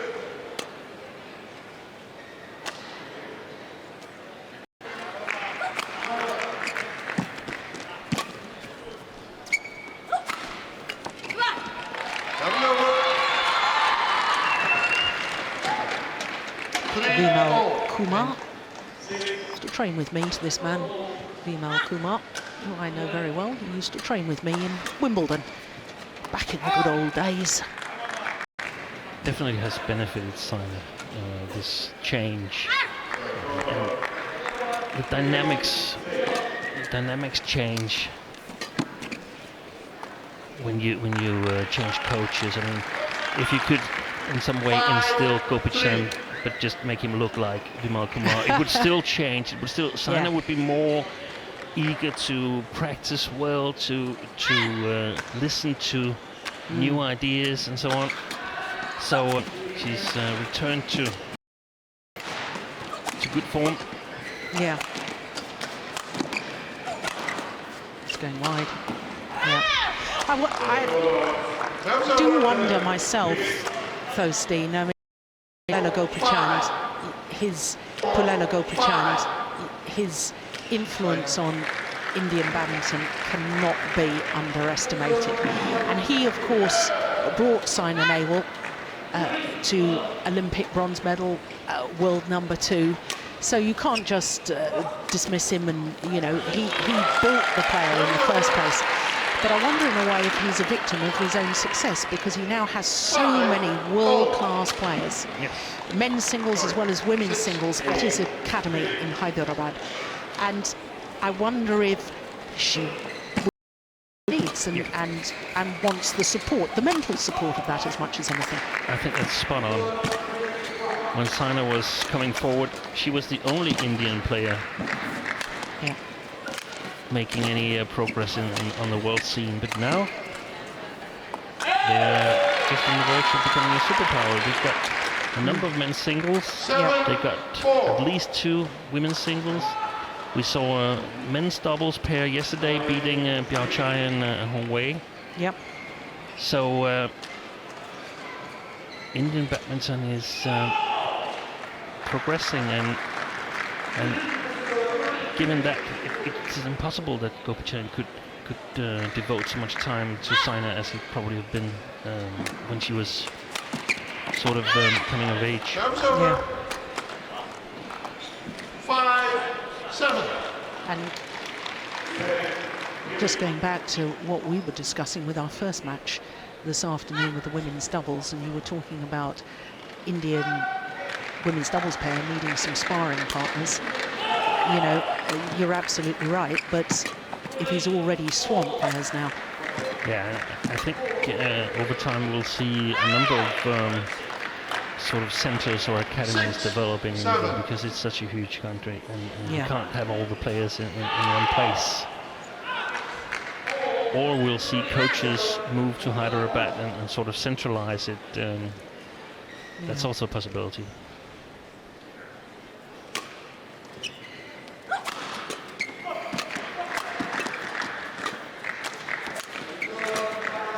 Going wide.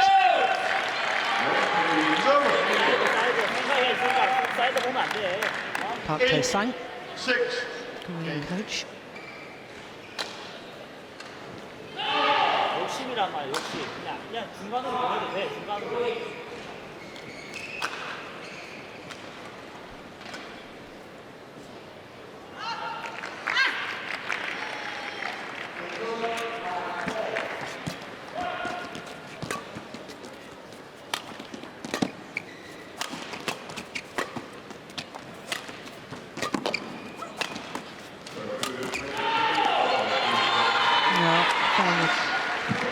top of the tape there. 6. Kim Min. I don't know how much you've had an opportunity to watch this Korean youngster, Steen, but what's your impression so far? Because I've watched her a few times now, and every time I see her, I think she's improved. That's a good thing. I remember a doubles player from Korea, Lee Hyo-jung. She had improved every time I saw her. She just put on a little bit to her game. And if you can do that, the sky's the limit. I haven't seen her a lot, but what we can see here from the start of this game is that I often think of players that reminds me of some other player, and she reminds me a little bit of the former Olympic gold medalist Bang So-jun from Korea. Very, very good basic game. Yeah. Good movement, despite being fairly tall. Perhaps not that experienced in playing in the All England. No, this is her first appearance here.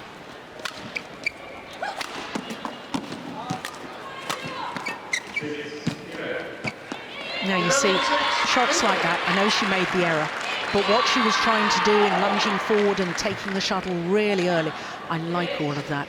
But of course, Saina Nehwal has a 5-point advantage here at the mid-game interval in the first game. And you see, look at this. Comes from above the shuttle. Then you've got the options. You can play the block, you can push and really pressurize your opponent. So that's the sort of thing I look at, and that's what I like. Yeah, I couldn't agree more. You look at the things that are basically good. You're not succeeding right now, but you will eventually. Yeah. Well, that's interesting. Very little from Nehwal Kumar. Just caught the last bit. Come on. I like that. Yeah. She's leading 11-6. No reason to divert her thoughts in any way. Just go and play. Yeah.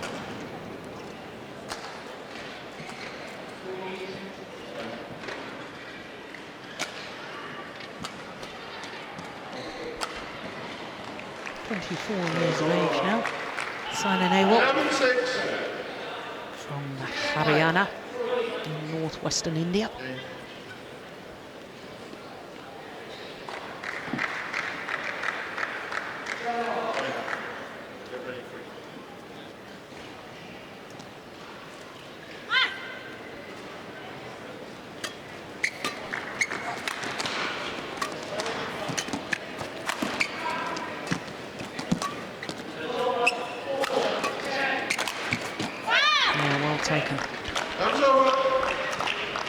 Reached the final of the Thailand International at the beginning of this year, did Kim.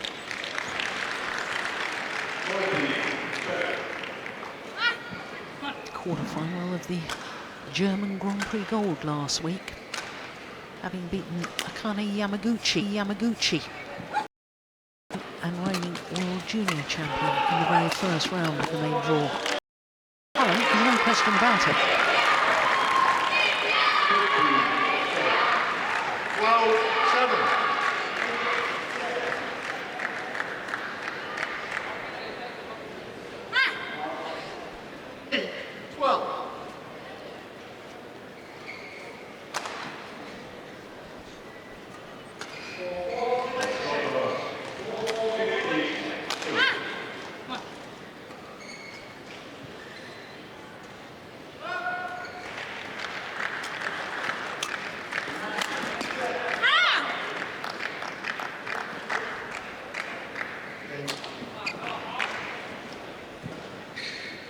Nehwal, the only Indian player in the women's singles here this year, because Pusala Venkata Sindhu has a stress fracture in her foot, and we all wish her well and a speedy recovery.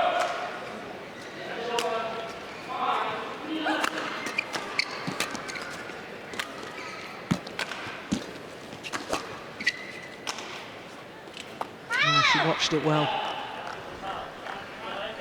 She watched it and she wasn't sure. Yeah. And you can understand that when you've only played a number of matches in this big Barclaycard arena.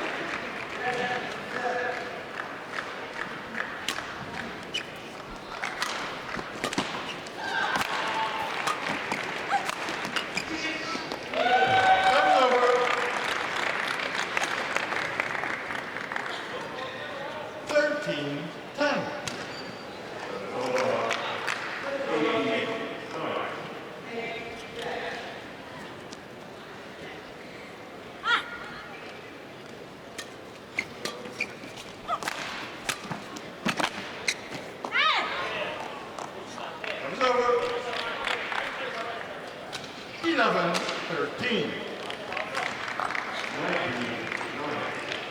Yeah, you know, I didn't think Nehwal was going to have this match all her own way when we looked at the draw, despite the fact that Kim is a qualifier. This could be a good encounter. And they have a lot of strong young players, the Koreans. Overall, so far in the tournament, we must say the Koreans have been a little bit disappointing. Yeah. Both men's singles lost yesterday and top-seeded men's doubles, but some of the young players are interesting to watch. Also, the ladies doubles with Sohee Lee and Shin Sung-Chin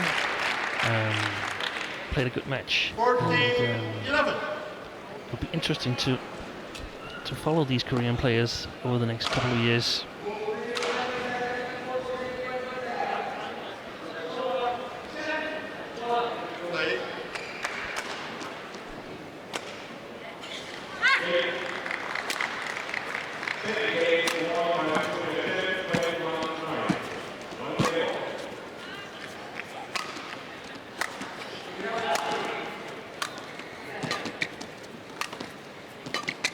Four back to the same place. 5 back to the same place. 6. It's well played. Yeah. Absolutely pinning Kim deep into that forehand corner. Yeah, and that's one of her strengths. Yeah. The shot quality and the ability to play a tactical game. Yeah. Change a tactic if that's needed.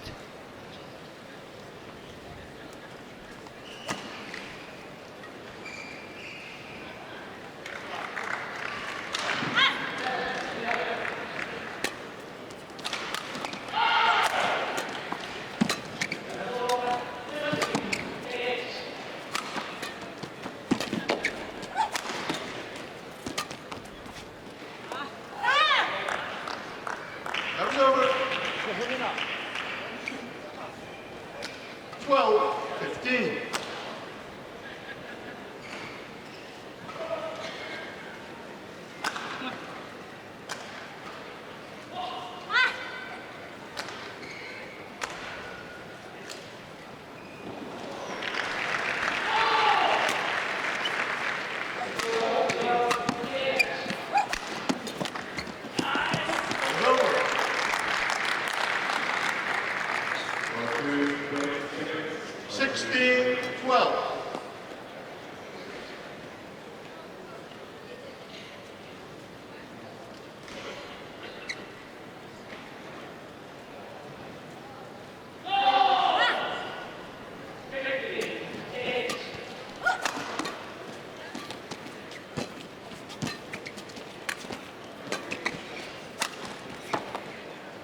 Just overdone it. Yeah, long hard look towards the line judge there from Kim Min.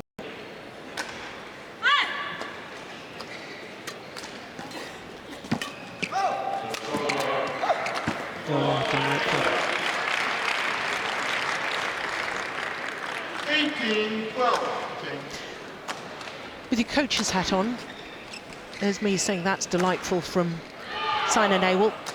Did Kim play the wrong shot straight down the line? Was that really the problem? I was just thinking perhaps it's a little bit too naive a play. Yeah. To expect to go through here at this level. At a little bit lower level, it would have been great, and perhaps that's the general description of her game right now. That she has some really good potential. She's got technique. She moves quite well and so on, but perhaps a little bit naive.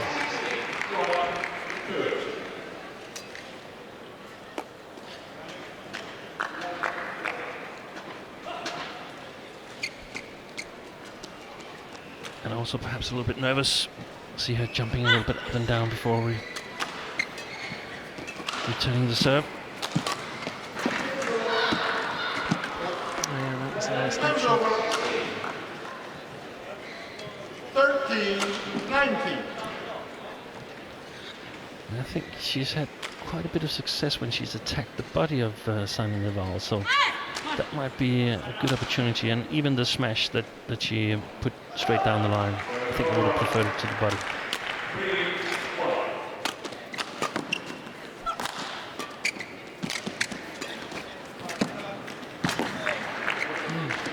scrambling.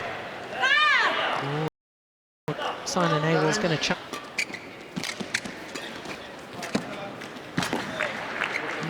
good scrambling. Oh, it's called in. Simon Nehwal's going to challenge that. Challenge by Simon Nehwal. Called in.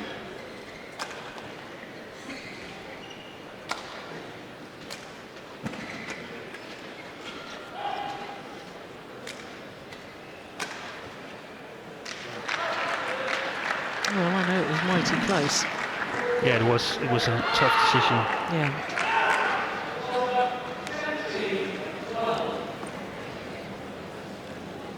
You've got a better look straight down that line than I have, Steen. But somehow, instinctively, you get a sense, don't you, when a player hits the shuttle? I do, but it's mostly wrong. Watching the line, it's in no way going to be straight on the line. No. So here we go.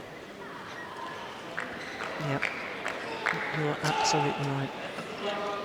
It's actually more in than I would have expected. Yeah. That's what I said, mostly wrong. 14, 19. Simon Nehwal has But we have to give credit to the linesman. Yeah, line judging has been absolutely superb, and they all volunteer their time. And we forget the other can be safely. And in good hands with these linesmen. 14. So 6 game point opportunities.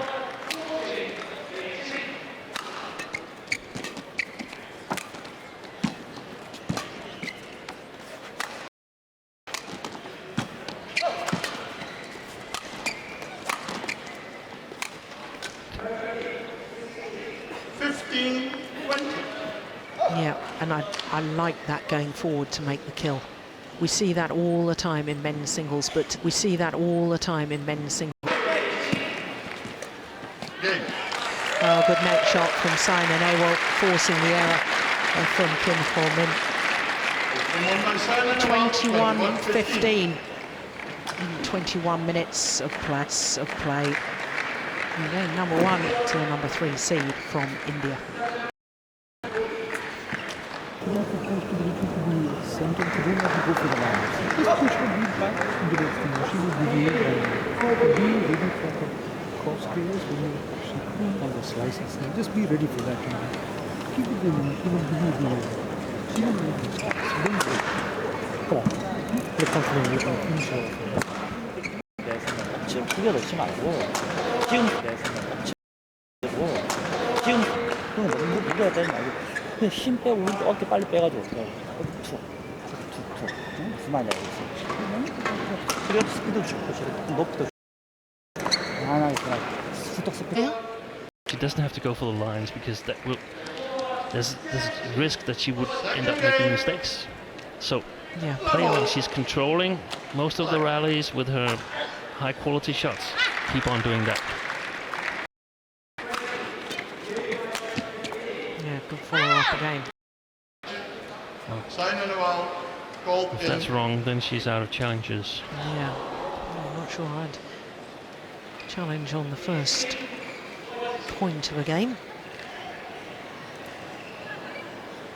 We're waiting for Hawkeye.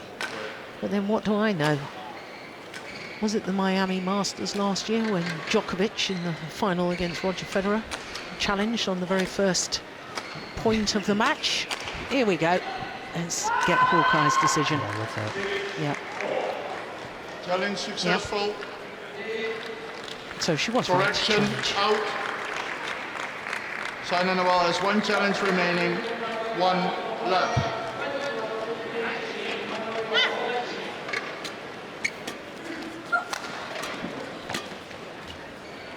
Pushed it wide. Serve's over.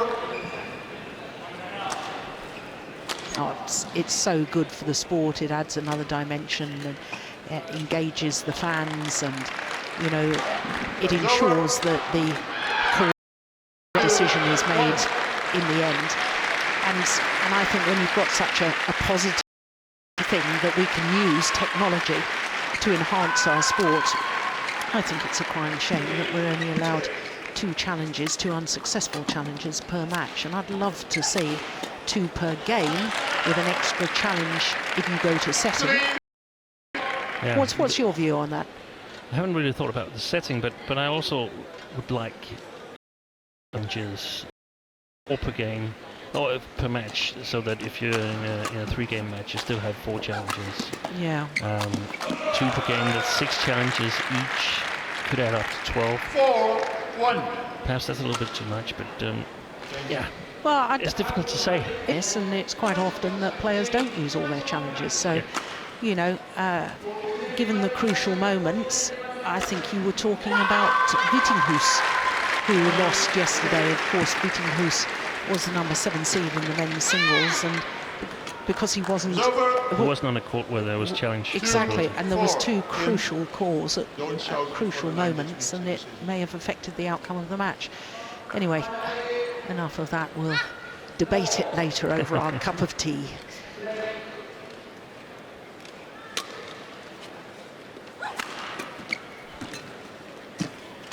Ladies and gentlemen, your next match on court 4. Wow. Oh my goodness. That was extraordinary. Take a look at this. 5-2. How good control was that from Simon Nehwal? Unbelievable.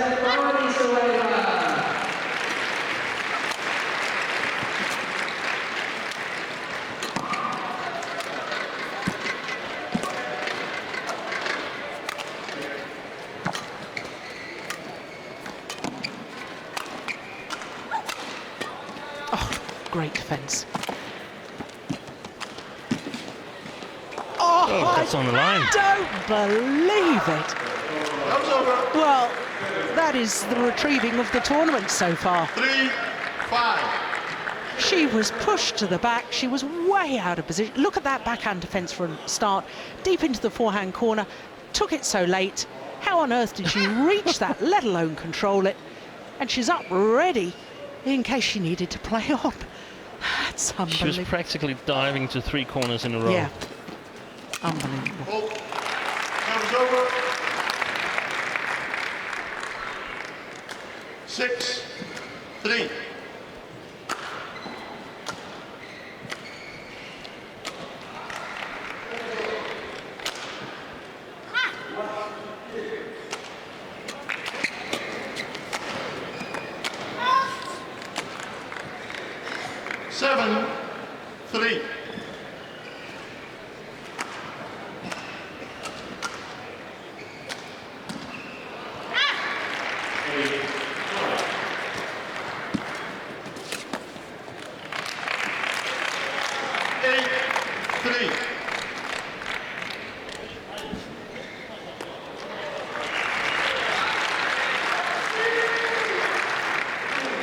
In general, I don't think it's an advantage for Kim to play these net exchanges with Sina.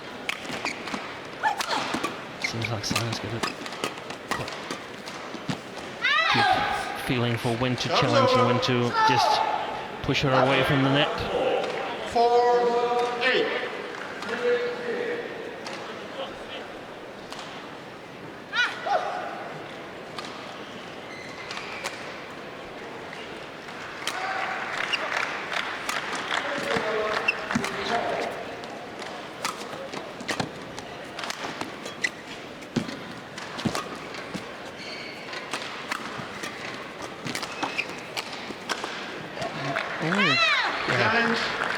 I was about to say just long, and then I looked at the line judge and it was called good, so I'm not surprised that there's a challenge there from Sina Nehwal.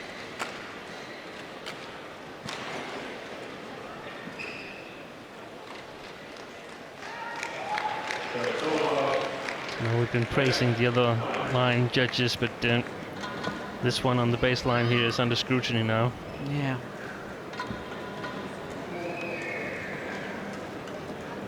Well, we both thought it was long, didn't we? And we were right. Challenge successful. Correction out. Service over. 9-4. Saina Nehwal has one challenge remaining.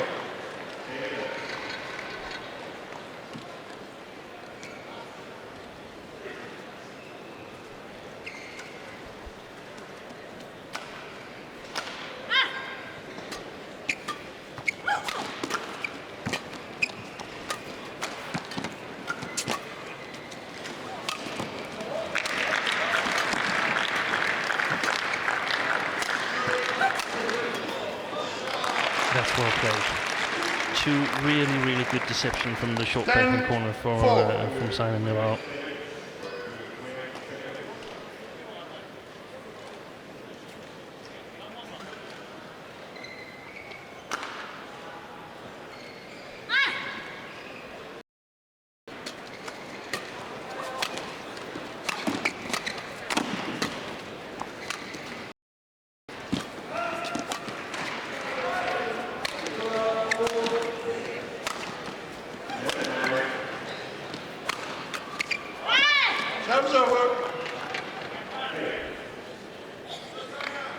I'm not sure if you count that as one of the body smashes that you were after, Steen.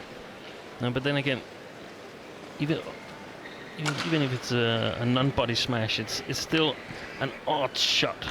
Yeah. And I think the odd shots is sometimes quite efficient against Saina, like we discussed when we were watching Carolina Marin. Odd shots, not in the 6 corners. And it could be interesting to see Service over. Kim 7-5. Interval. trying to get the upper hand in the flat game, trying to play more flat game, utilize her double experience, even if it's from her youth career. Yeah. Controlling the play. Don't go out. So that's one advantage in the second. Especially from there. They don't have to go to the side. She can't do anything. She just pushes inside. Drift it as well as keep it in there. 아니 네가 한 템포 빨리 들어가서 빨리 잡아서 빨리 치는 Go on, 20 seconds. Go on, 20 seconds. 공격을 안 맞추는 거야. 어? Now, what did you make of that gesture? Get it over her head. If you're going to flick from the net, make sure you get it over her. Yeah, probably. Yeah. Or perhaps play it a little bit more flat. So, yeah, definitely get it over her, but also get it a little bit flat over her so you can take time away from her, put her under pressure. 5.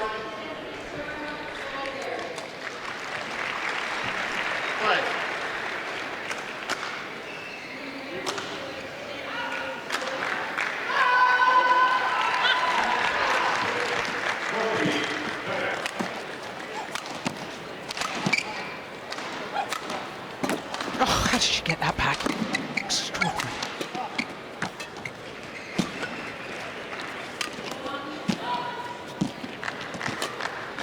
That's another good rally.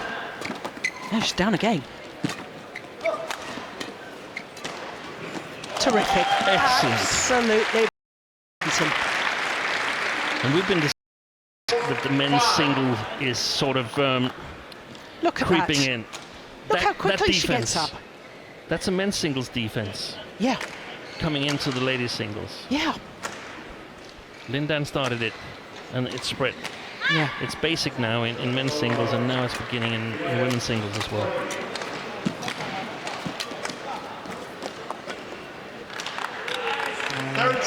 Very, very good from Saina Nehwal. Deep into that forehand corner. Yeah, that's nigh on perfect, isn't it? Wonderful shot.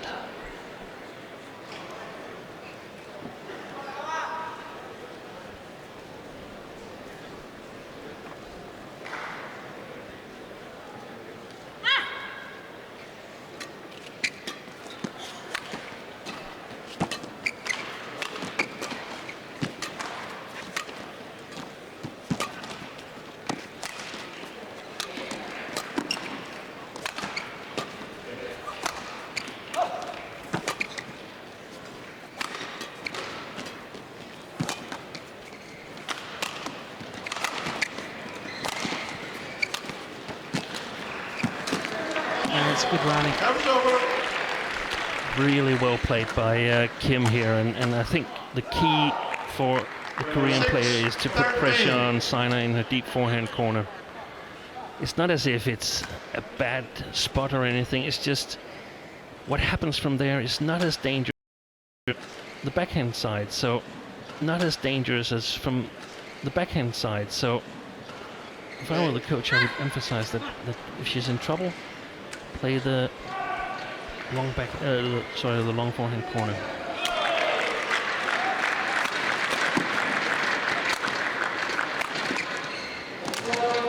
It's a good cross-court punch there too. 7-13.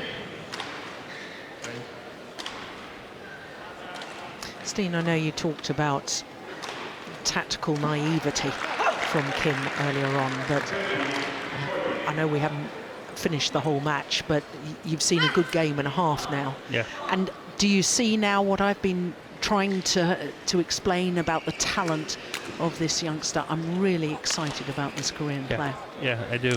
And I'm also more confident about my own comparison to Subang Kim. Yeah.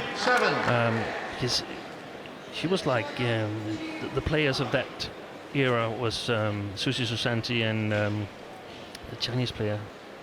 I can't recall her name. Ye Xiaoying. Ye Xiaoying, yeah. And one of them could attack her down, and the other one could run her down. But then she developed so she sort of had all possibilities covered. And I think maybe this young girl has a chance to do something similar. Yeah. 8-14.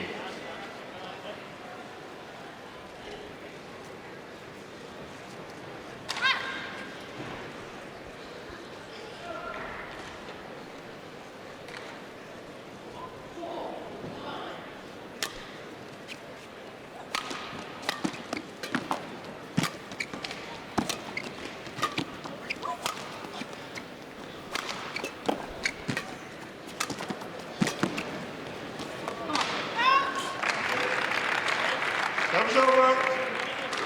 15-8. Sina. Don't shout before the decision is made, okay? You said come on before she called out. No, it was before. Don't do it again. Well, quite clear from umpire Cox that Sina Nehwal, warning Sina Nehwal for shouting and celebrating before the line judge had made the decision, because that is, or can be perceived as trying to influence the line judge. Serve's over. And I like the thumbs up from Korean coach Park Tae-sang after the previous rally, supporting her player, and she was doing the right thing. Yeah. Just missed out narrowly.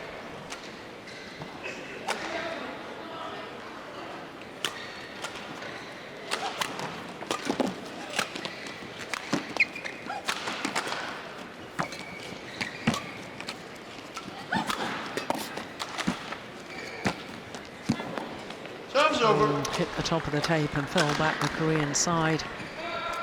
16-9. I don't like that challenge there. What happens if it goes over? She's just pushed to the backcourt. So I'd rather push Sina to the backcourt myself instead of challenging at the net.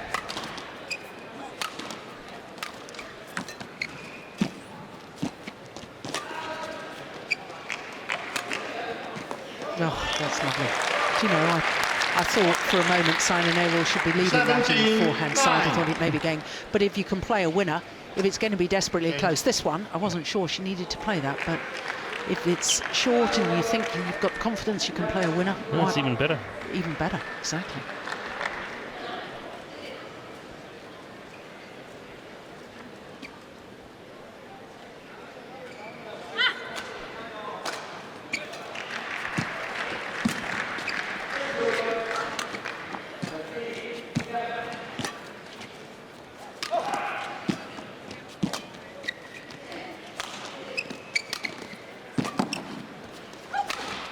Yeah, she really is so good at using all corners of the court, isn't she, Sina Nehwal?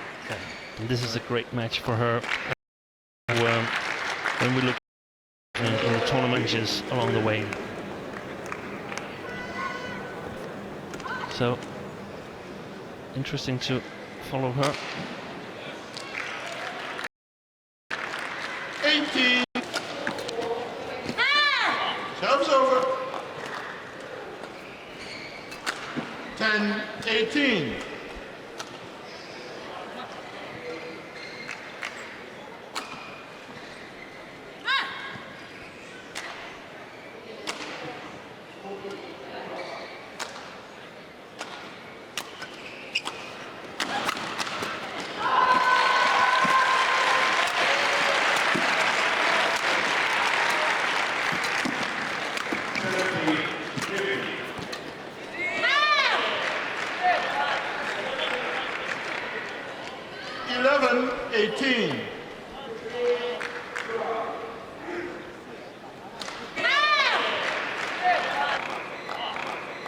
You never know.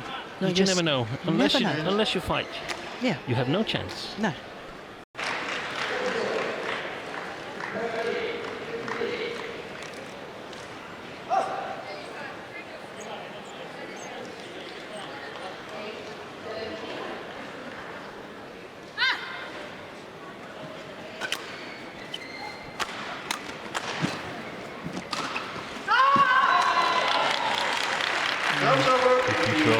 Very good control.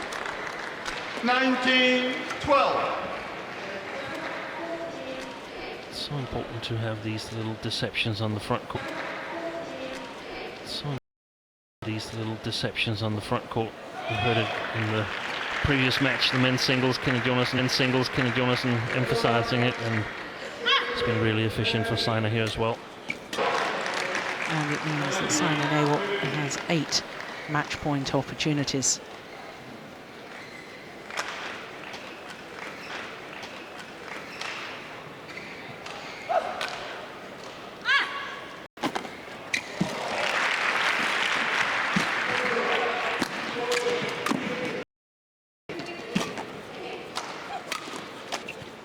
Rally. Well, in my opinion, is a real star. I think she's got star quality about herself. Proud. Yeah, she can be satisfied with this match. Yeah.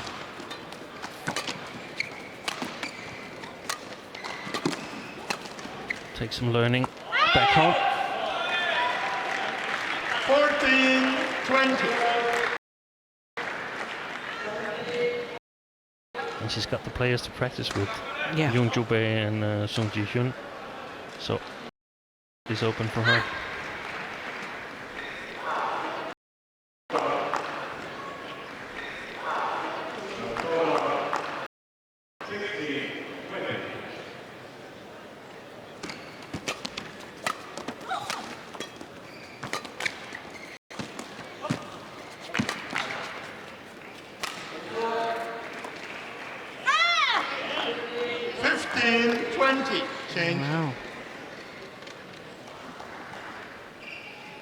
6 of the last 8 points going to the Korean.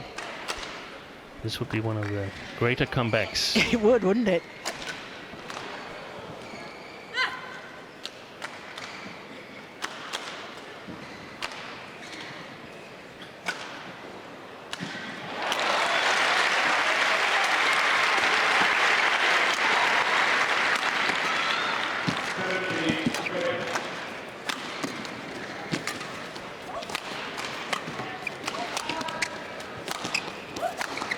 Oh, brilliant. What a way to finish off.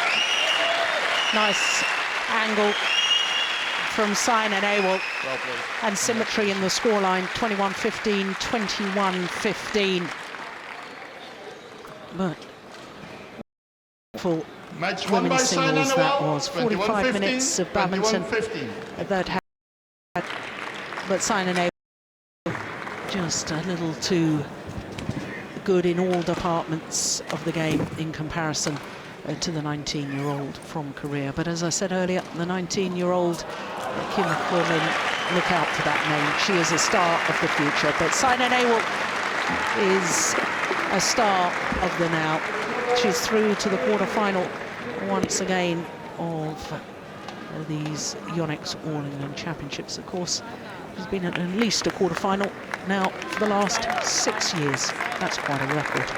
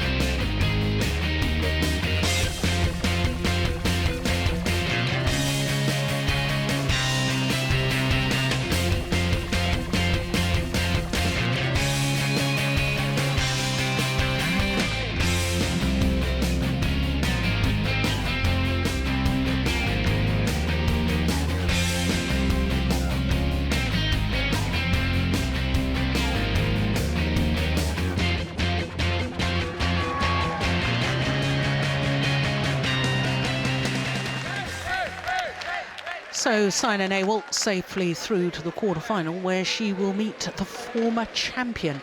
3 All England Championship finals from Wang Yihan. Of course, she was champion in 2009.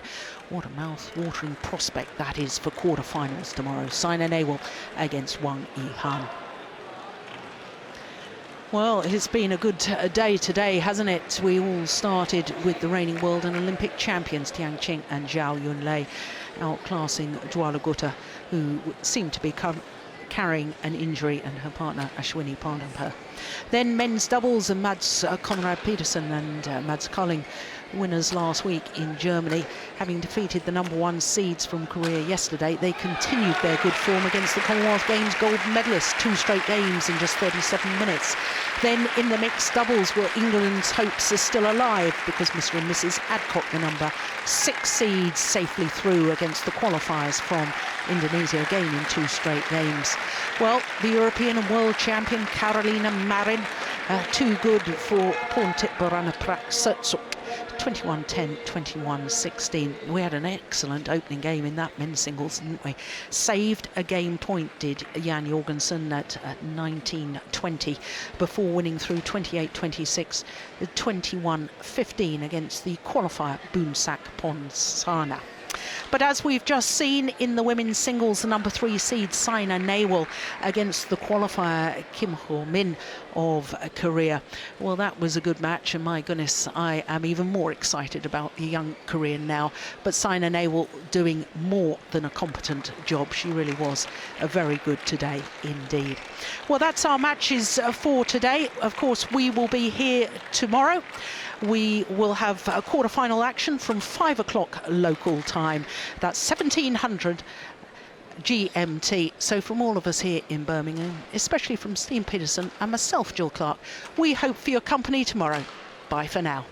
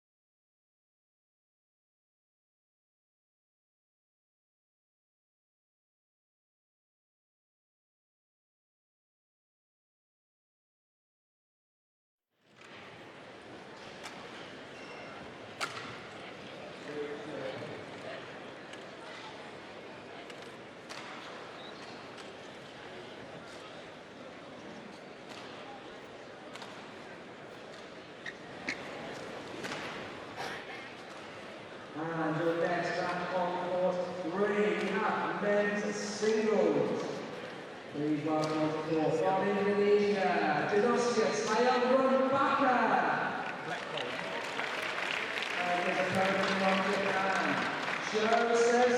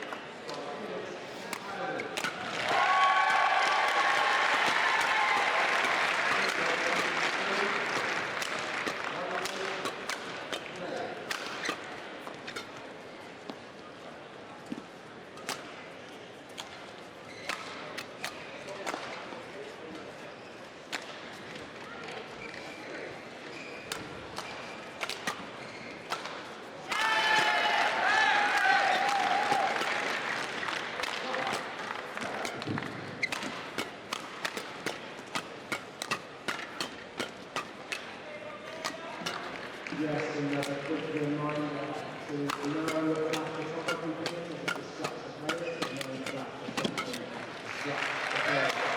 We also have the opportunity to close our session with Halloween and Marin to say at the Badminton England stand at 5 o'clock. So we close our session with Halloween and Marin at 5 o'clock.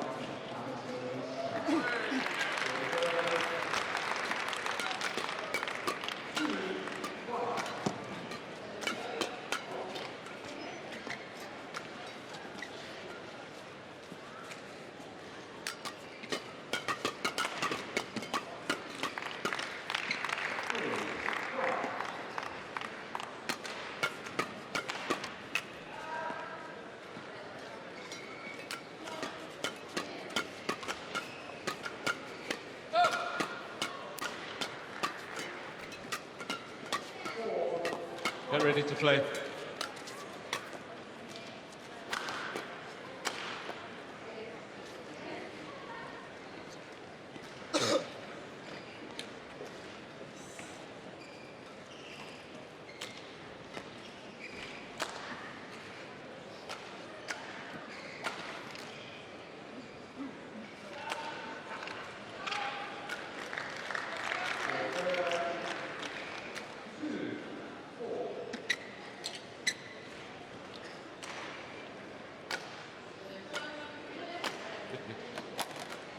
Thank you.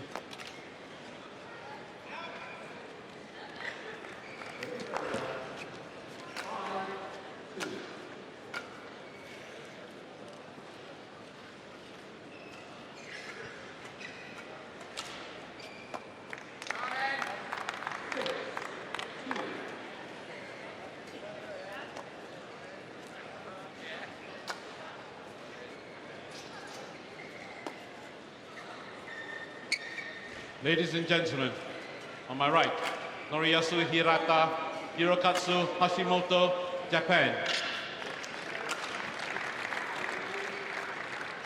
On my left, Liu Xiaolong, Xu Zihan, China. Noriyasu Hirata, Xu Zihan. Love all. Play.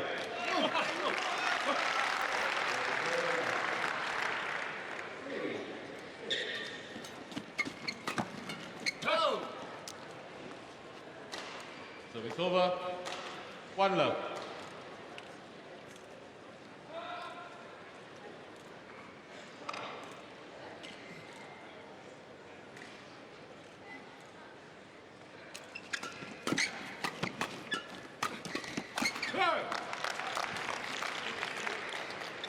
Two-love.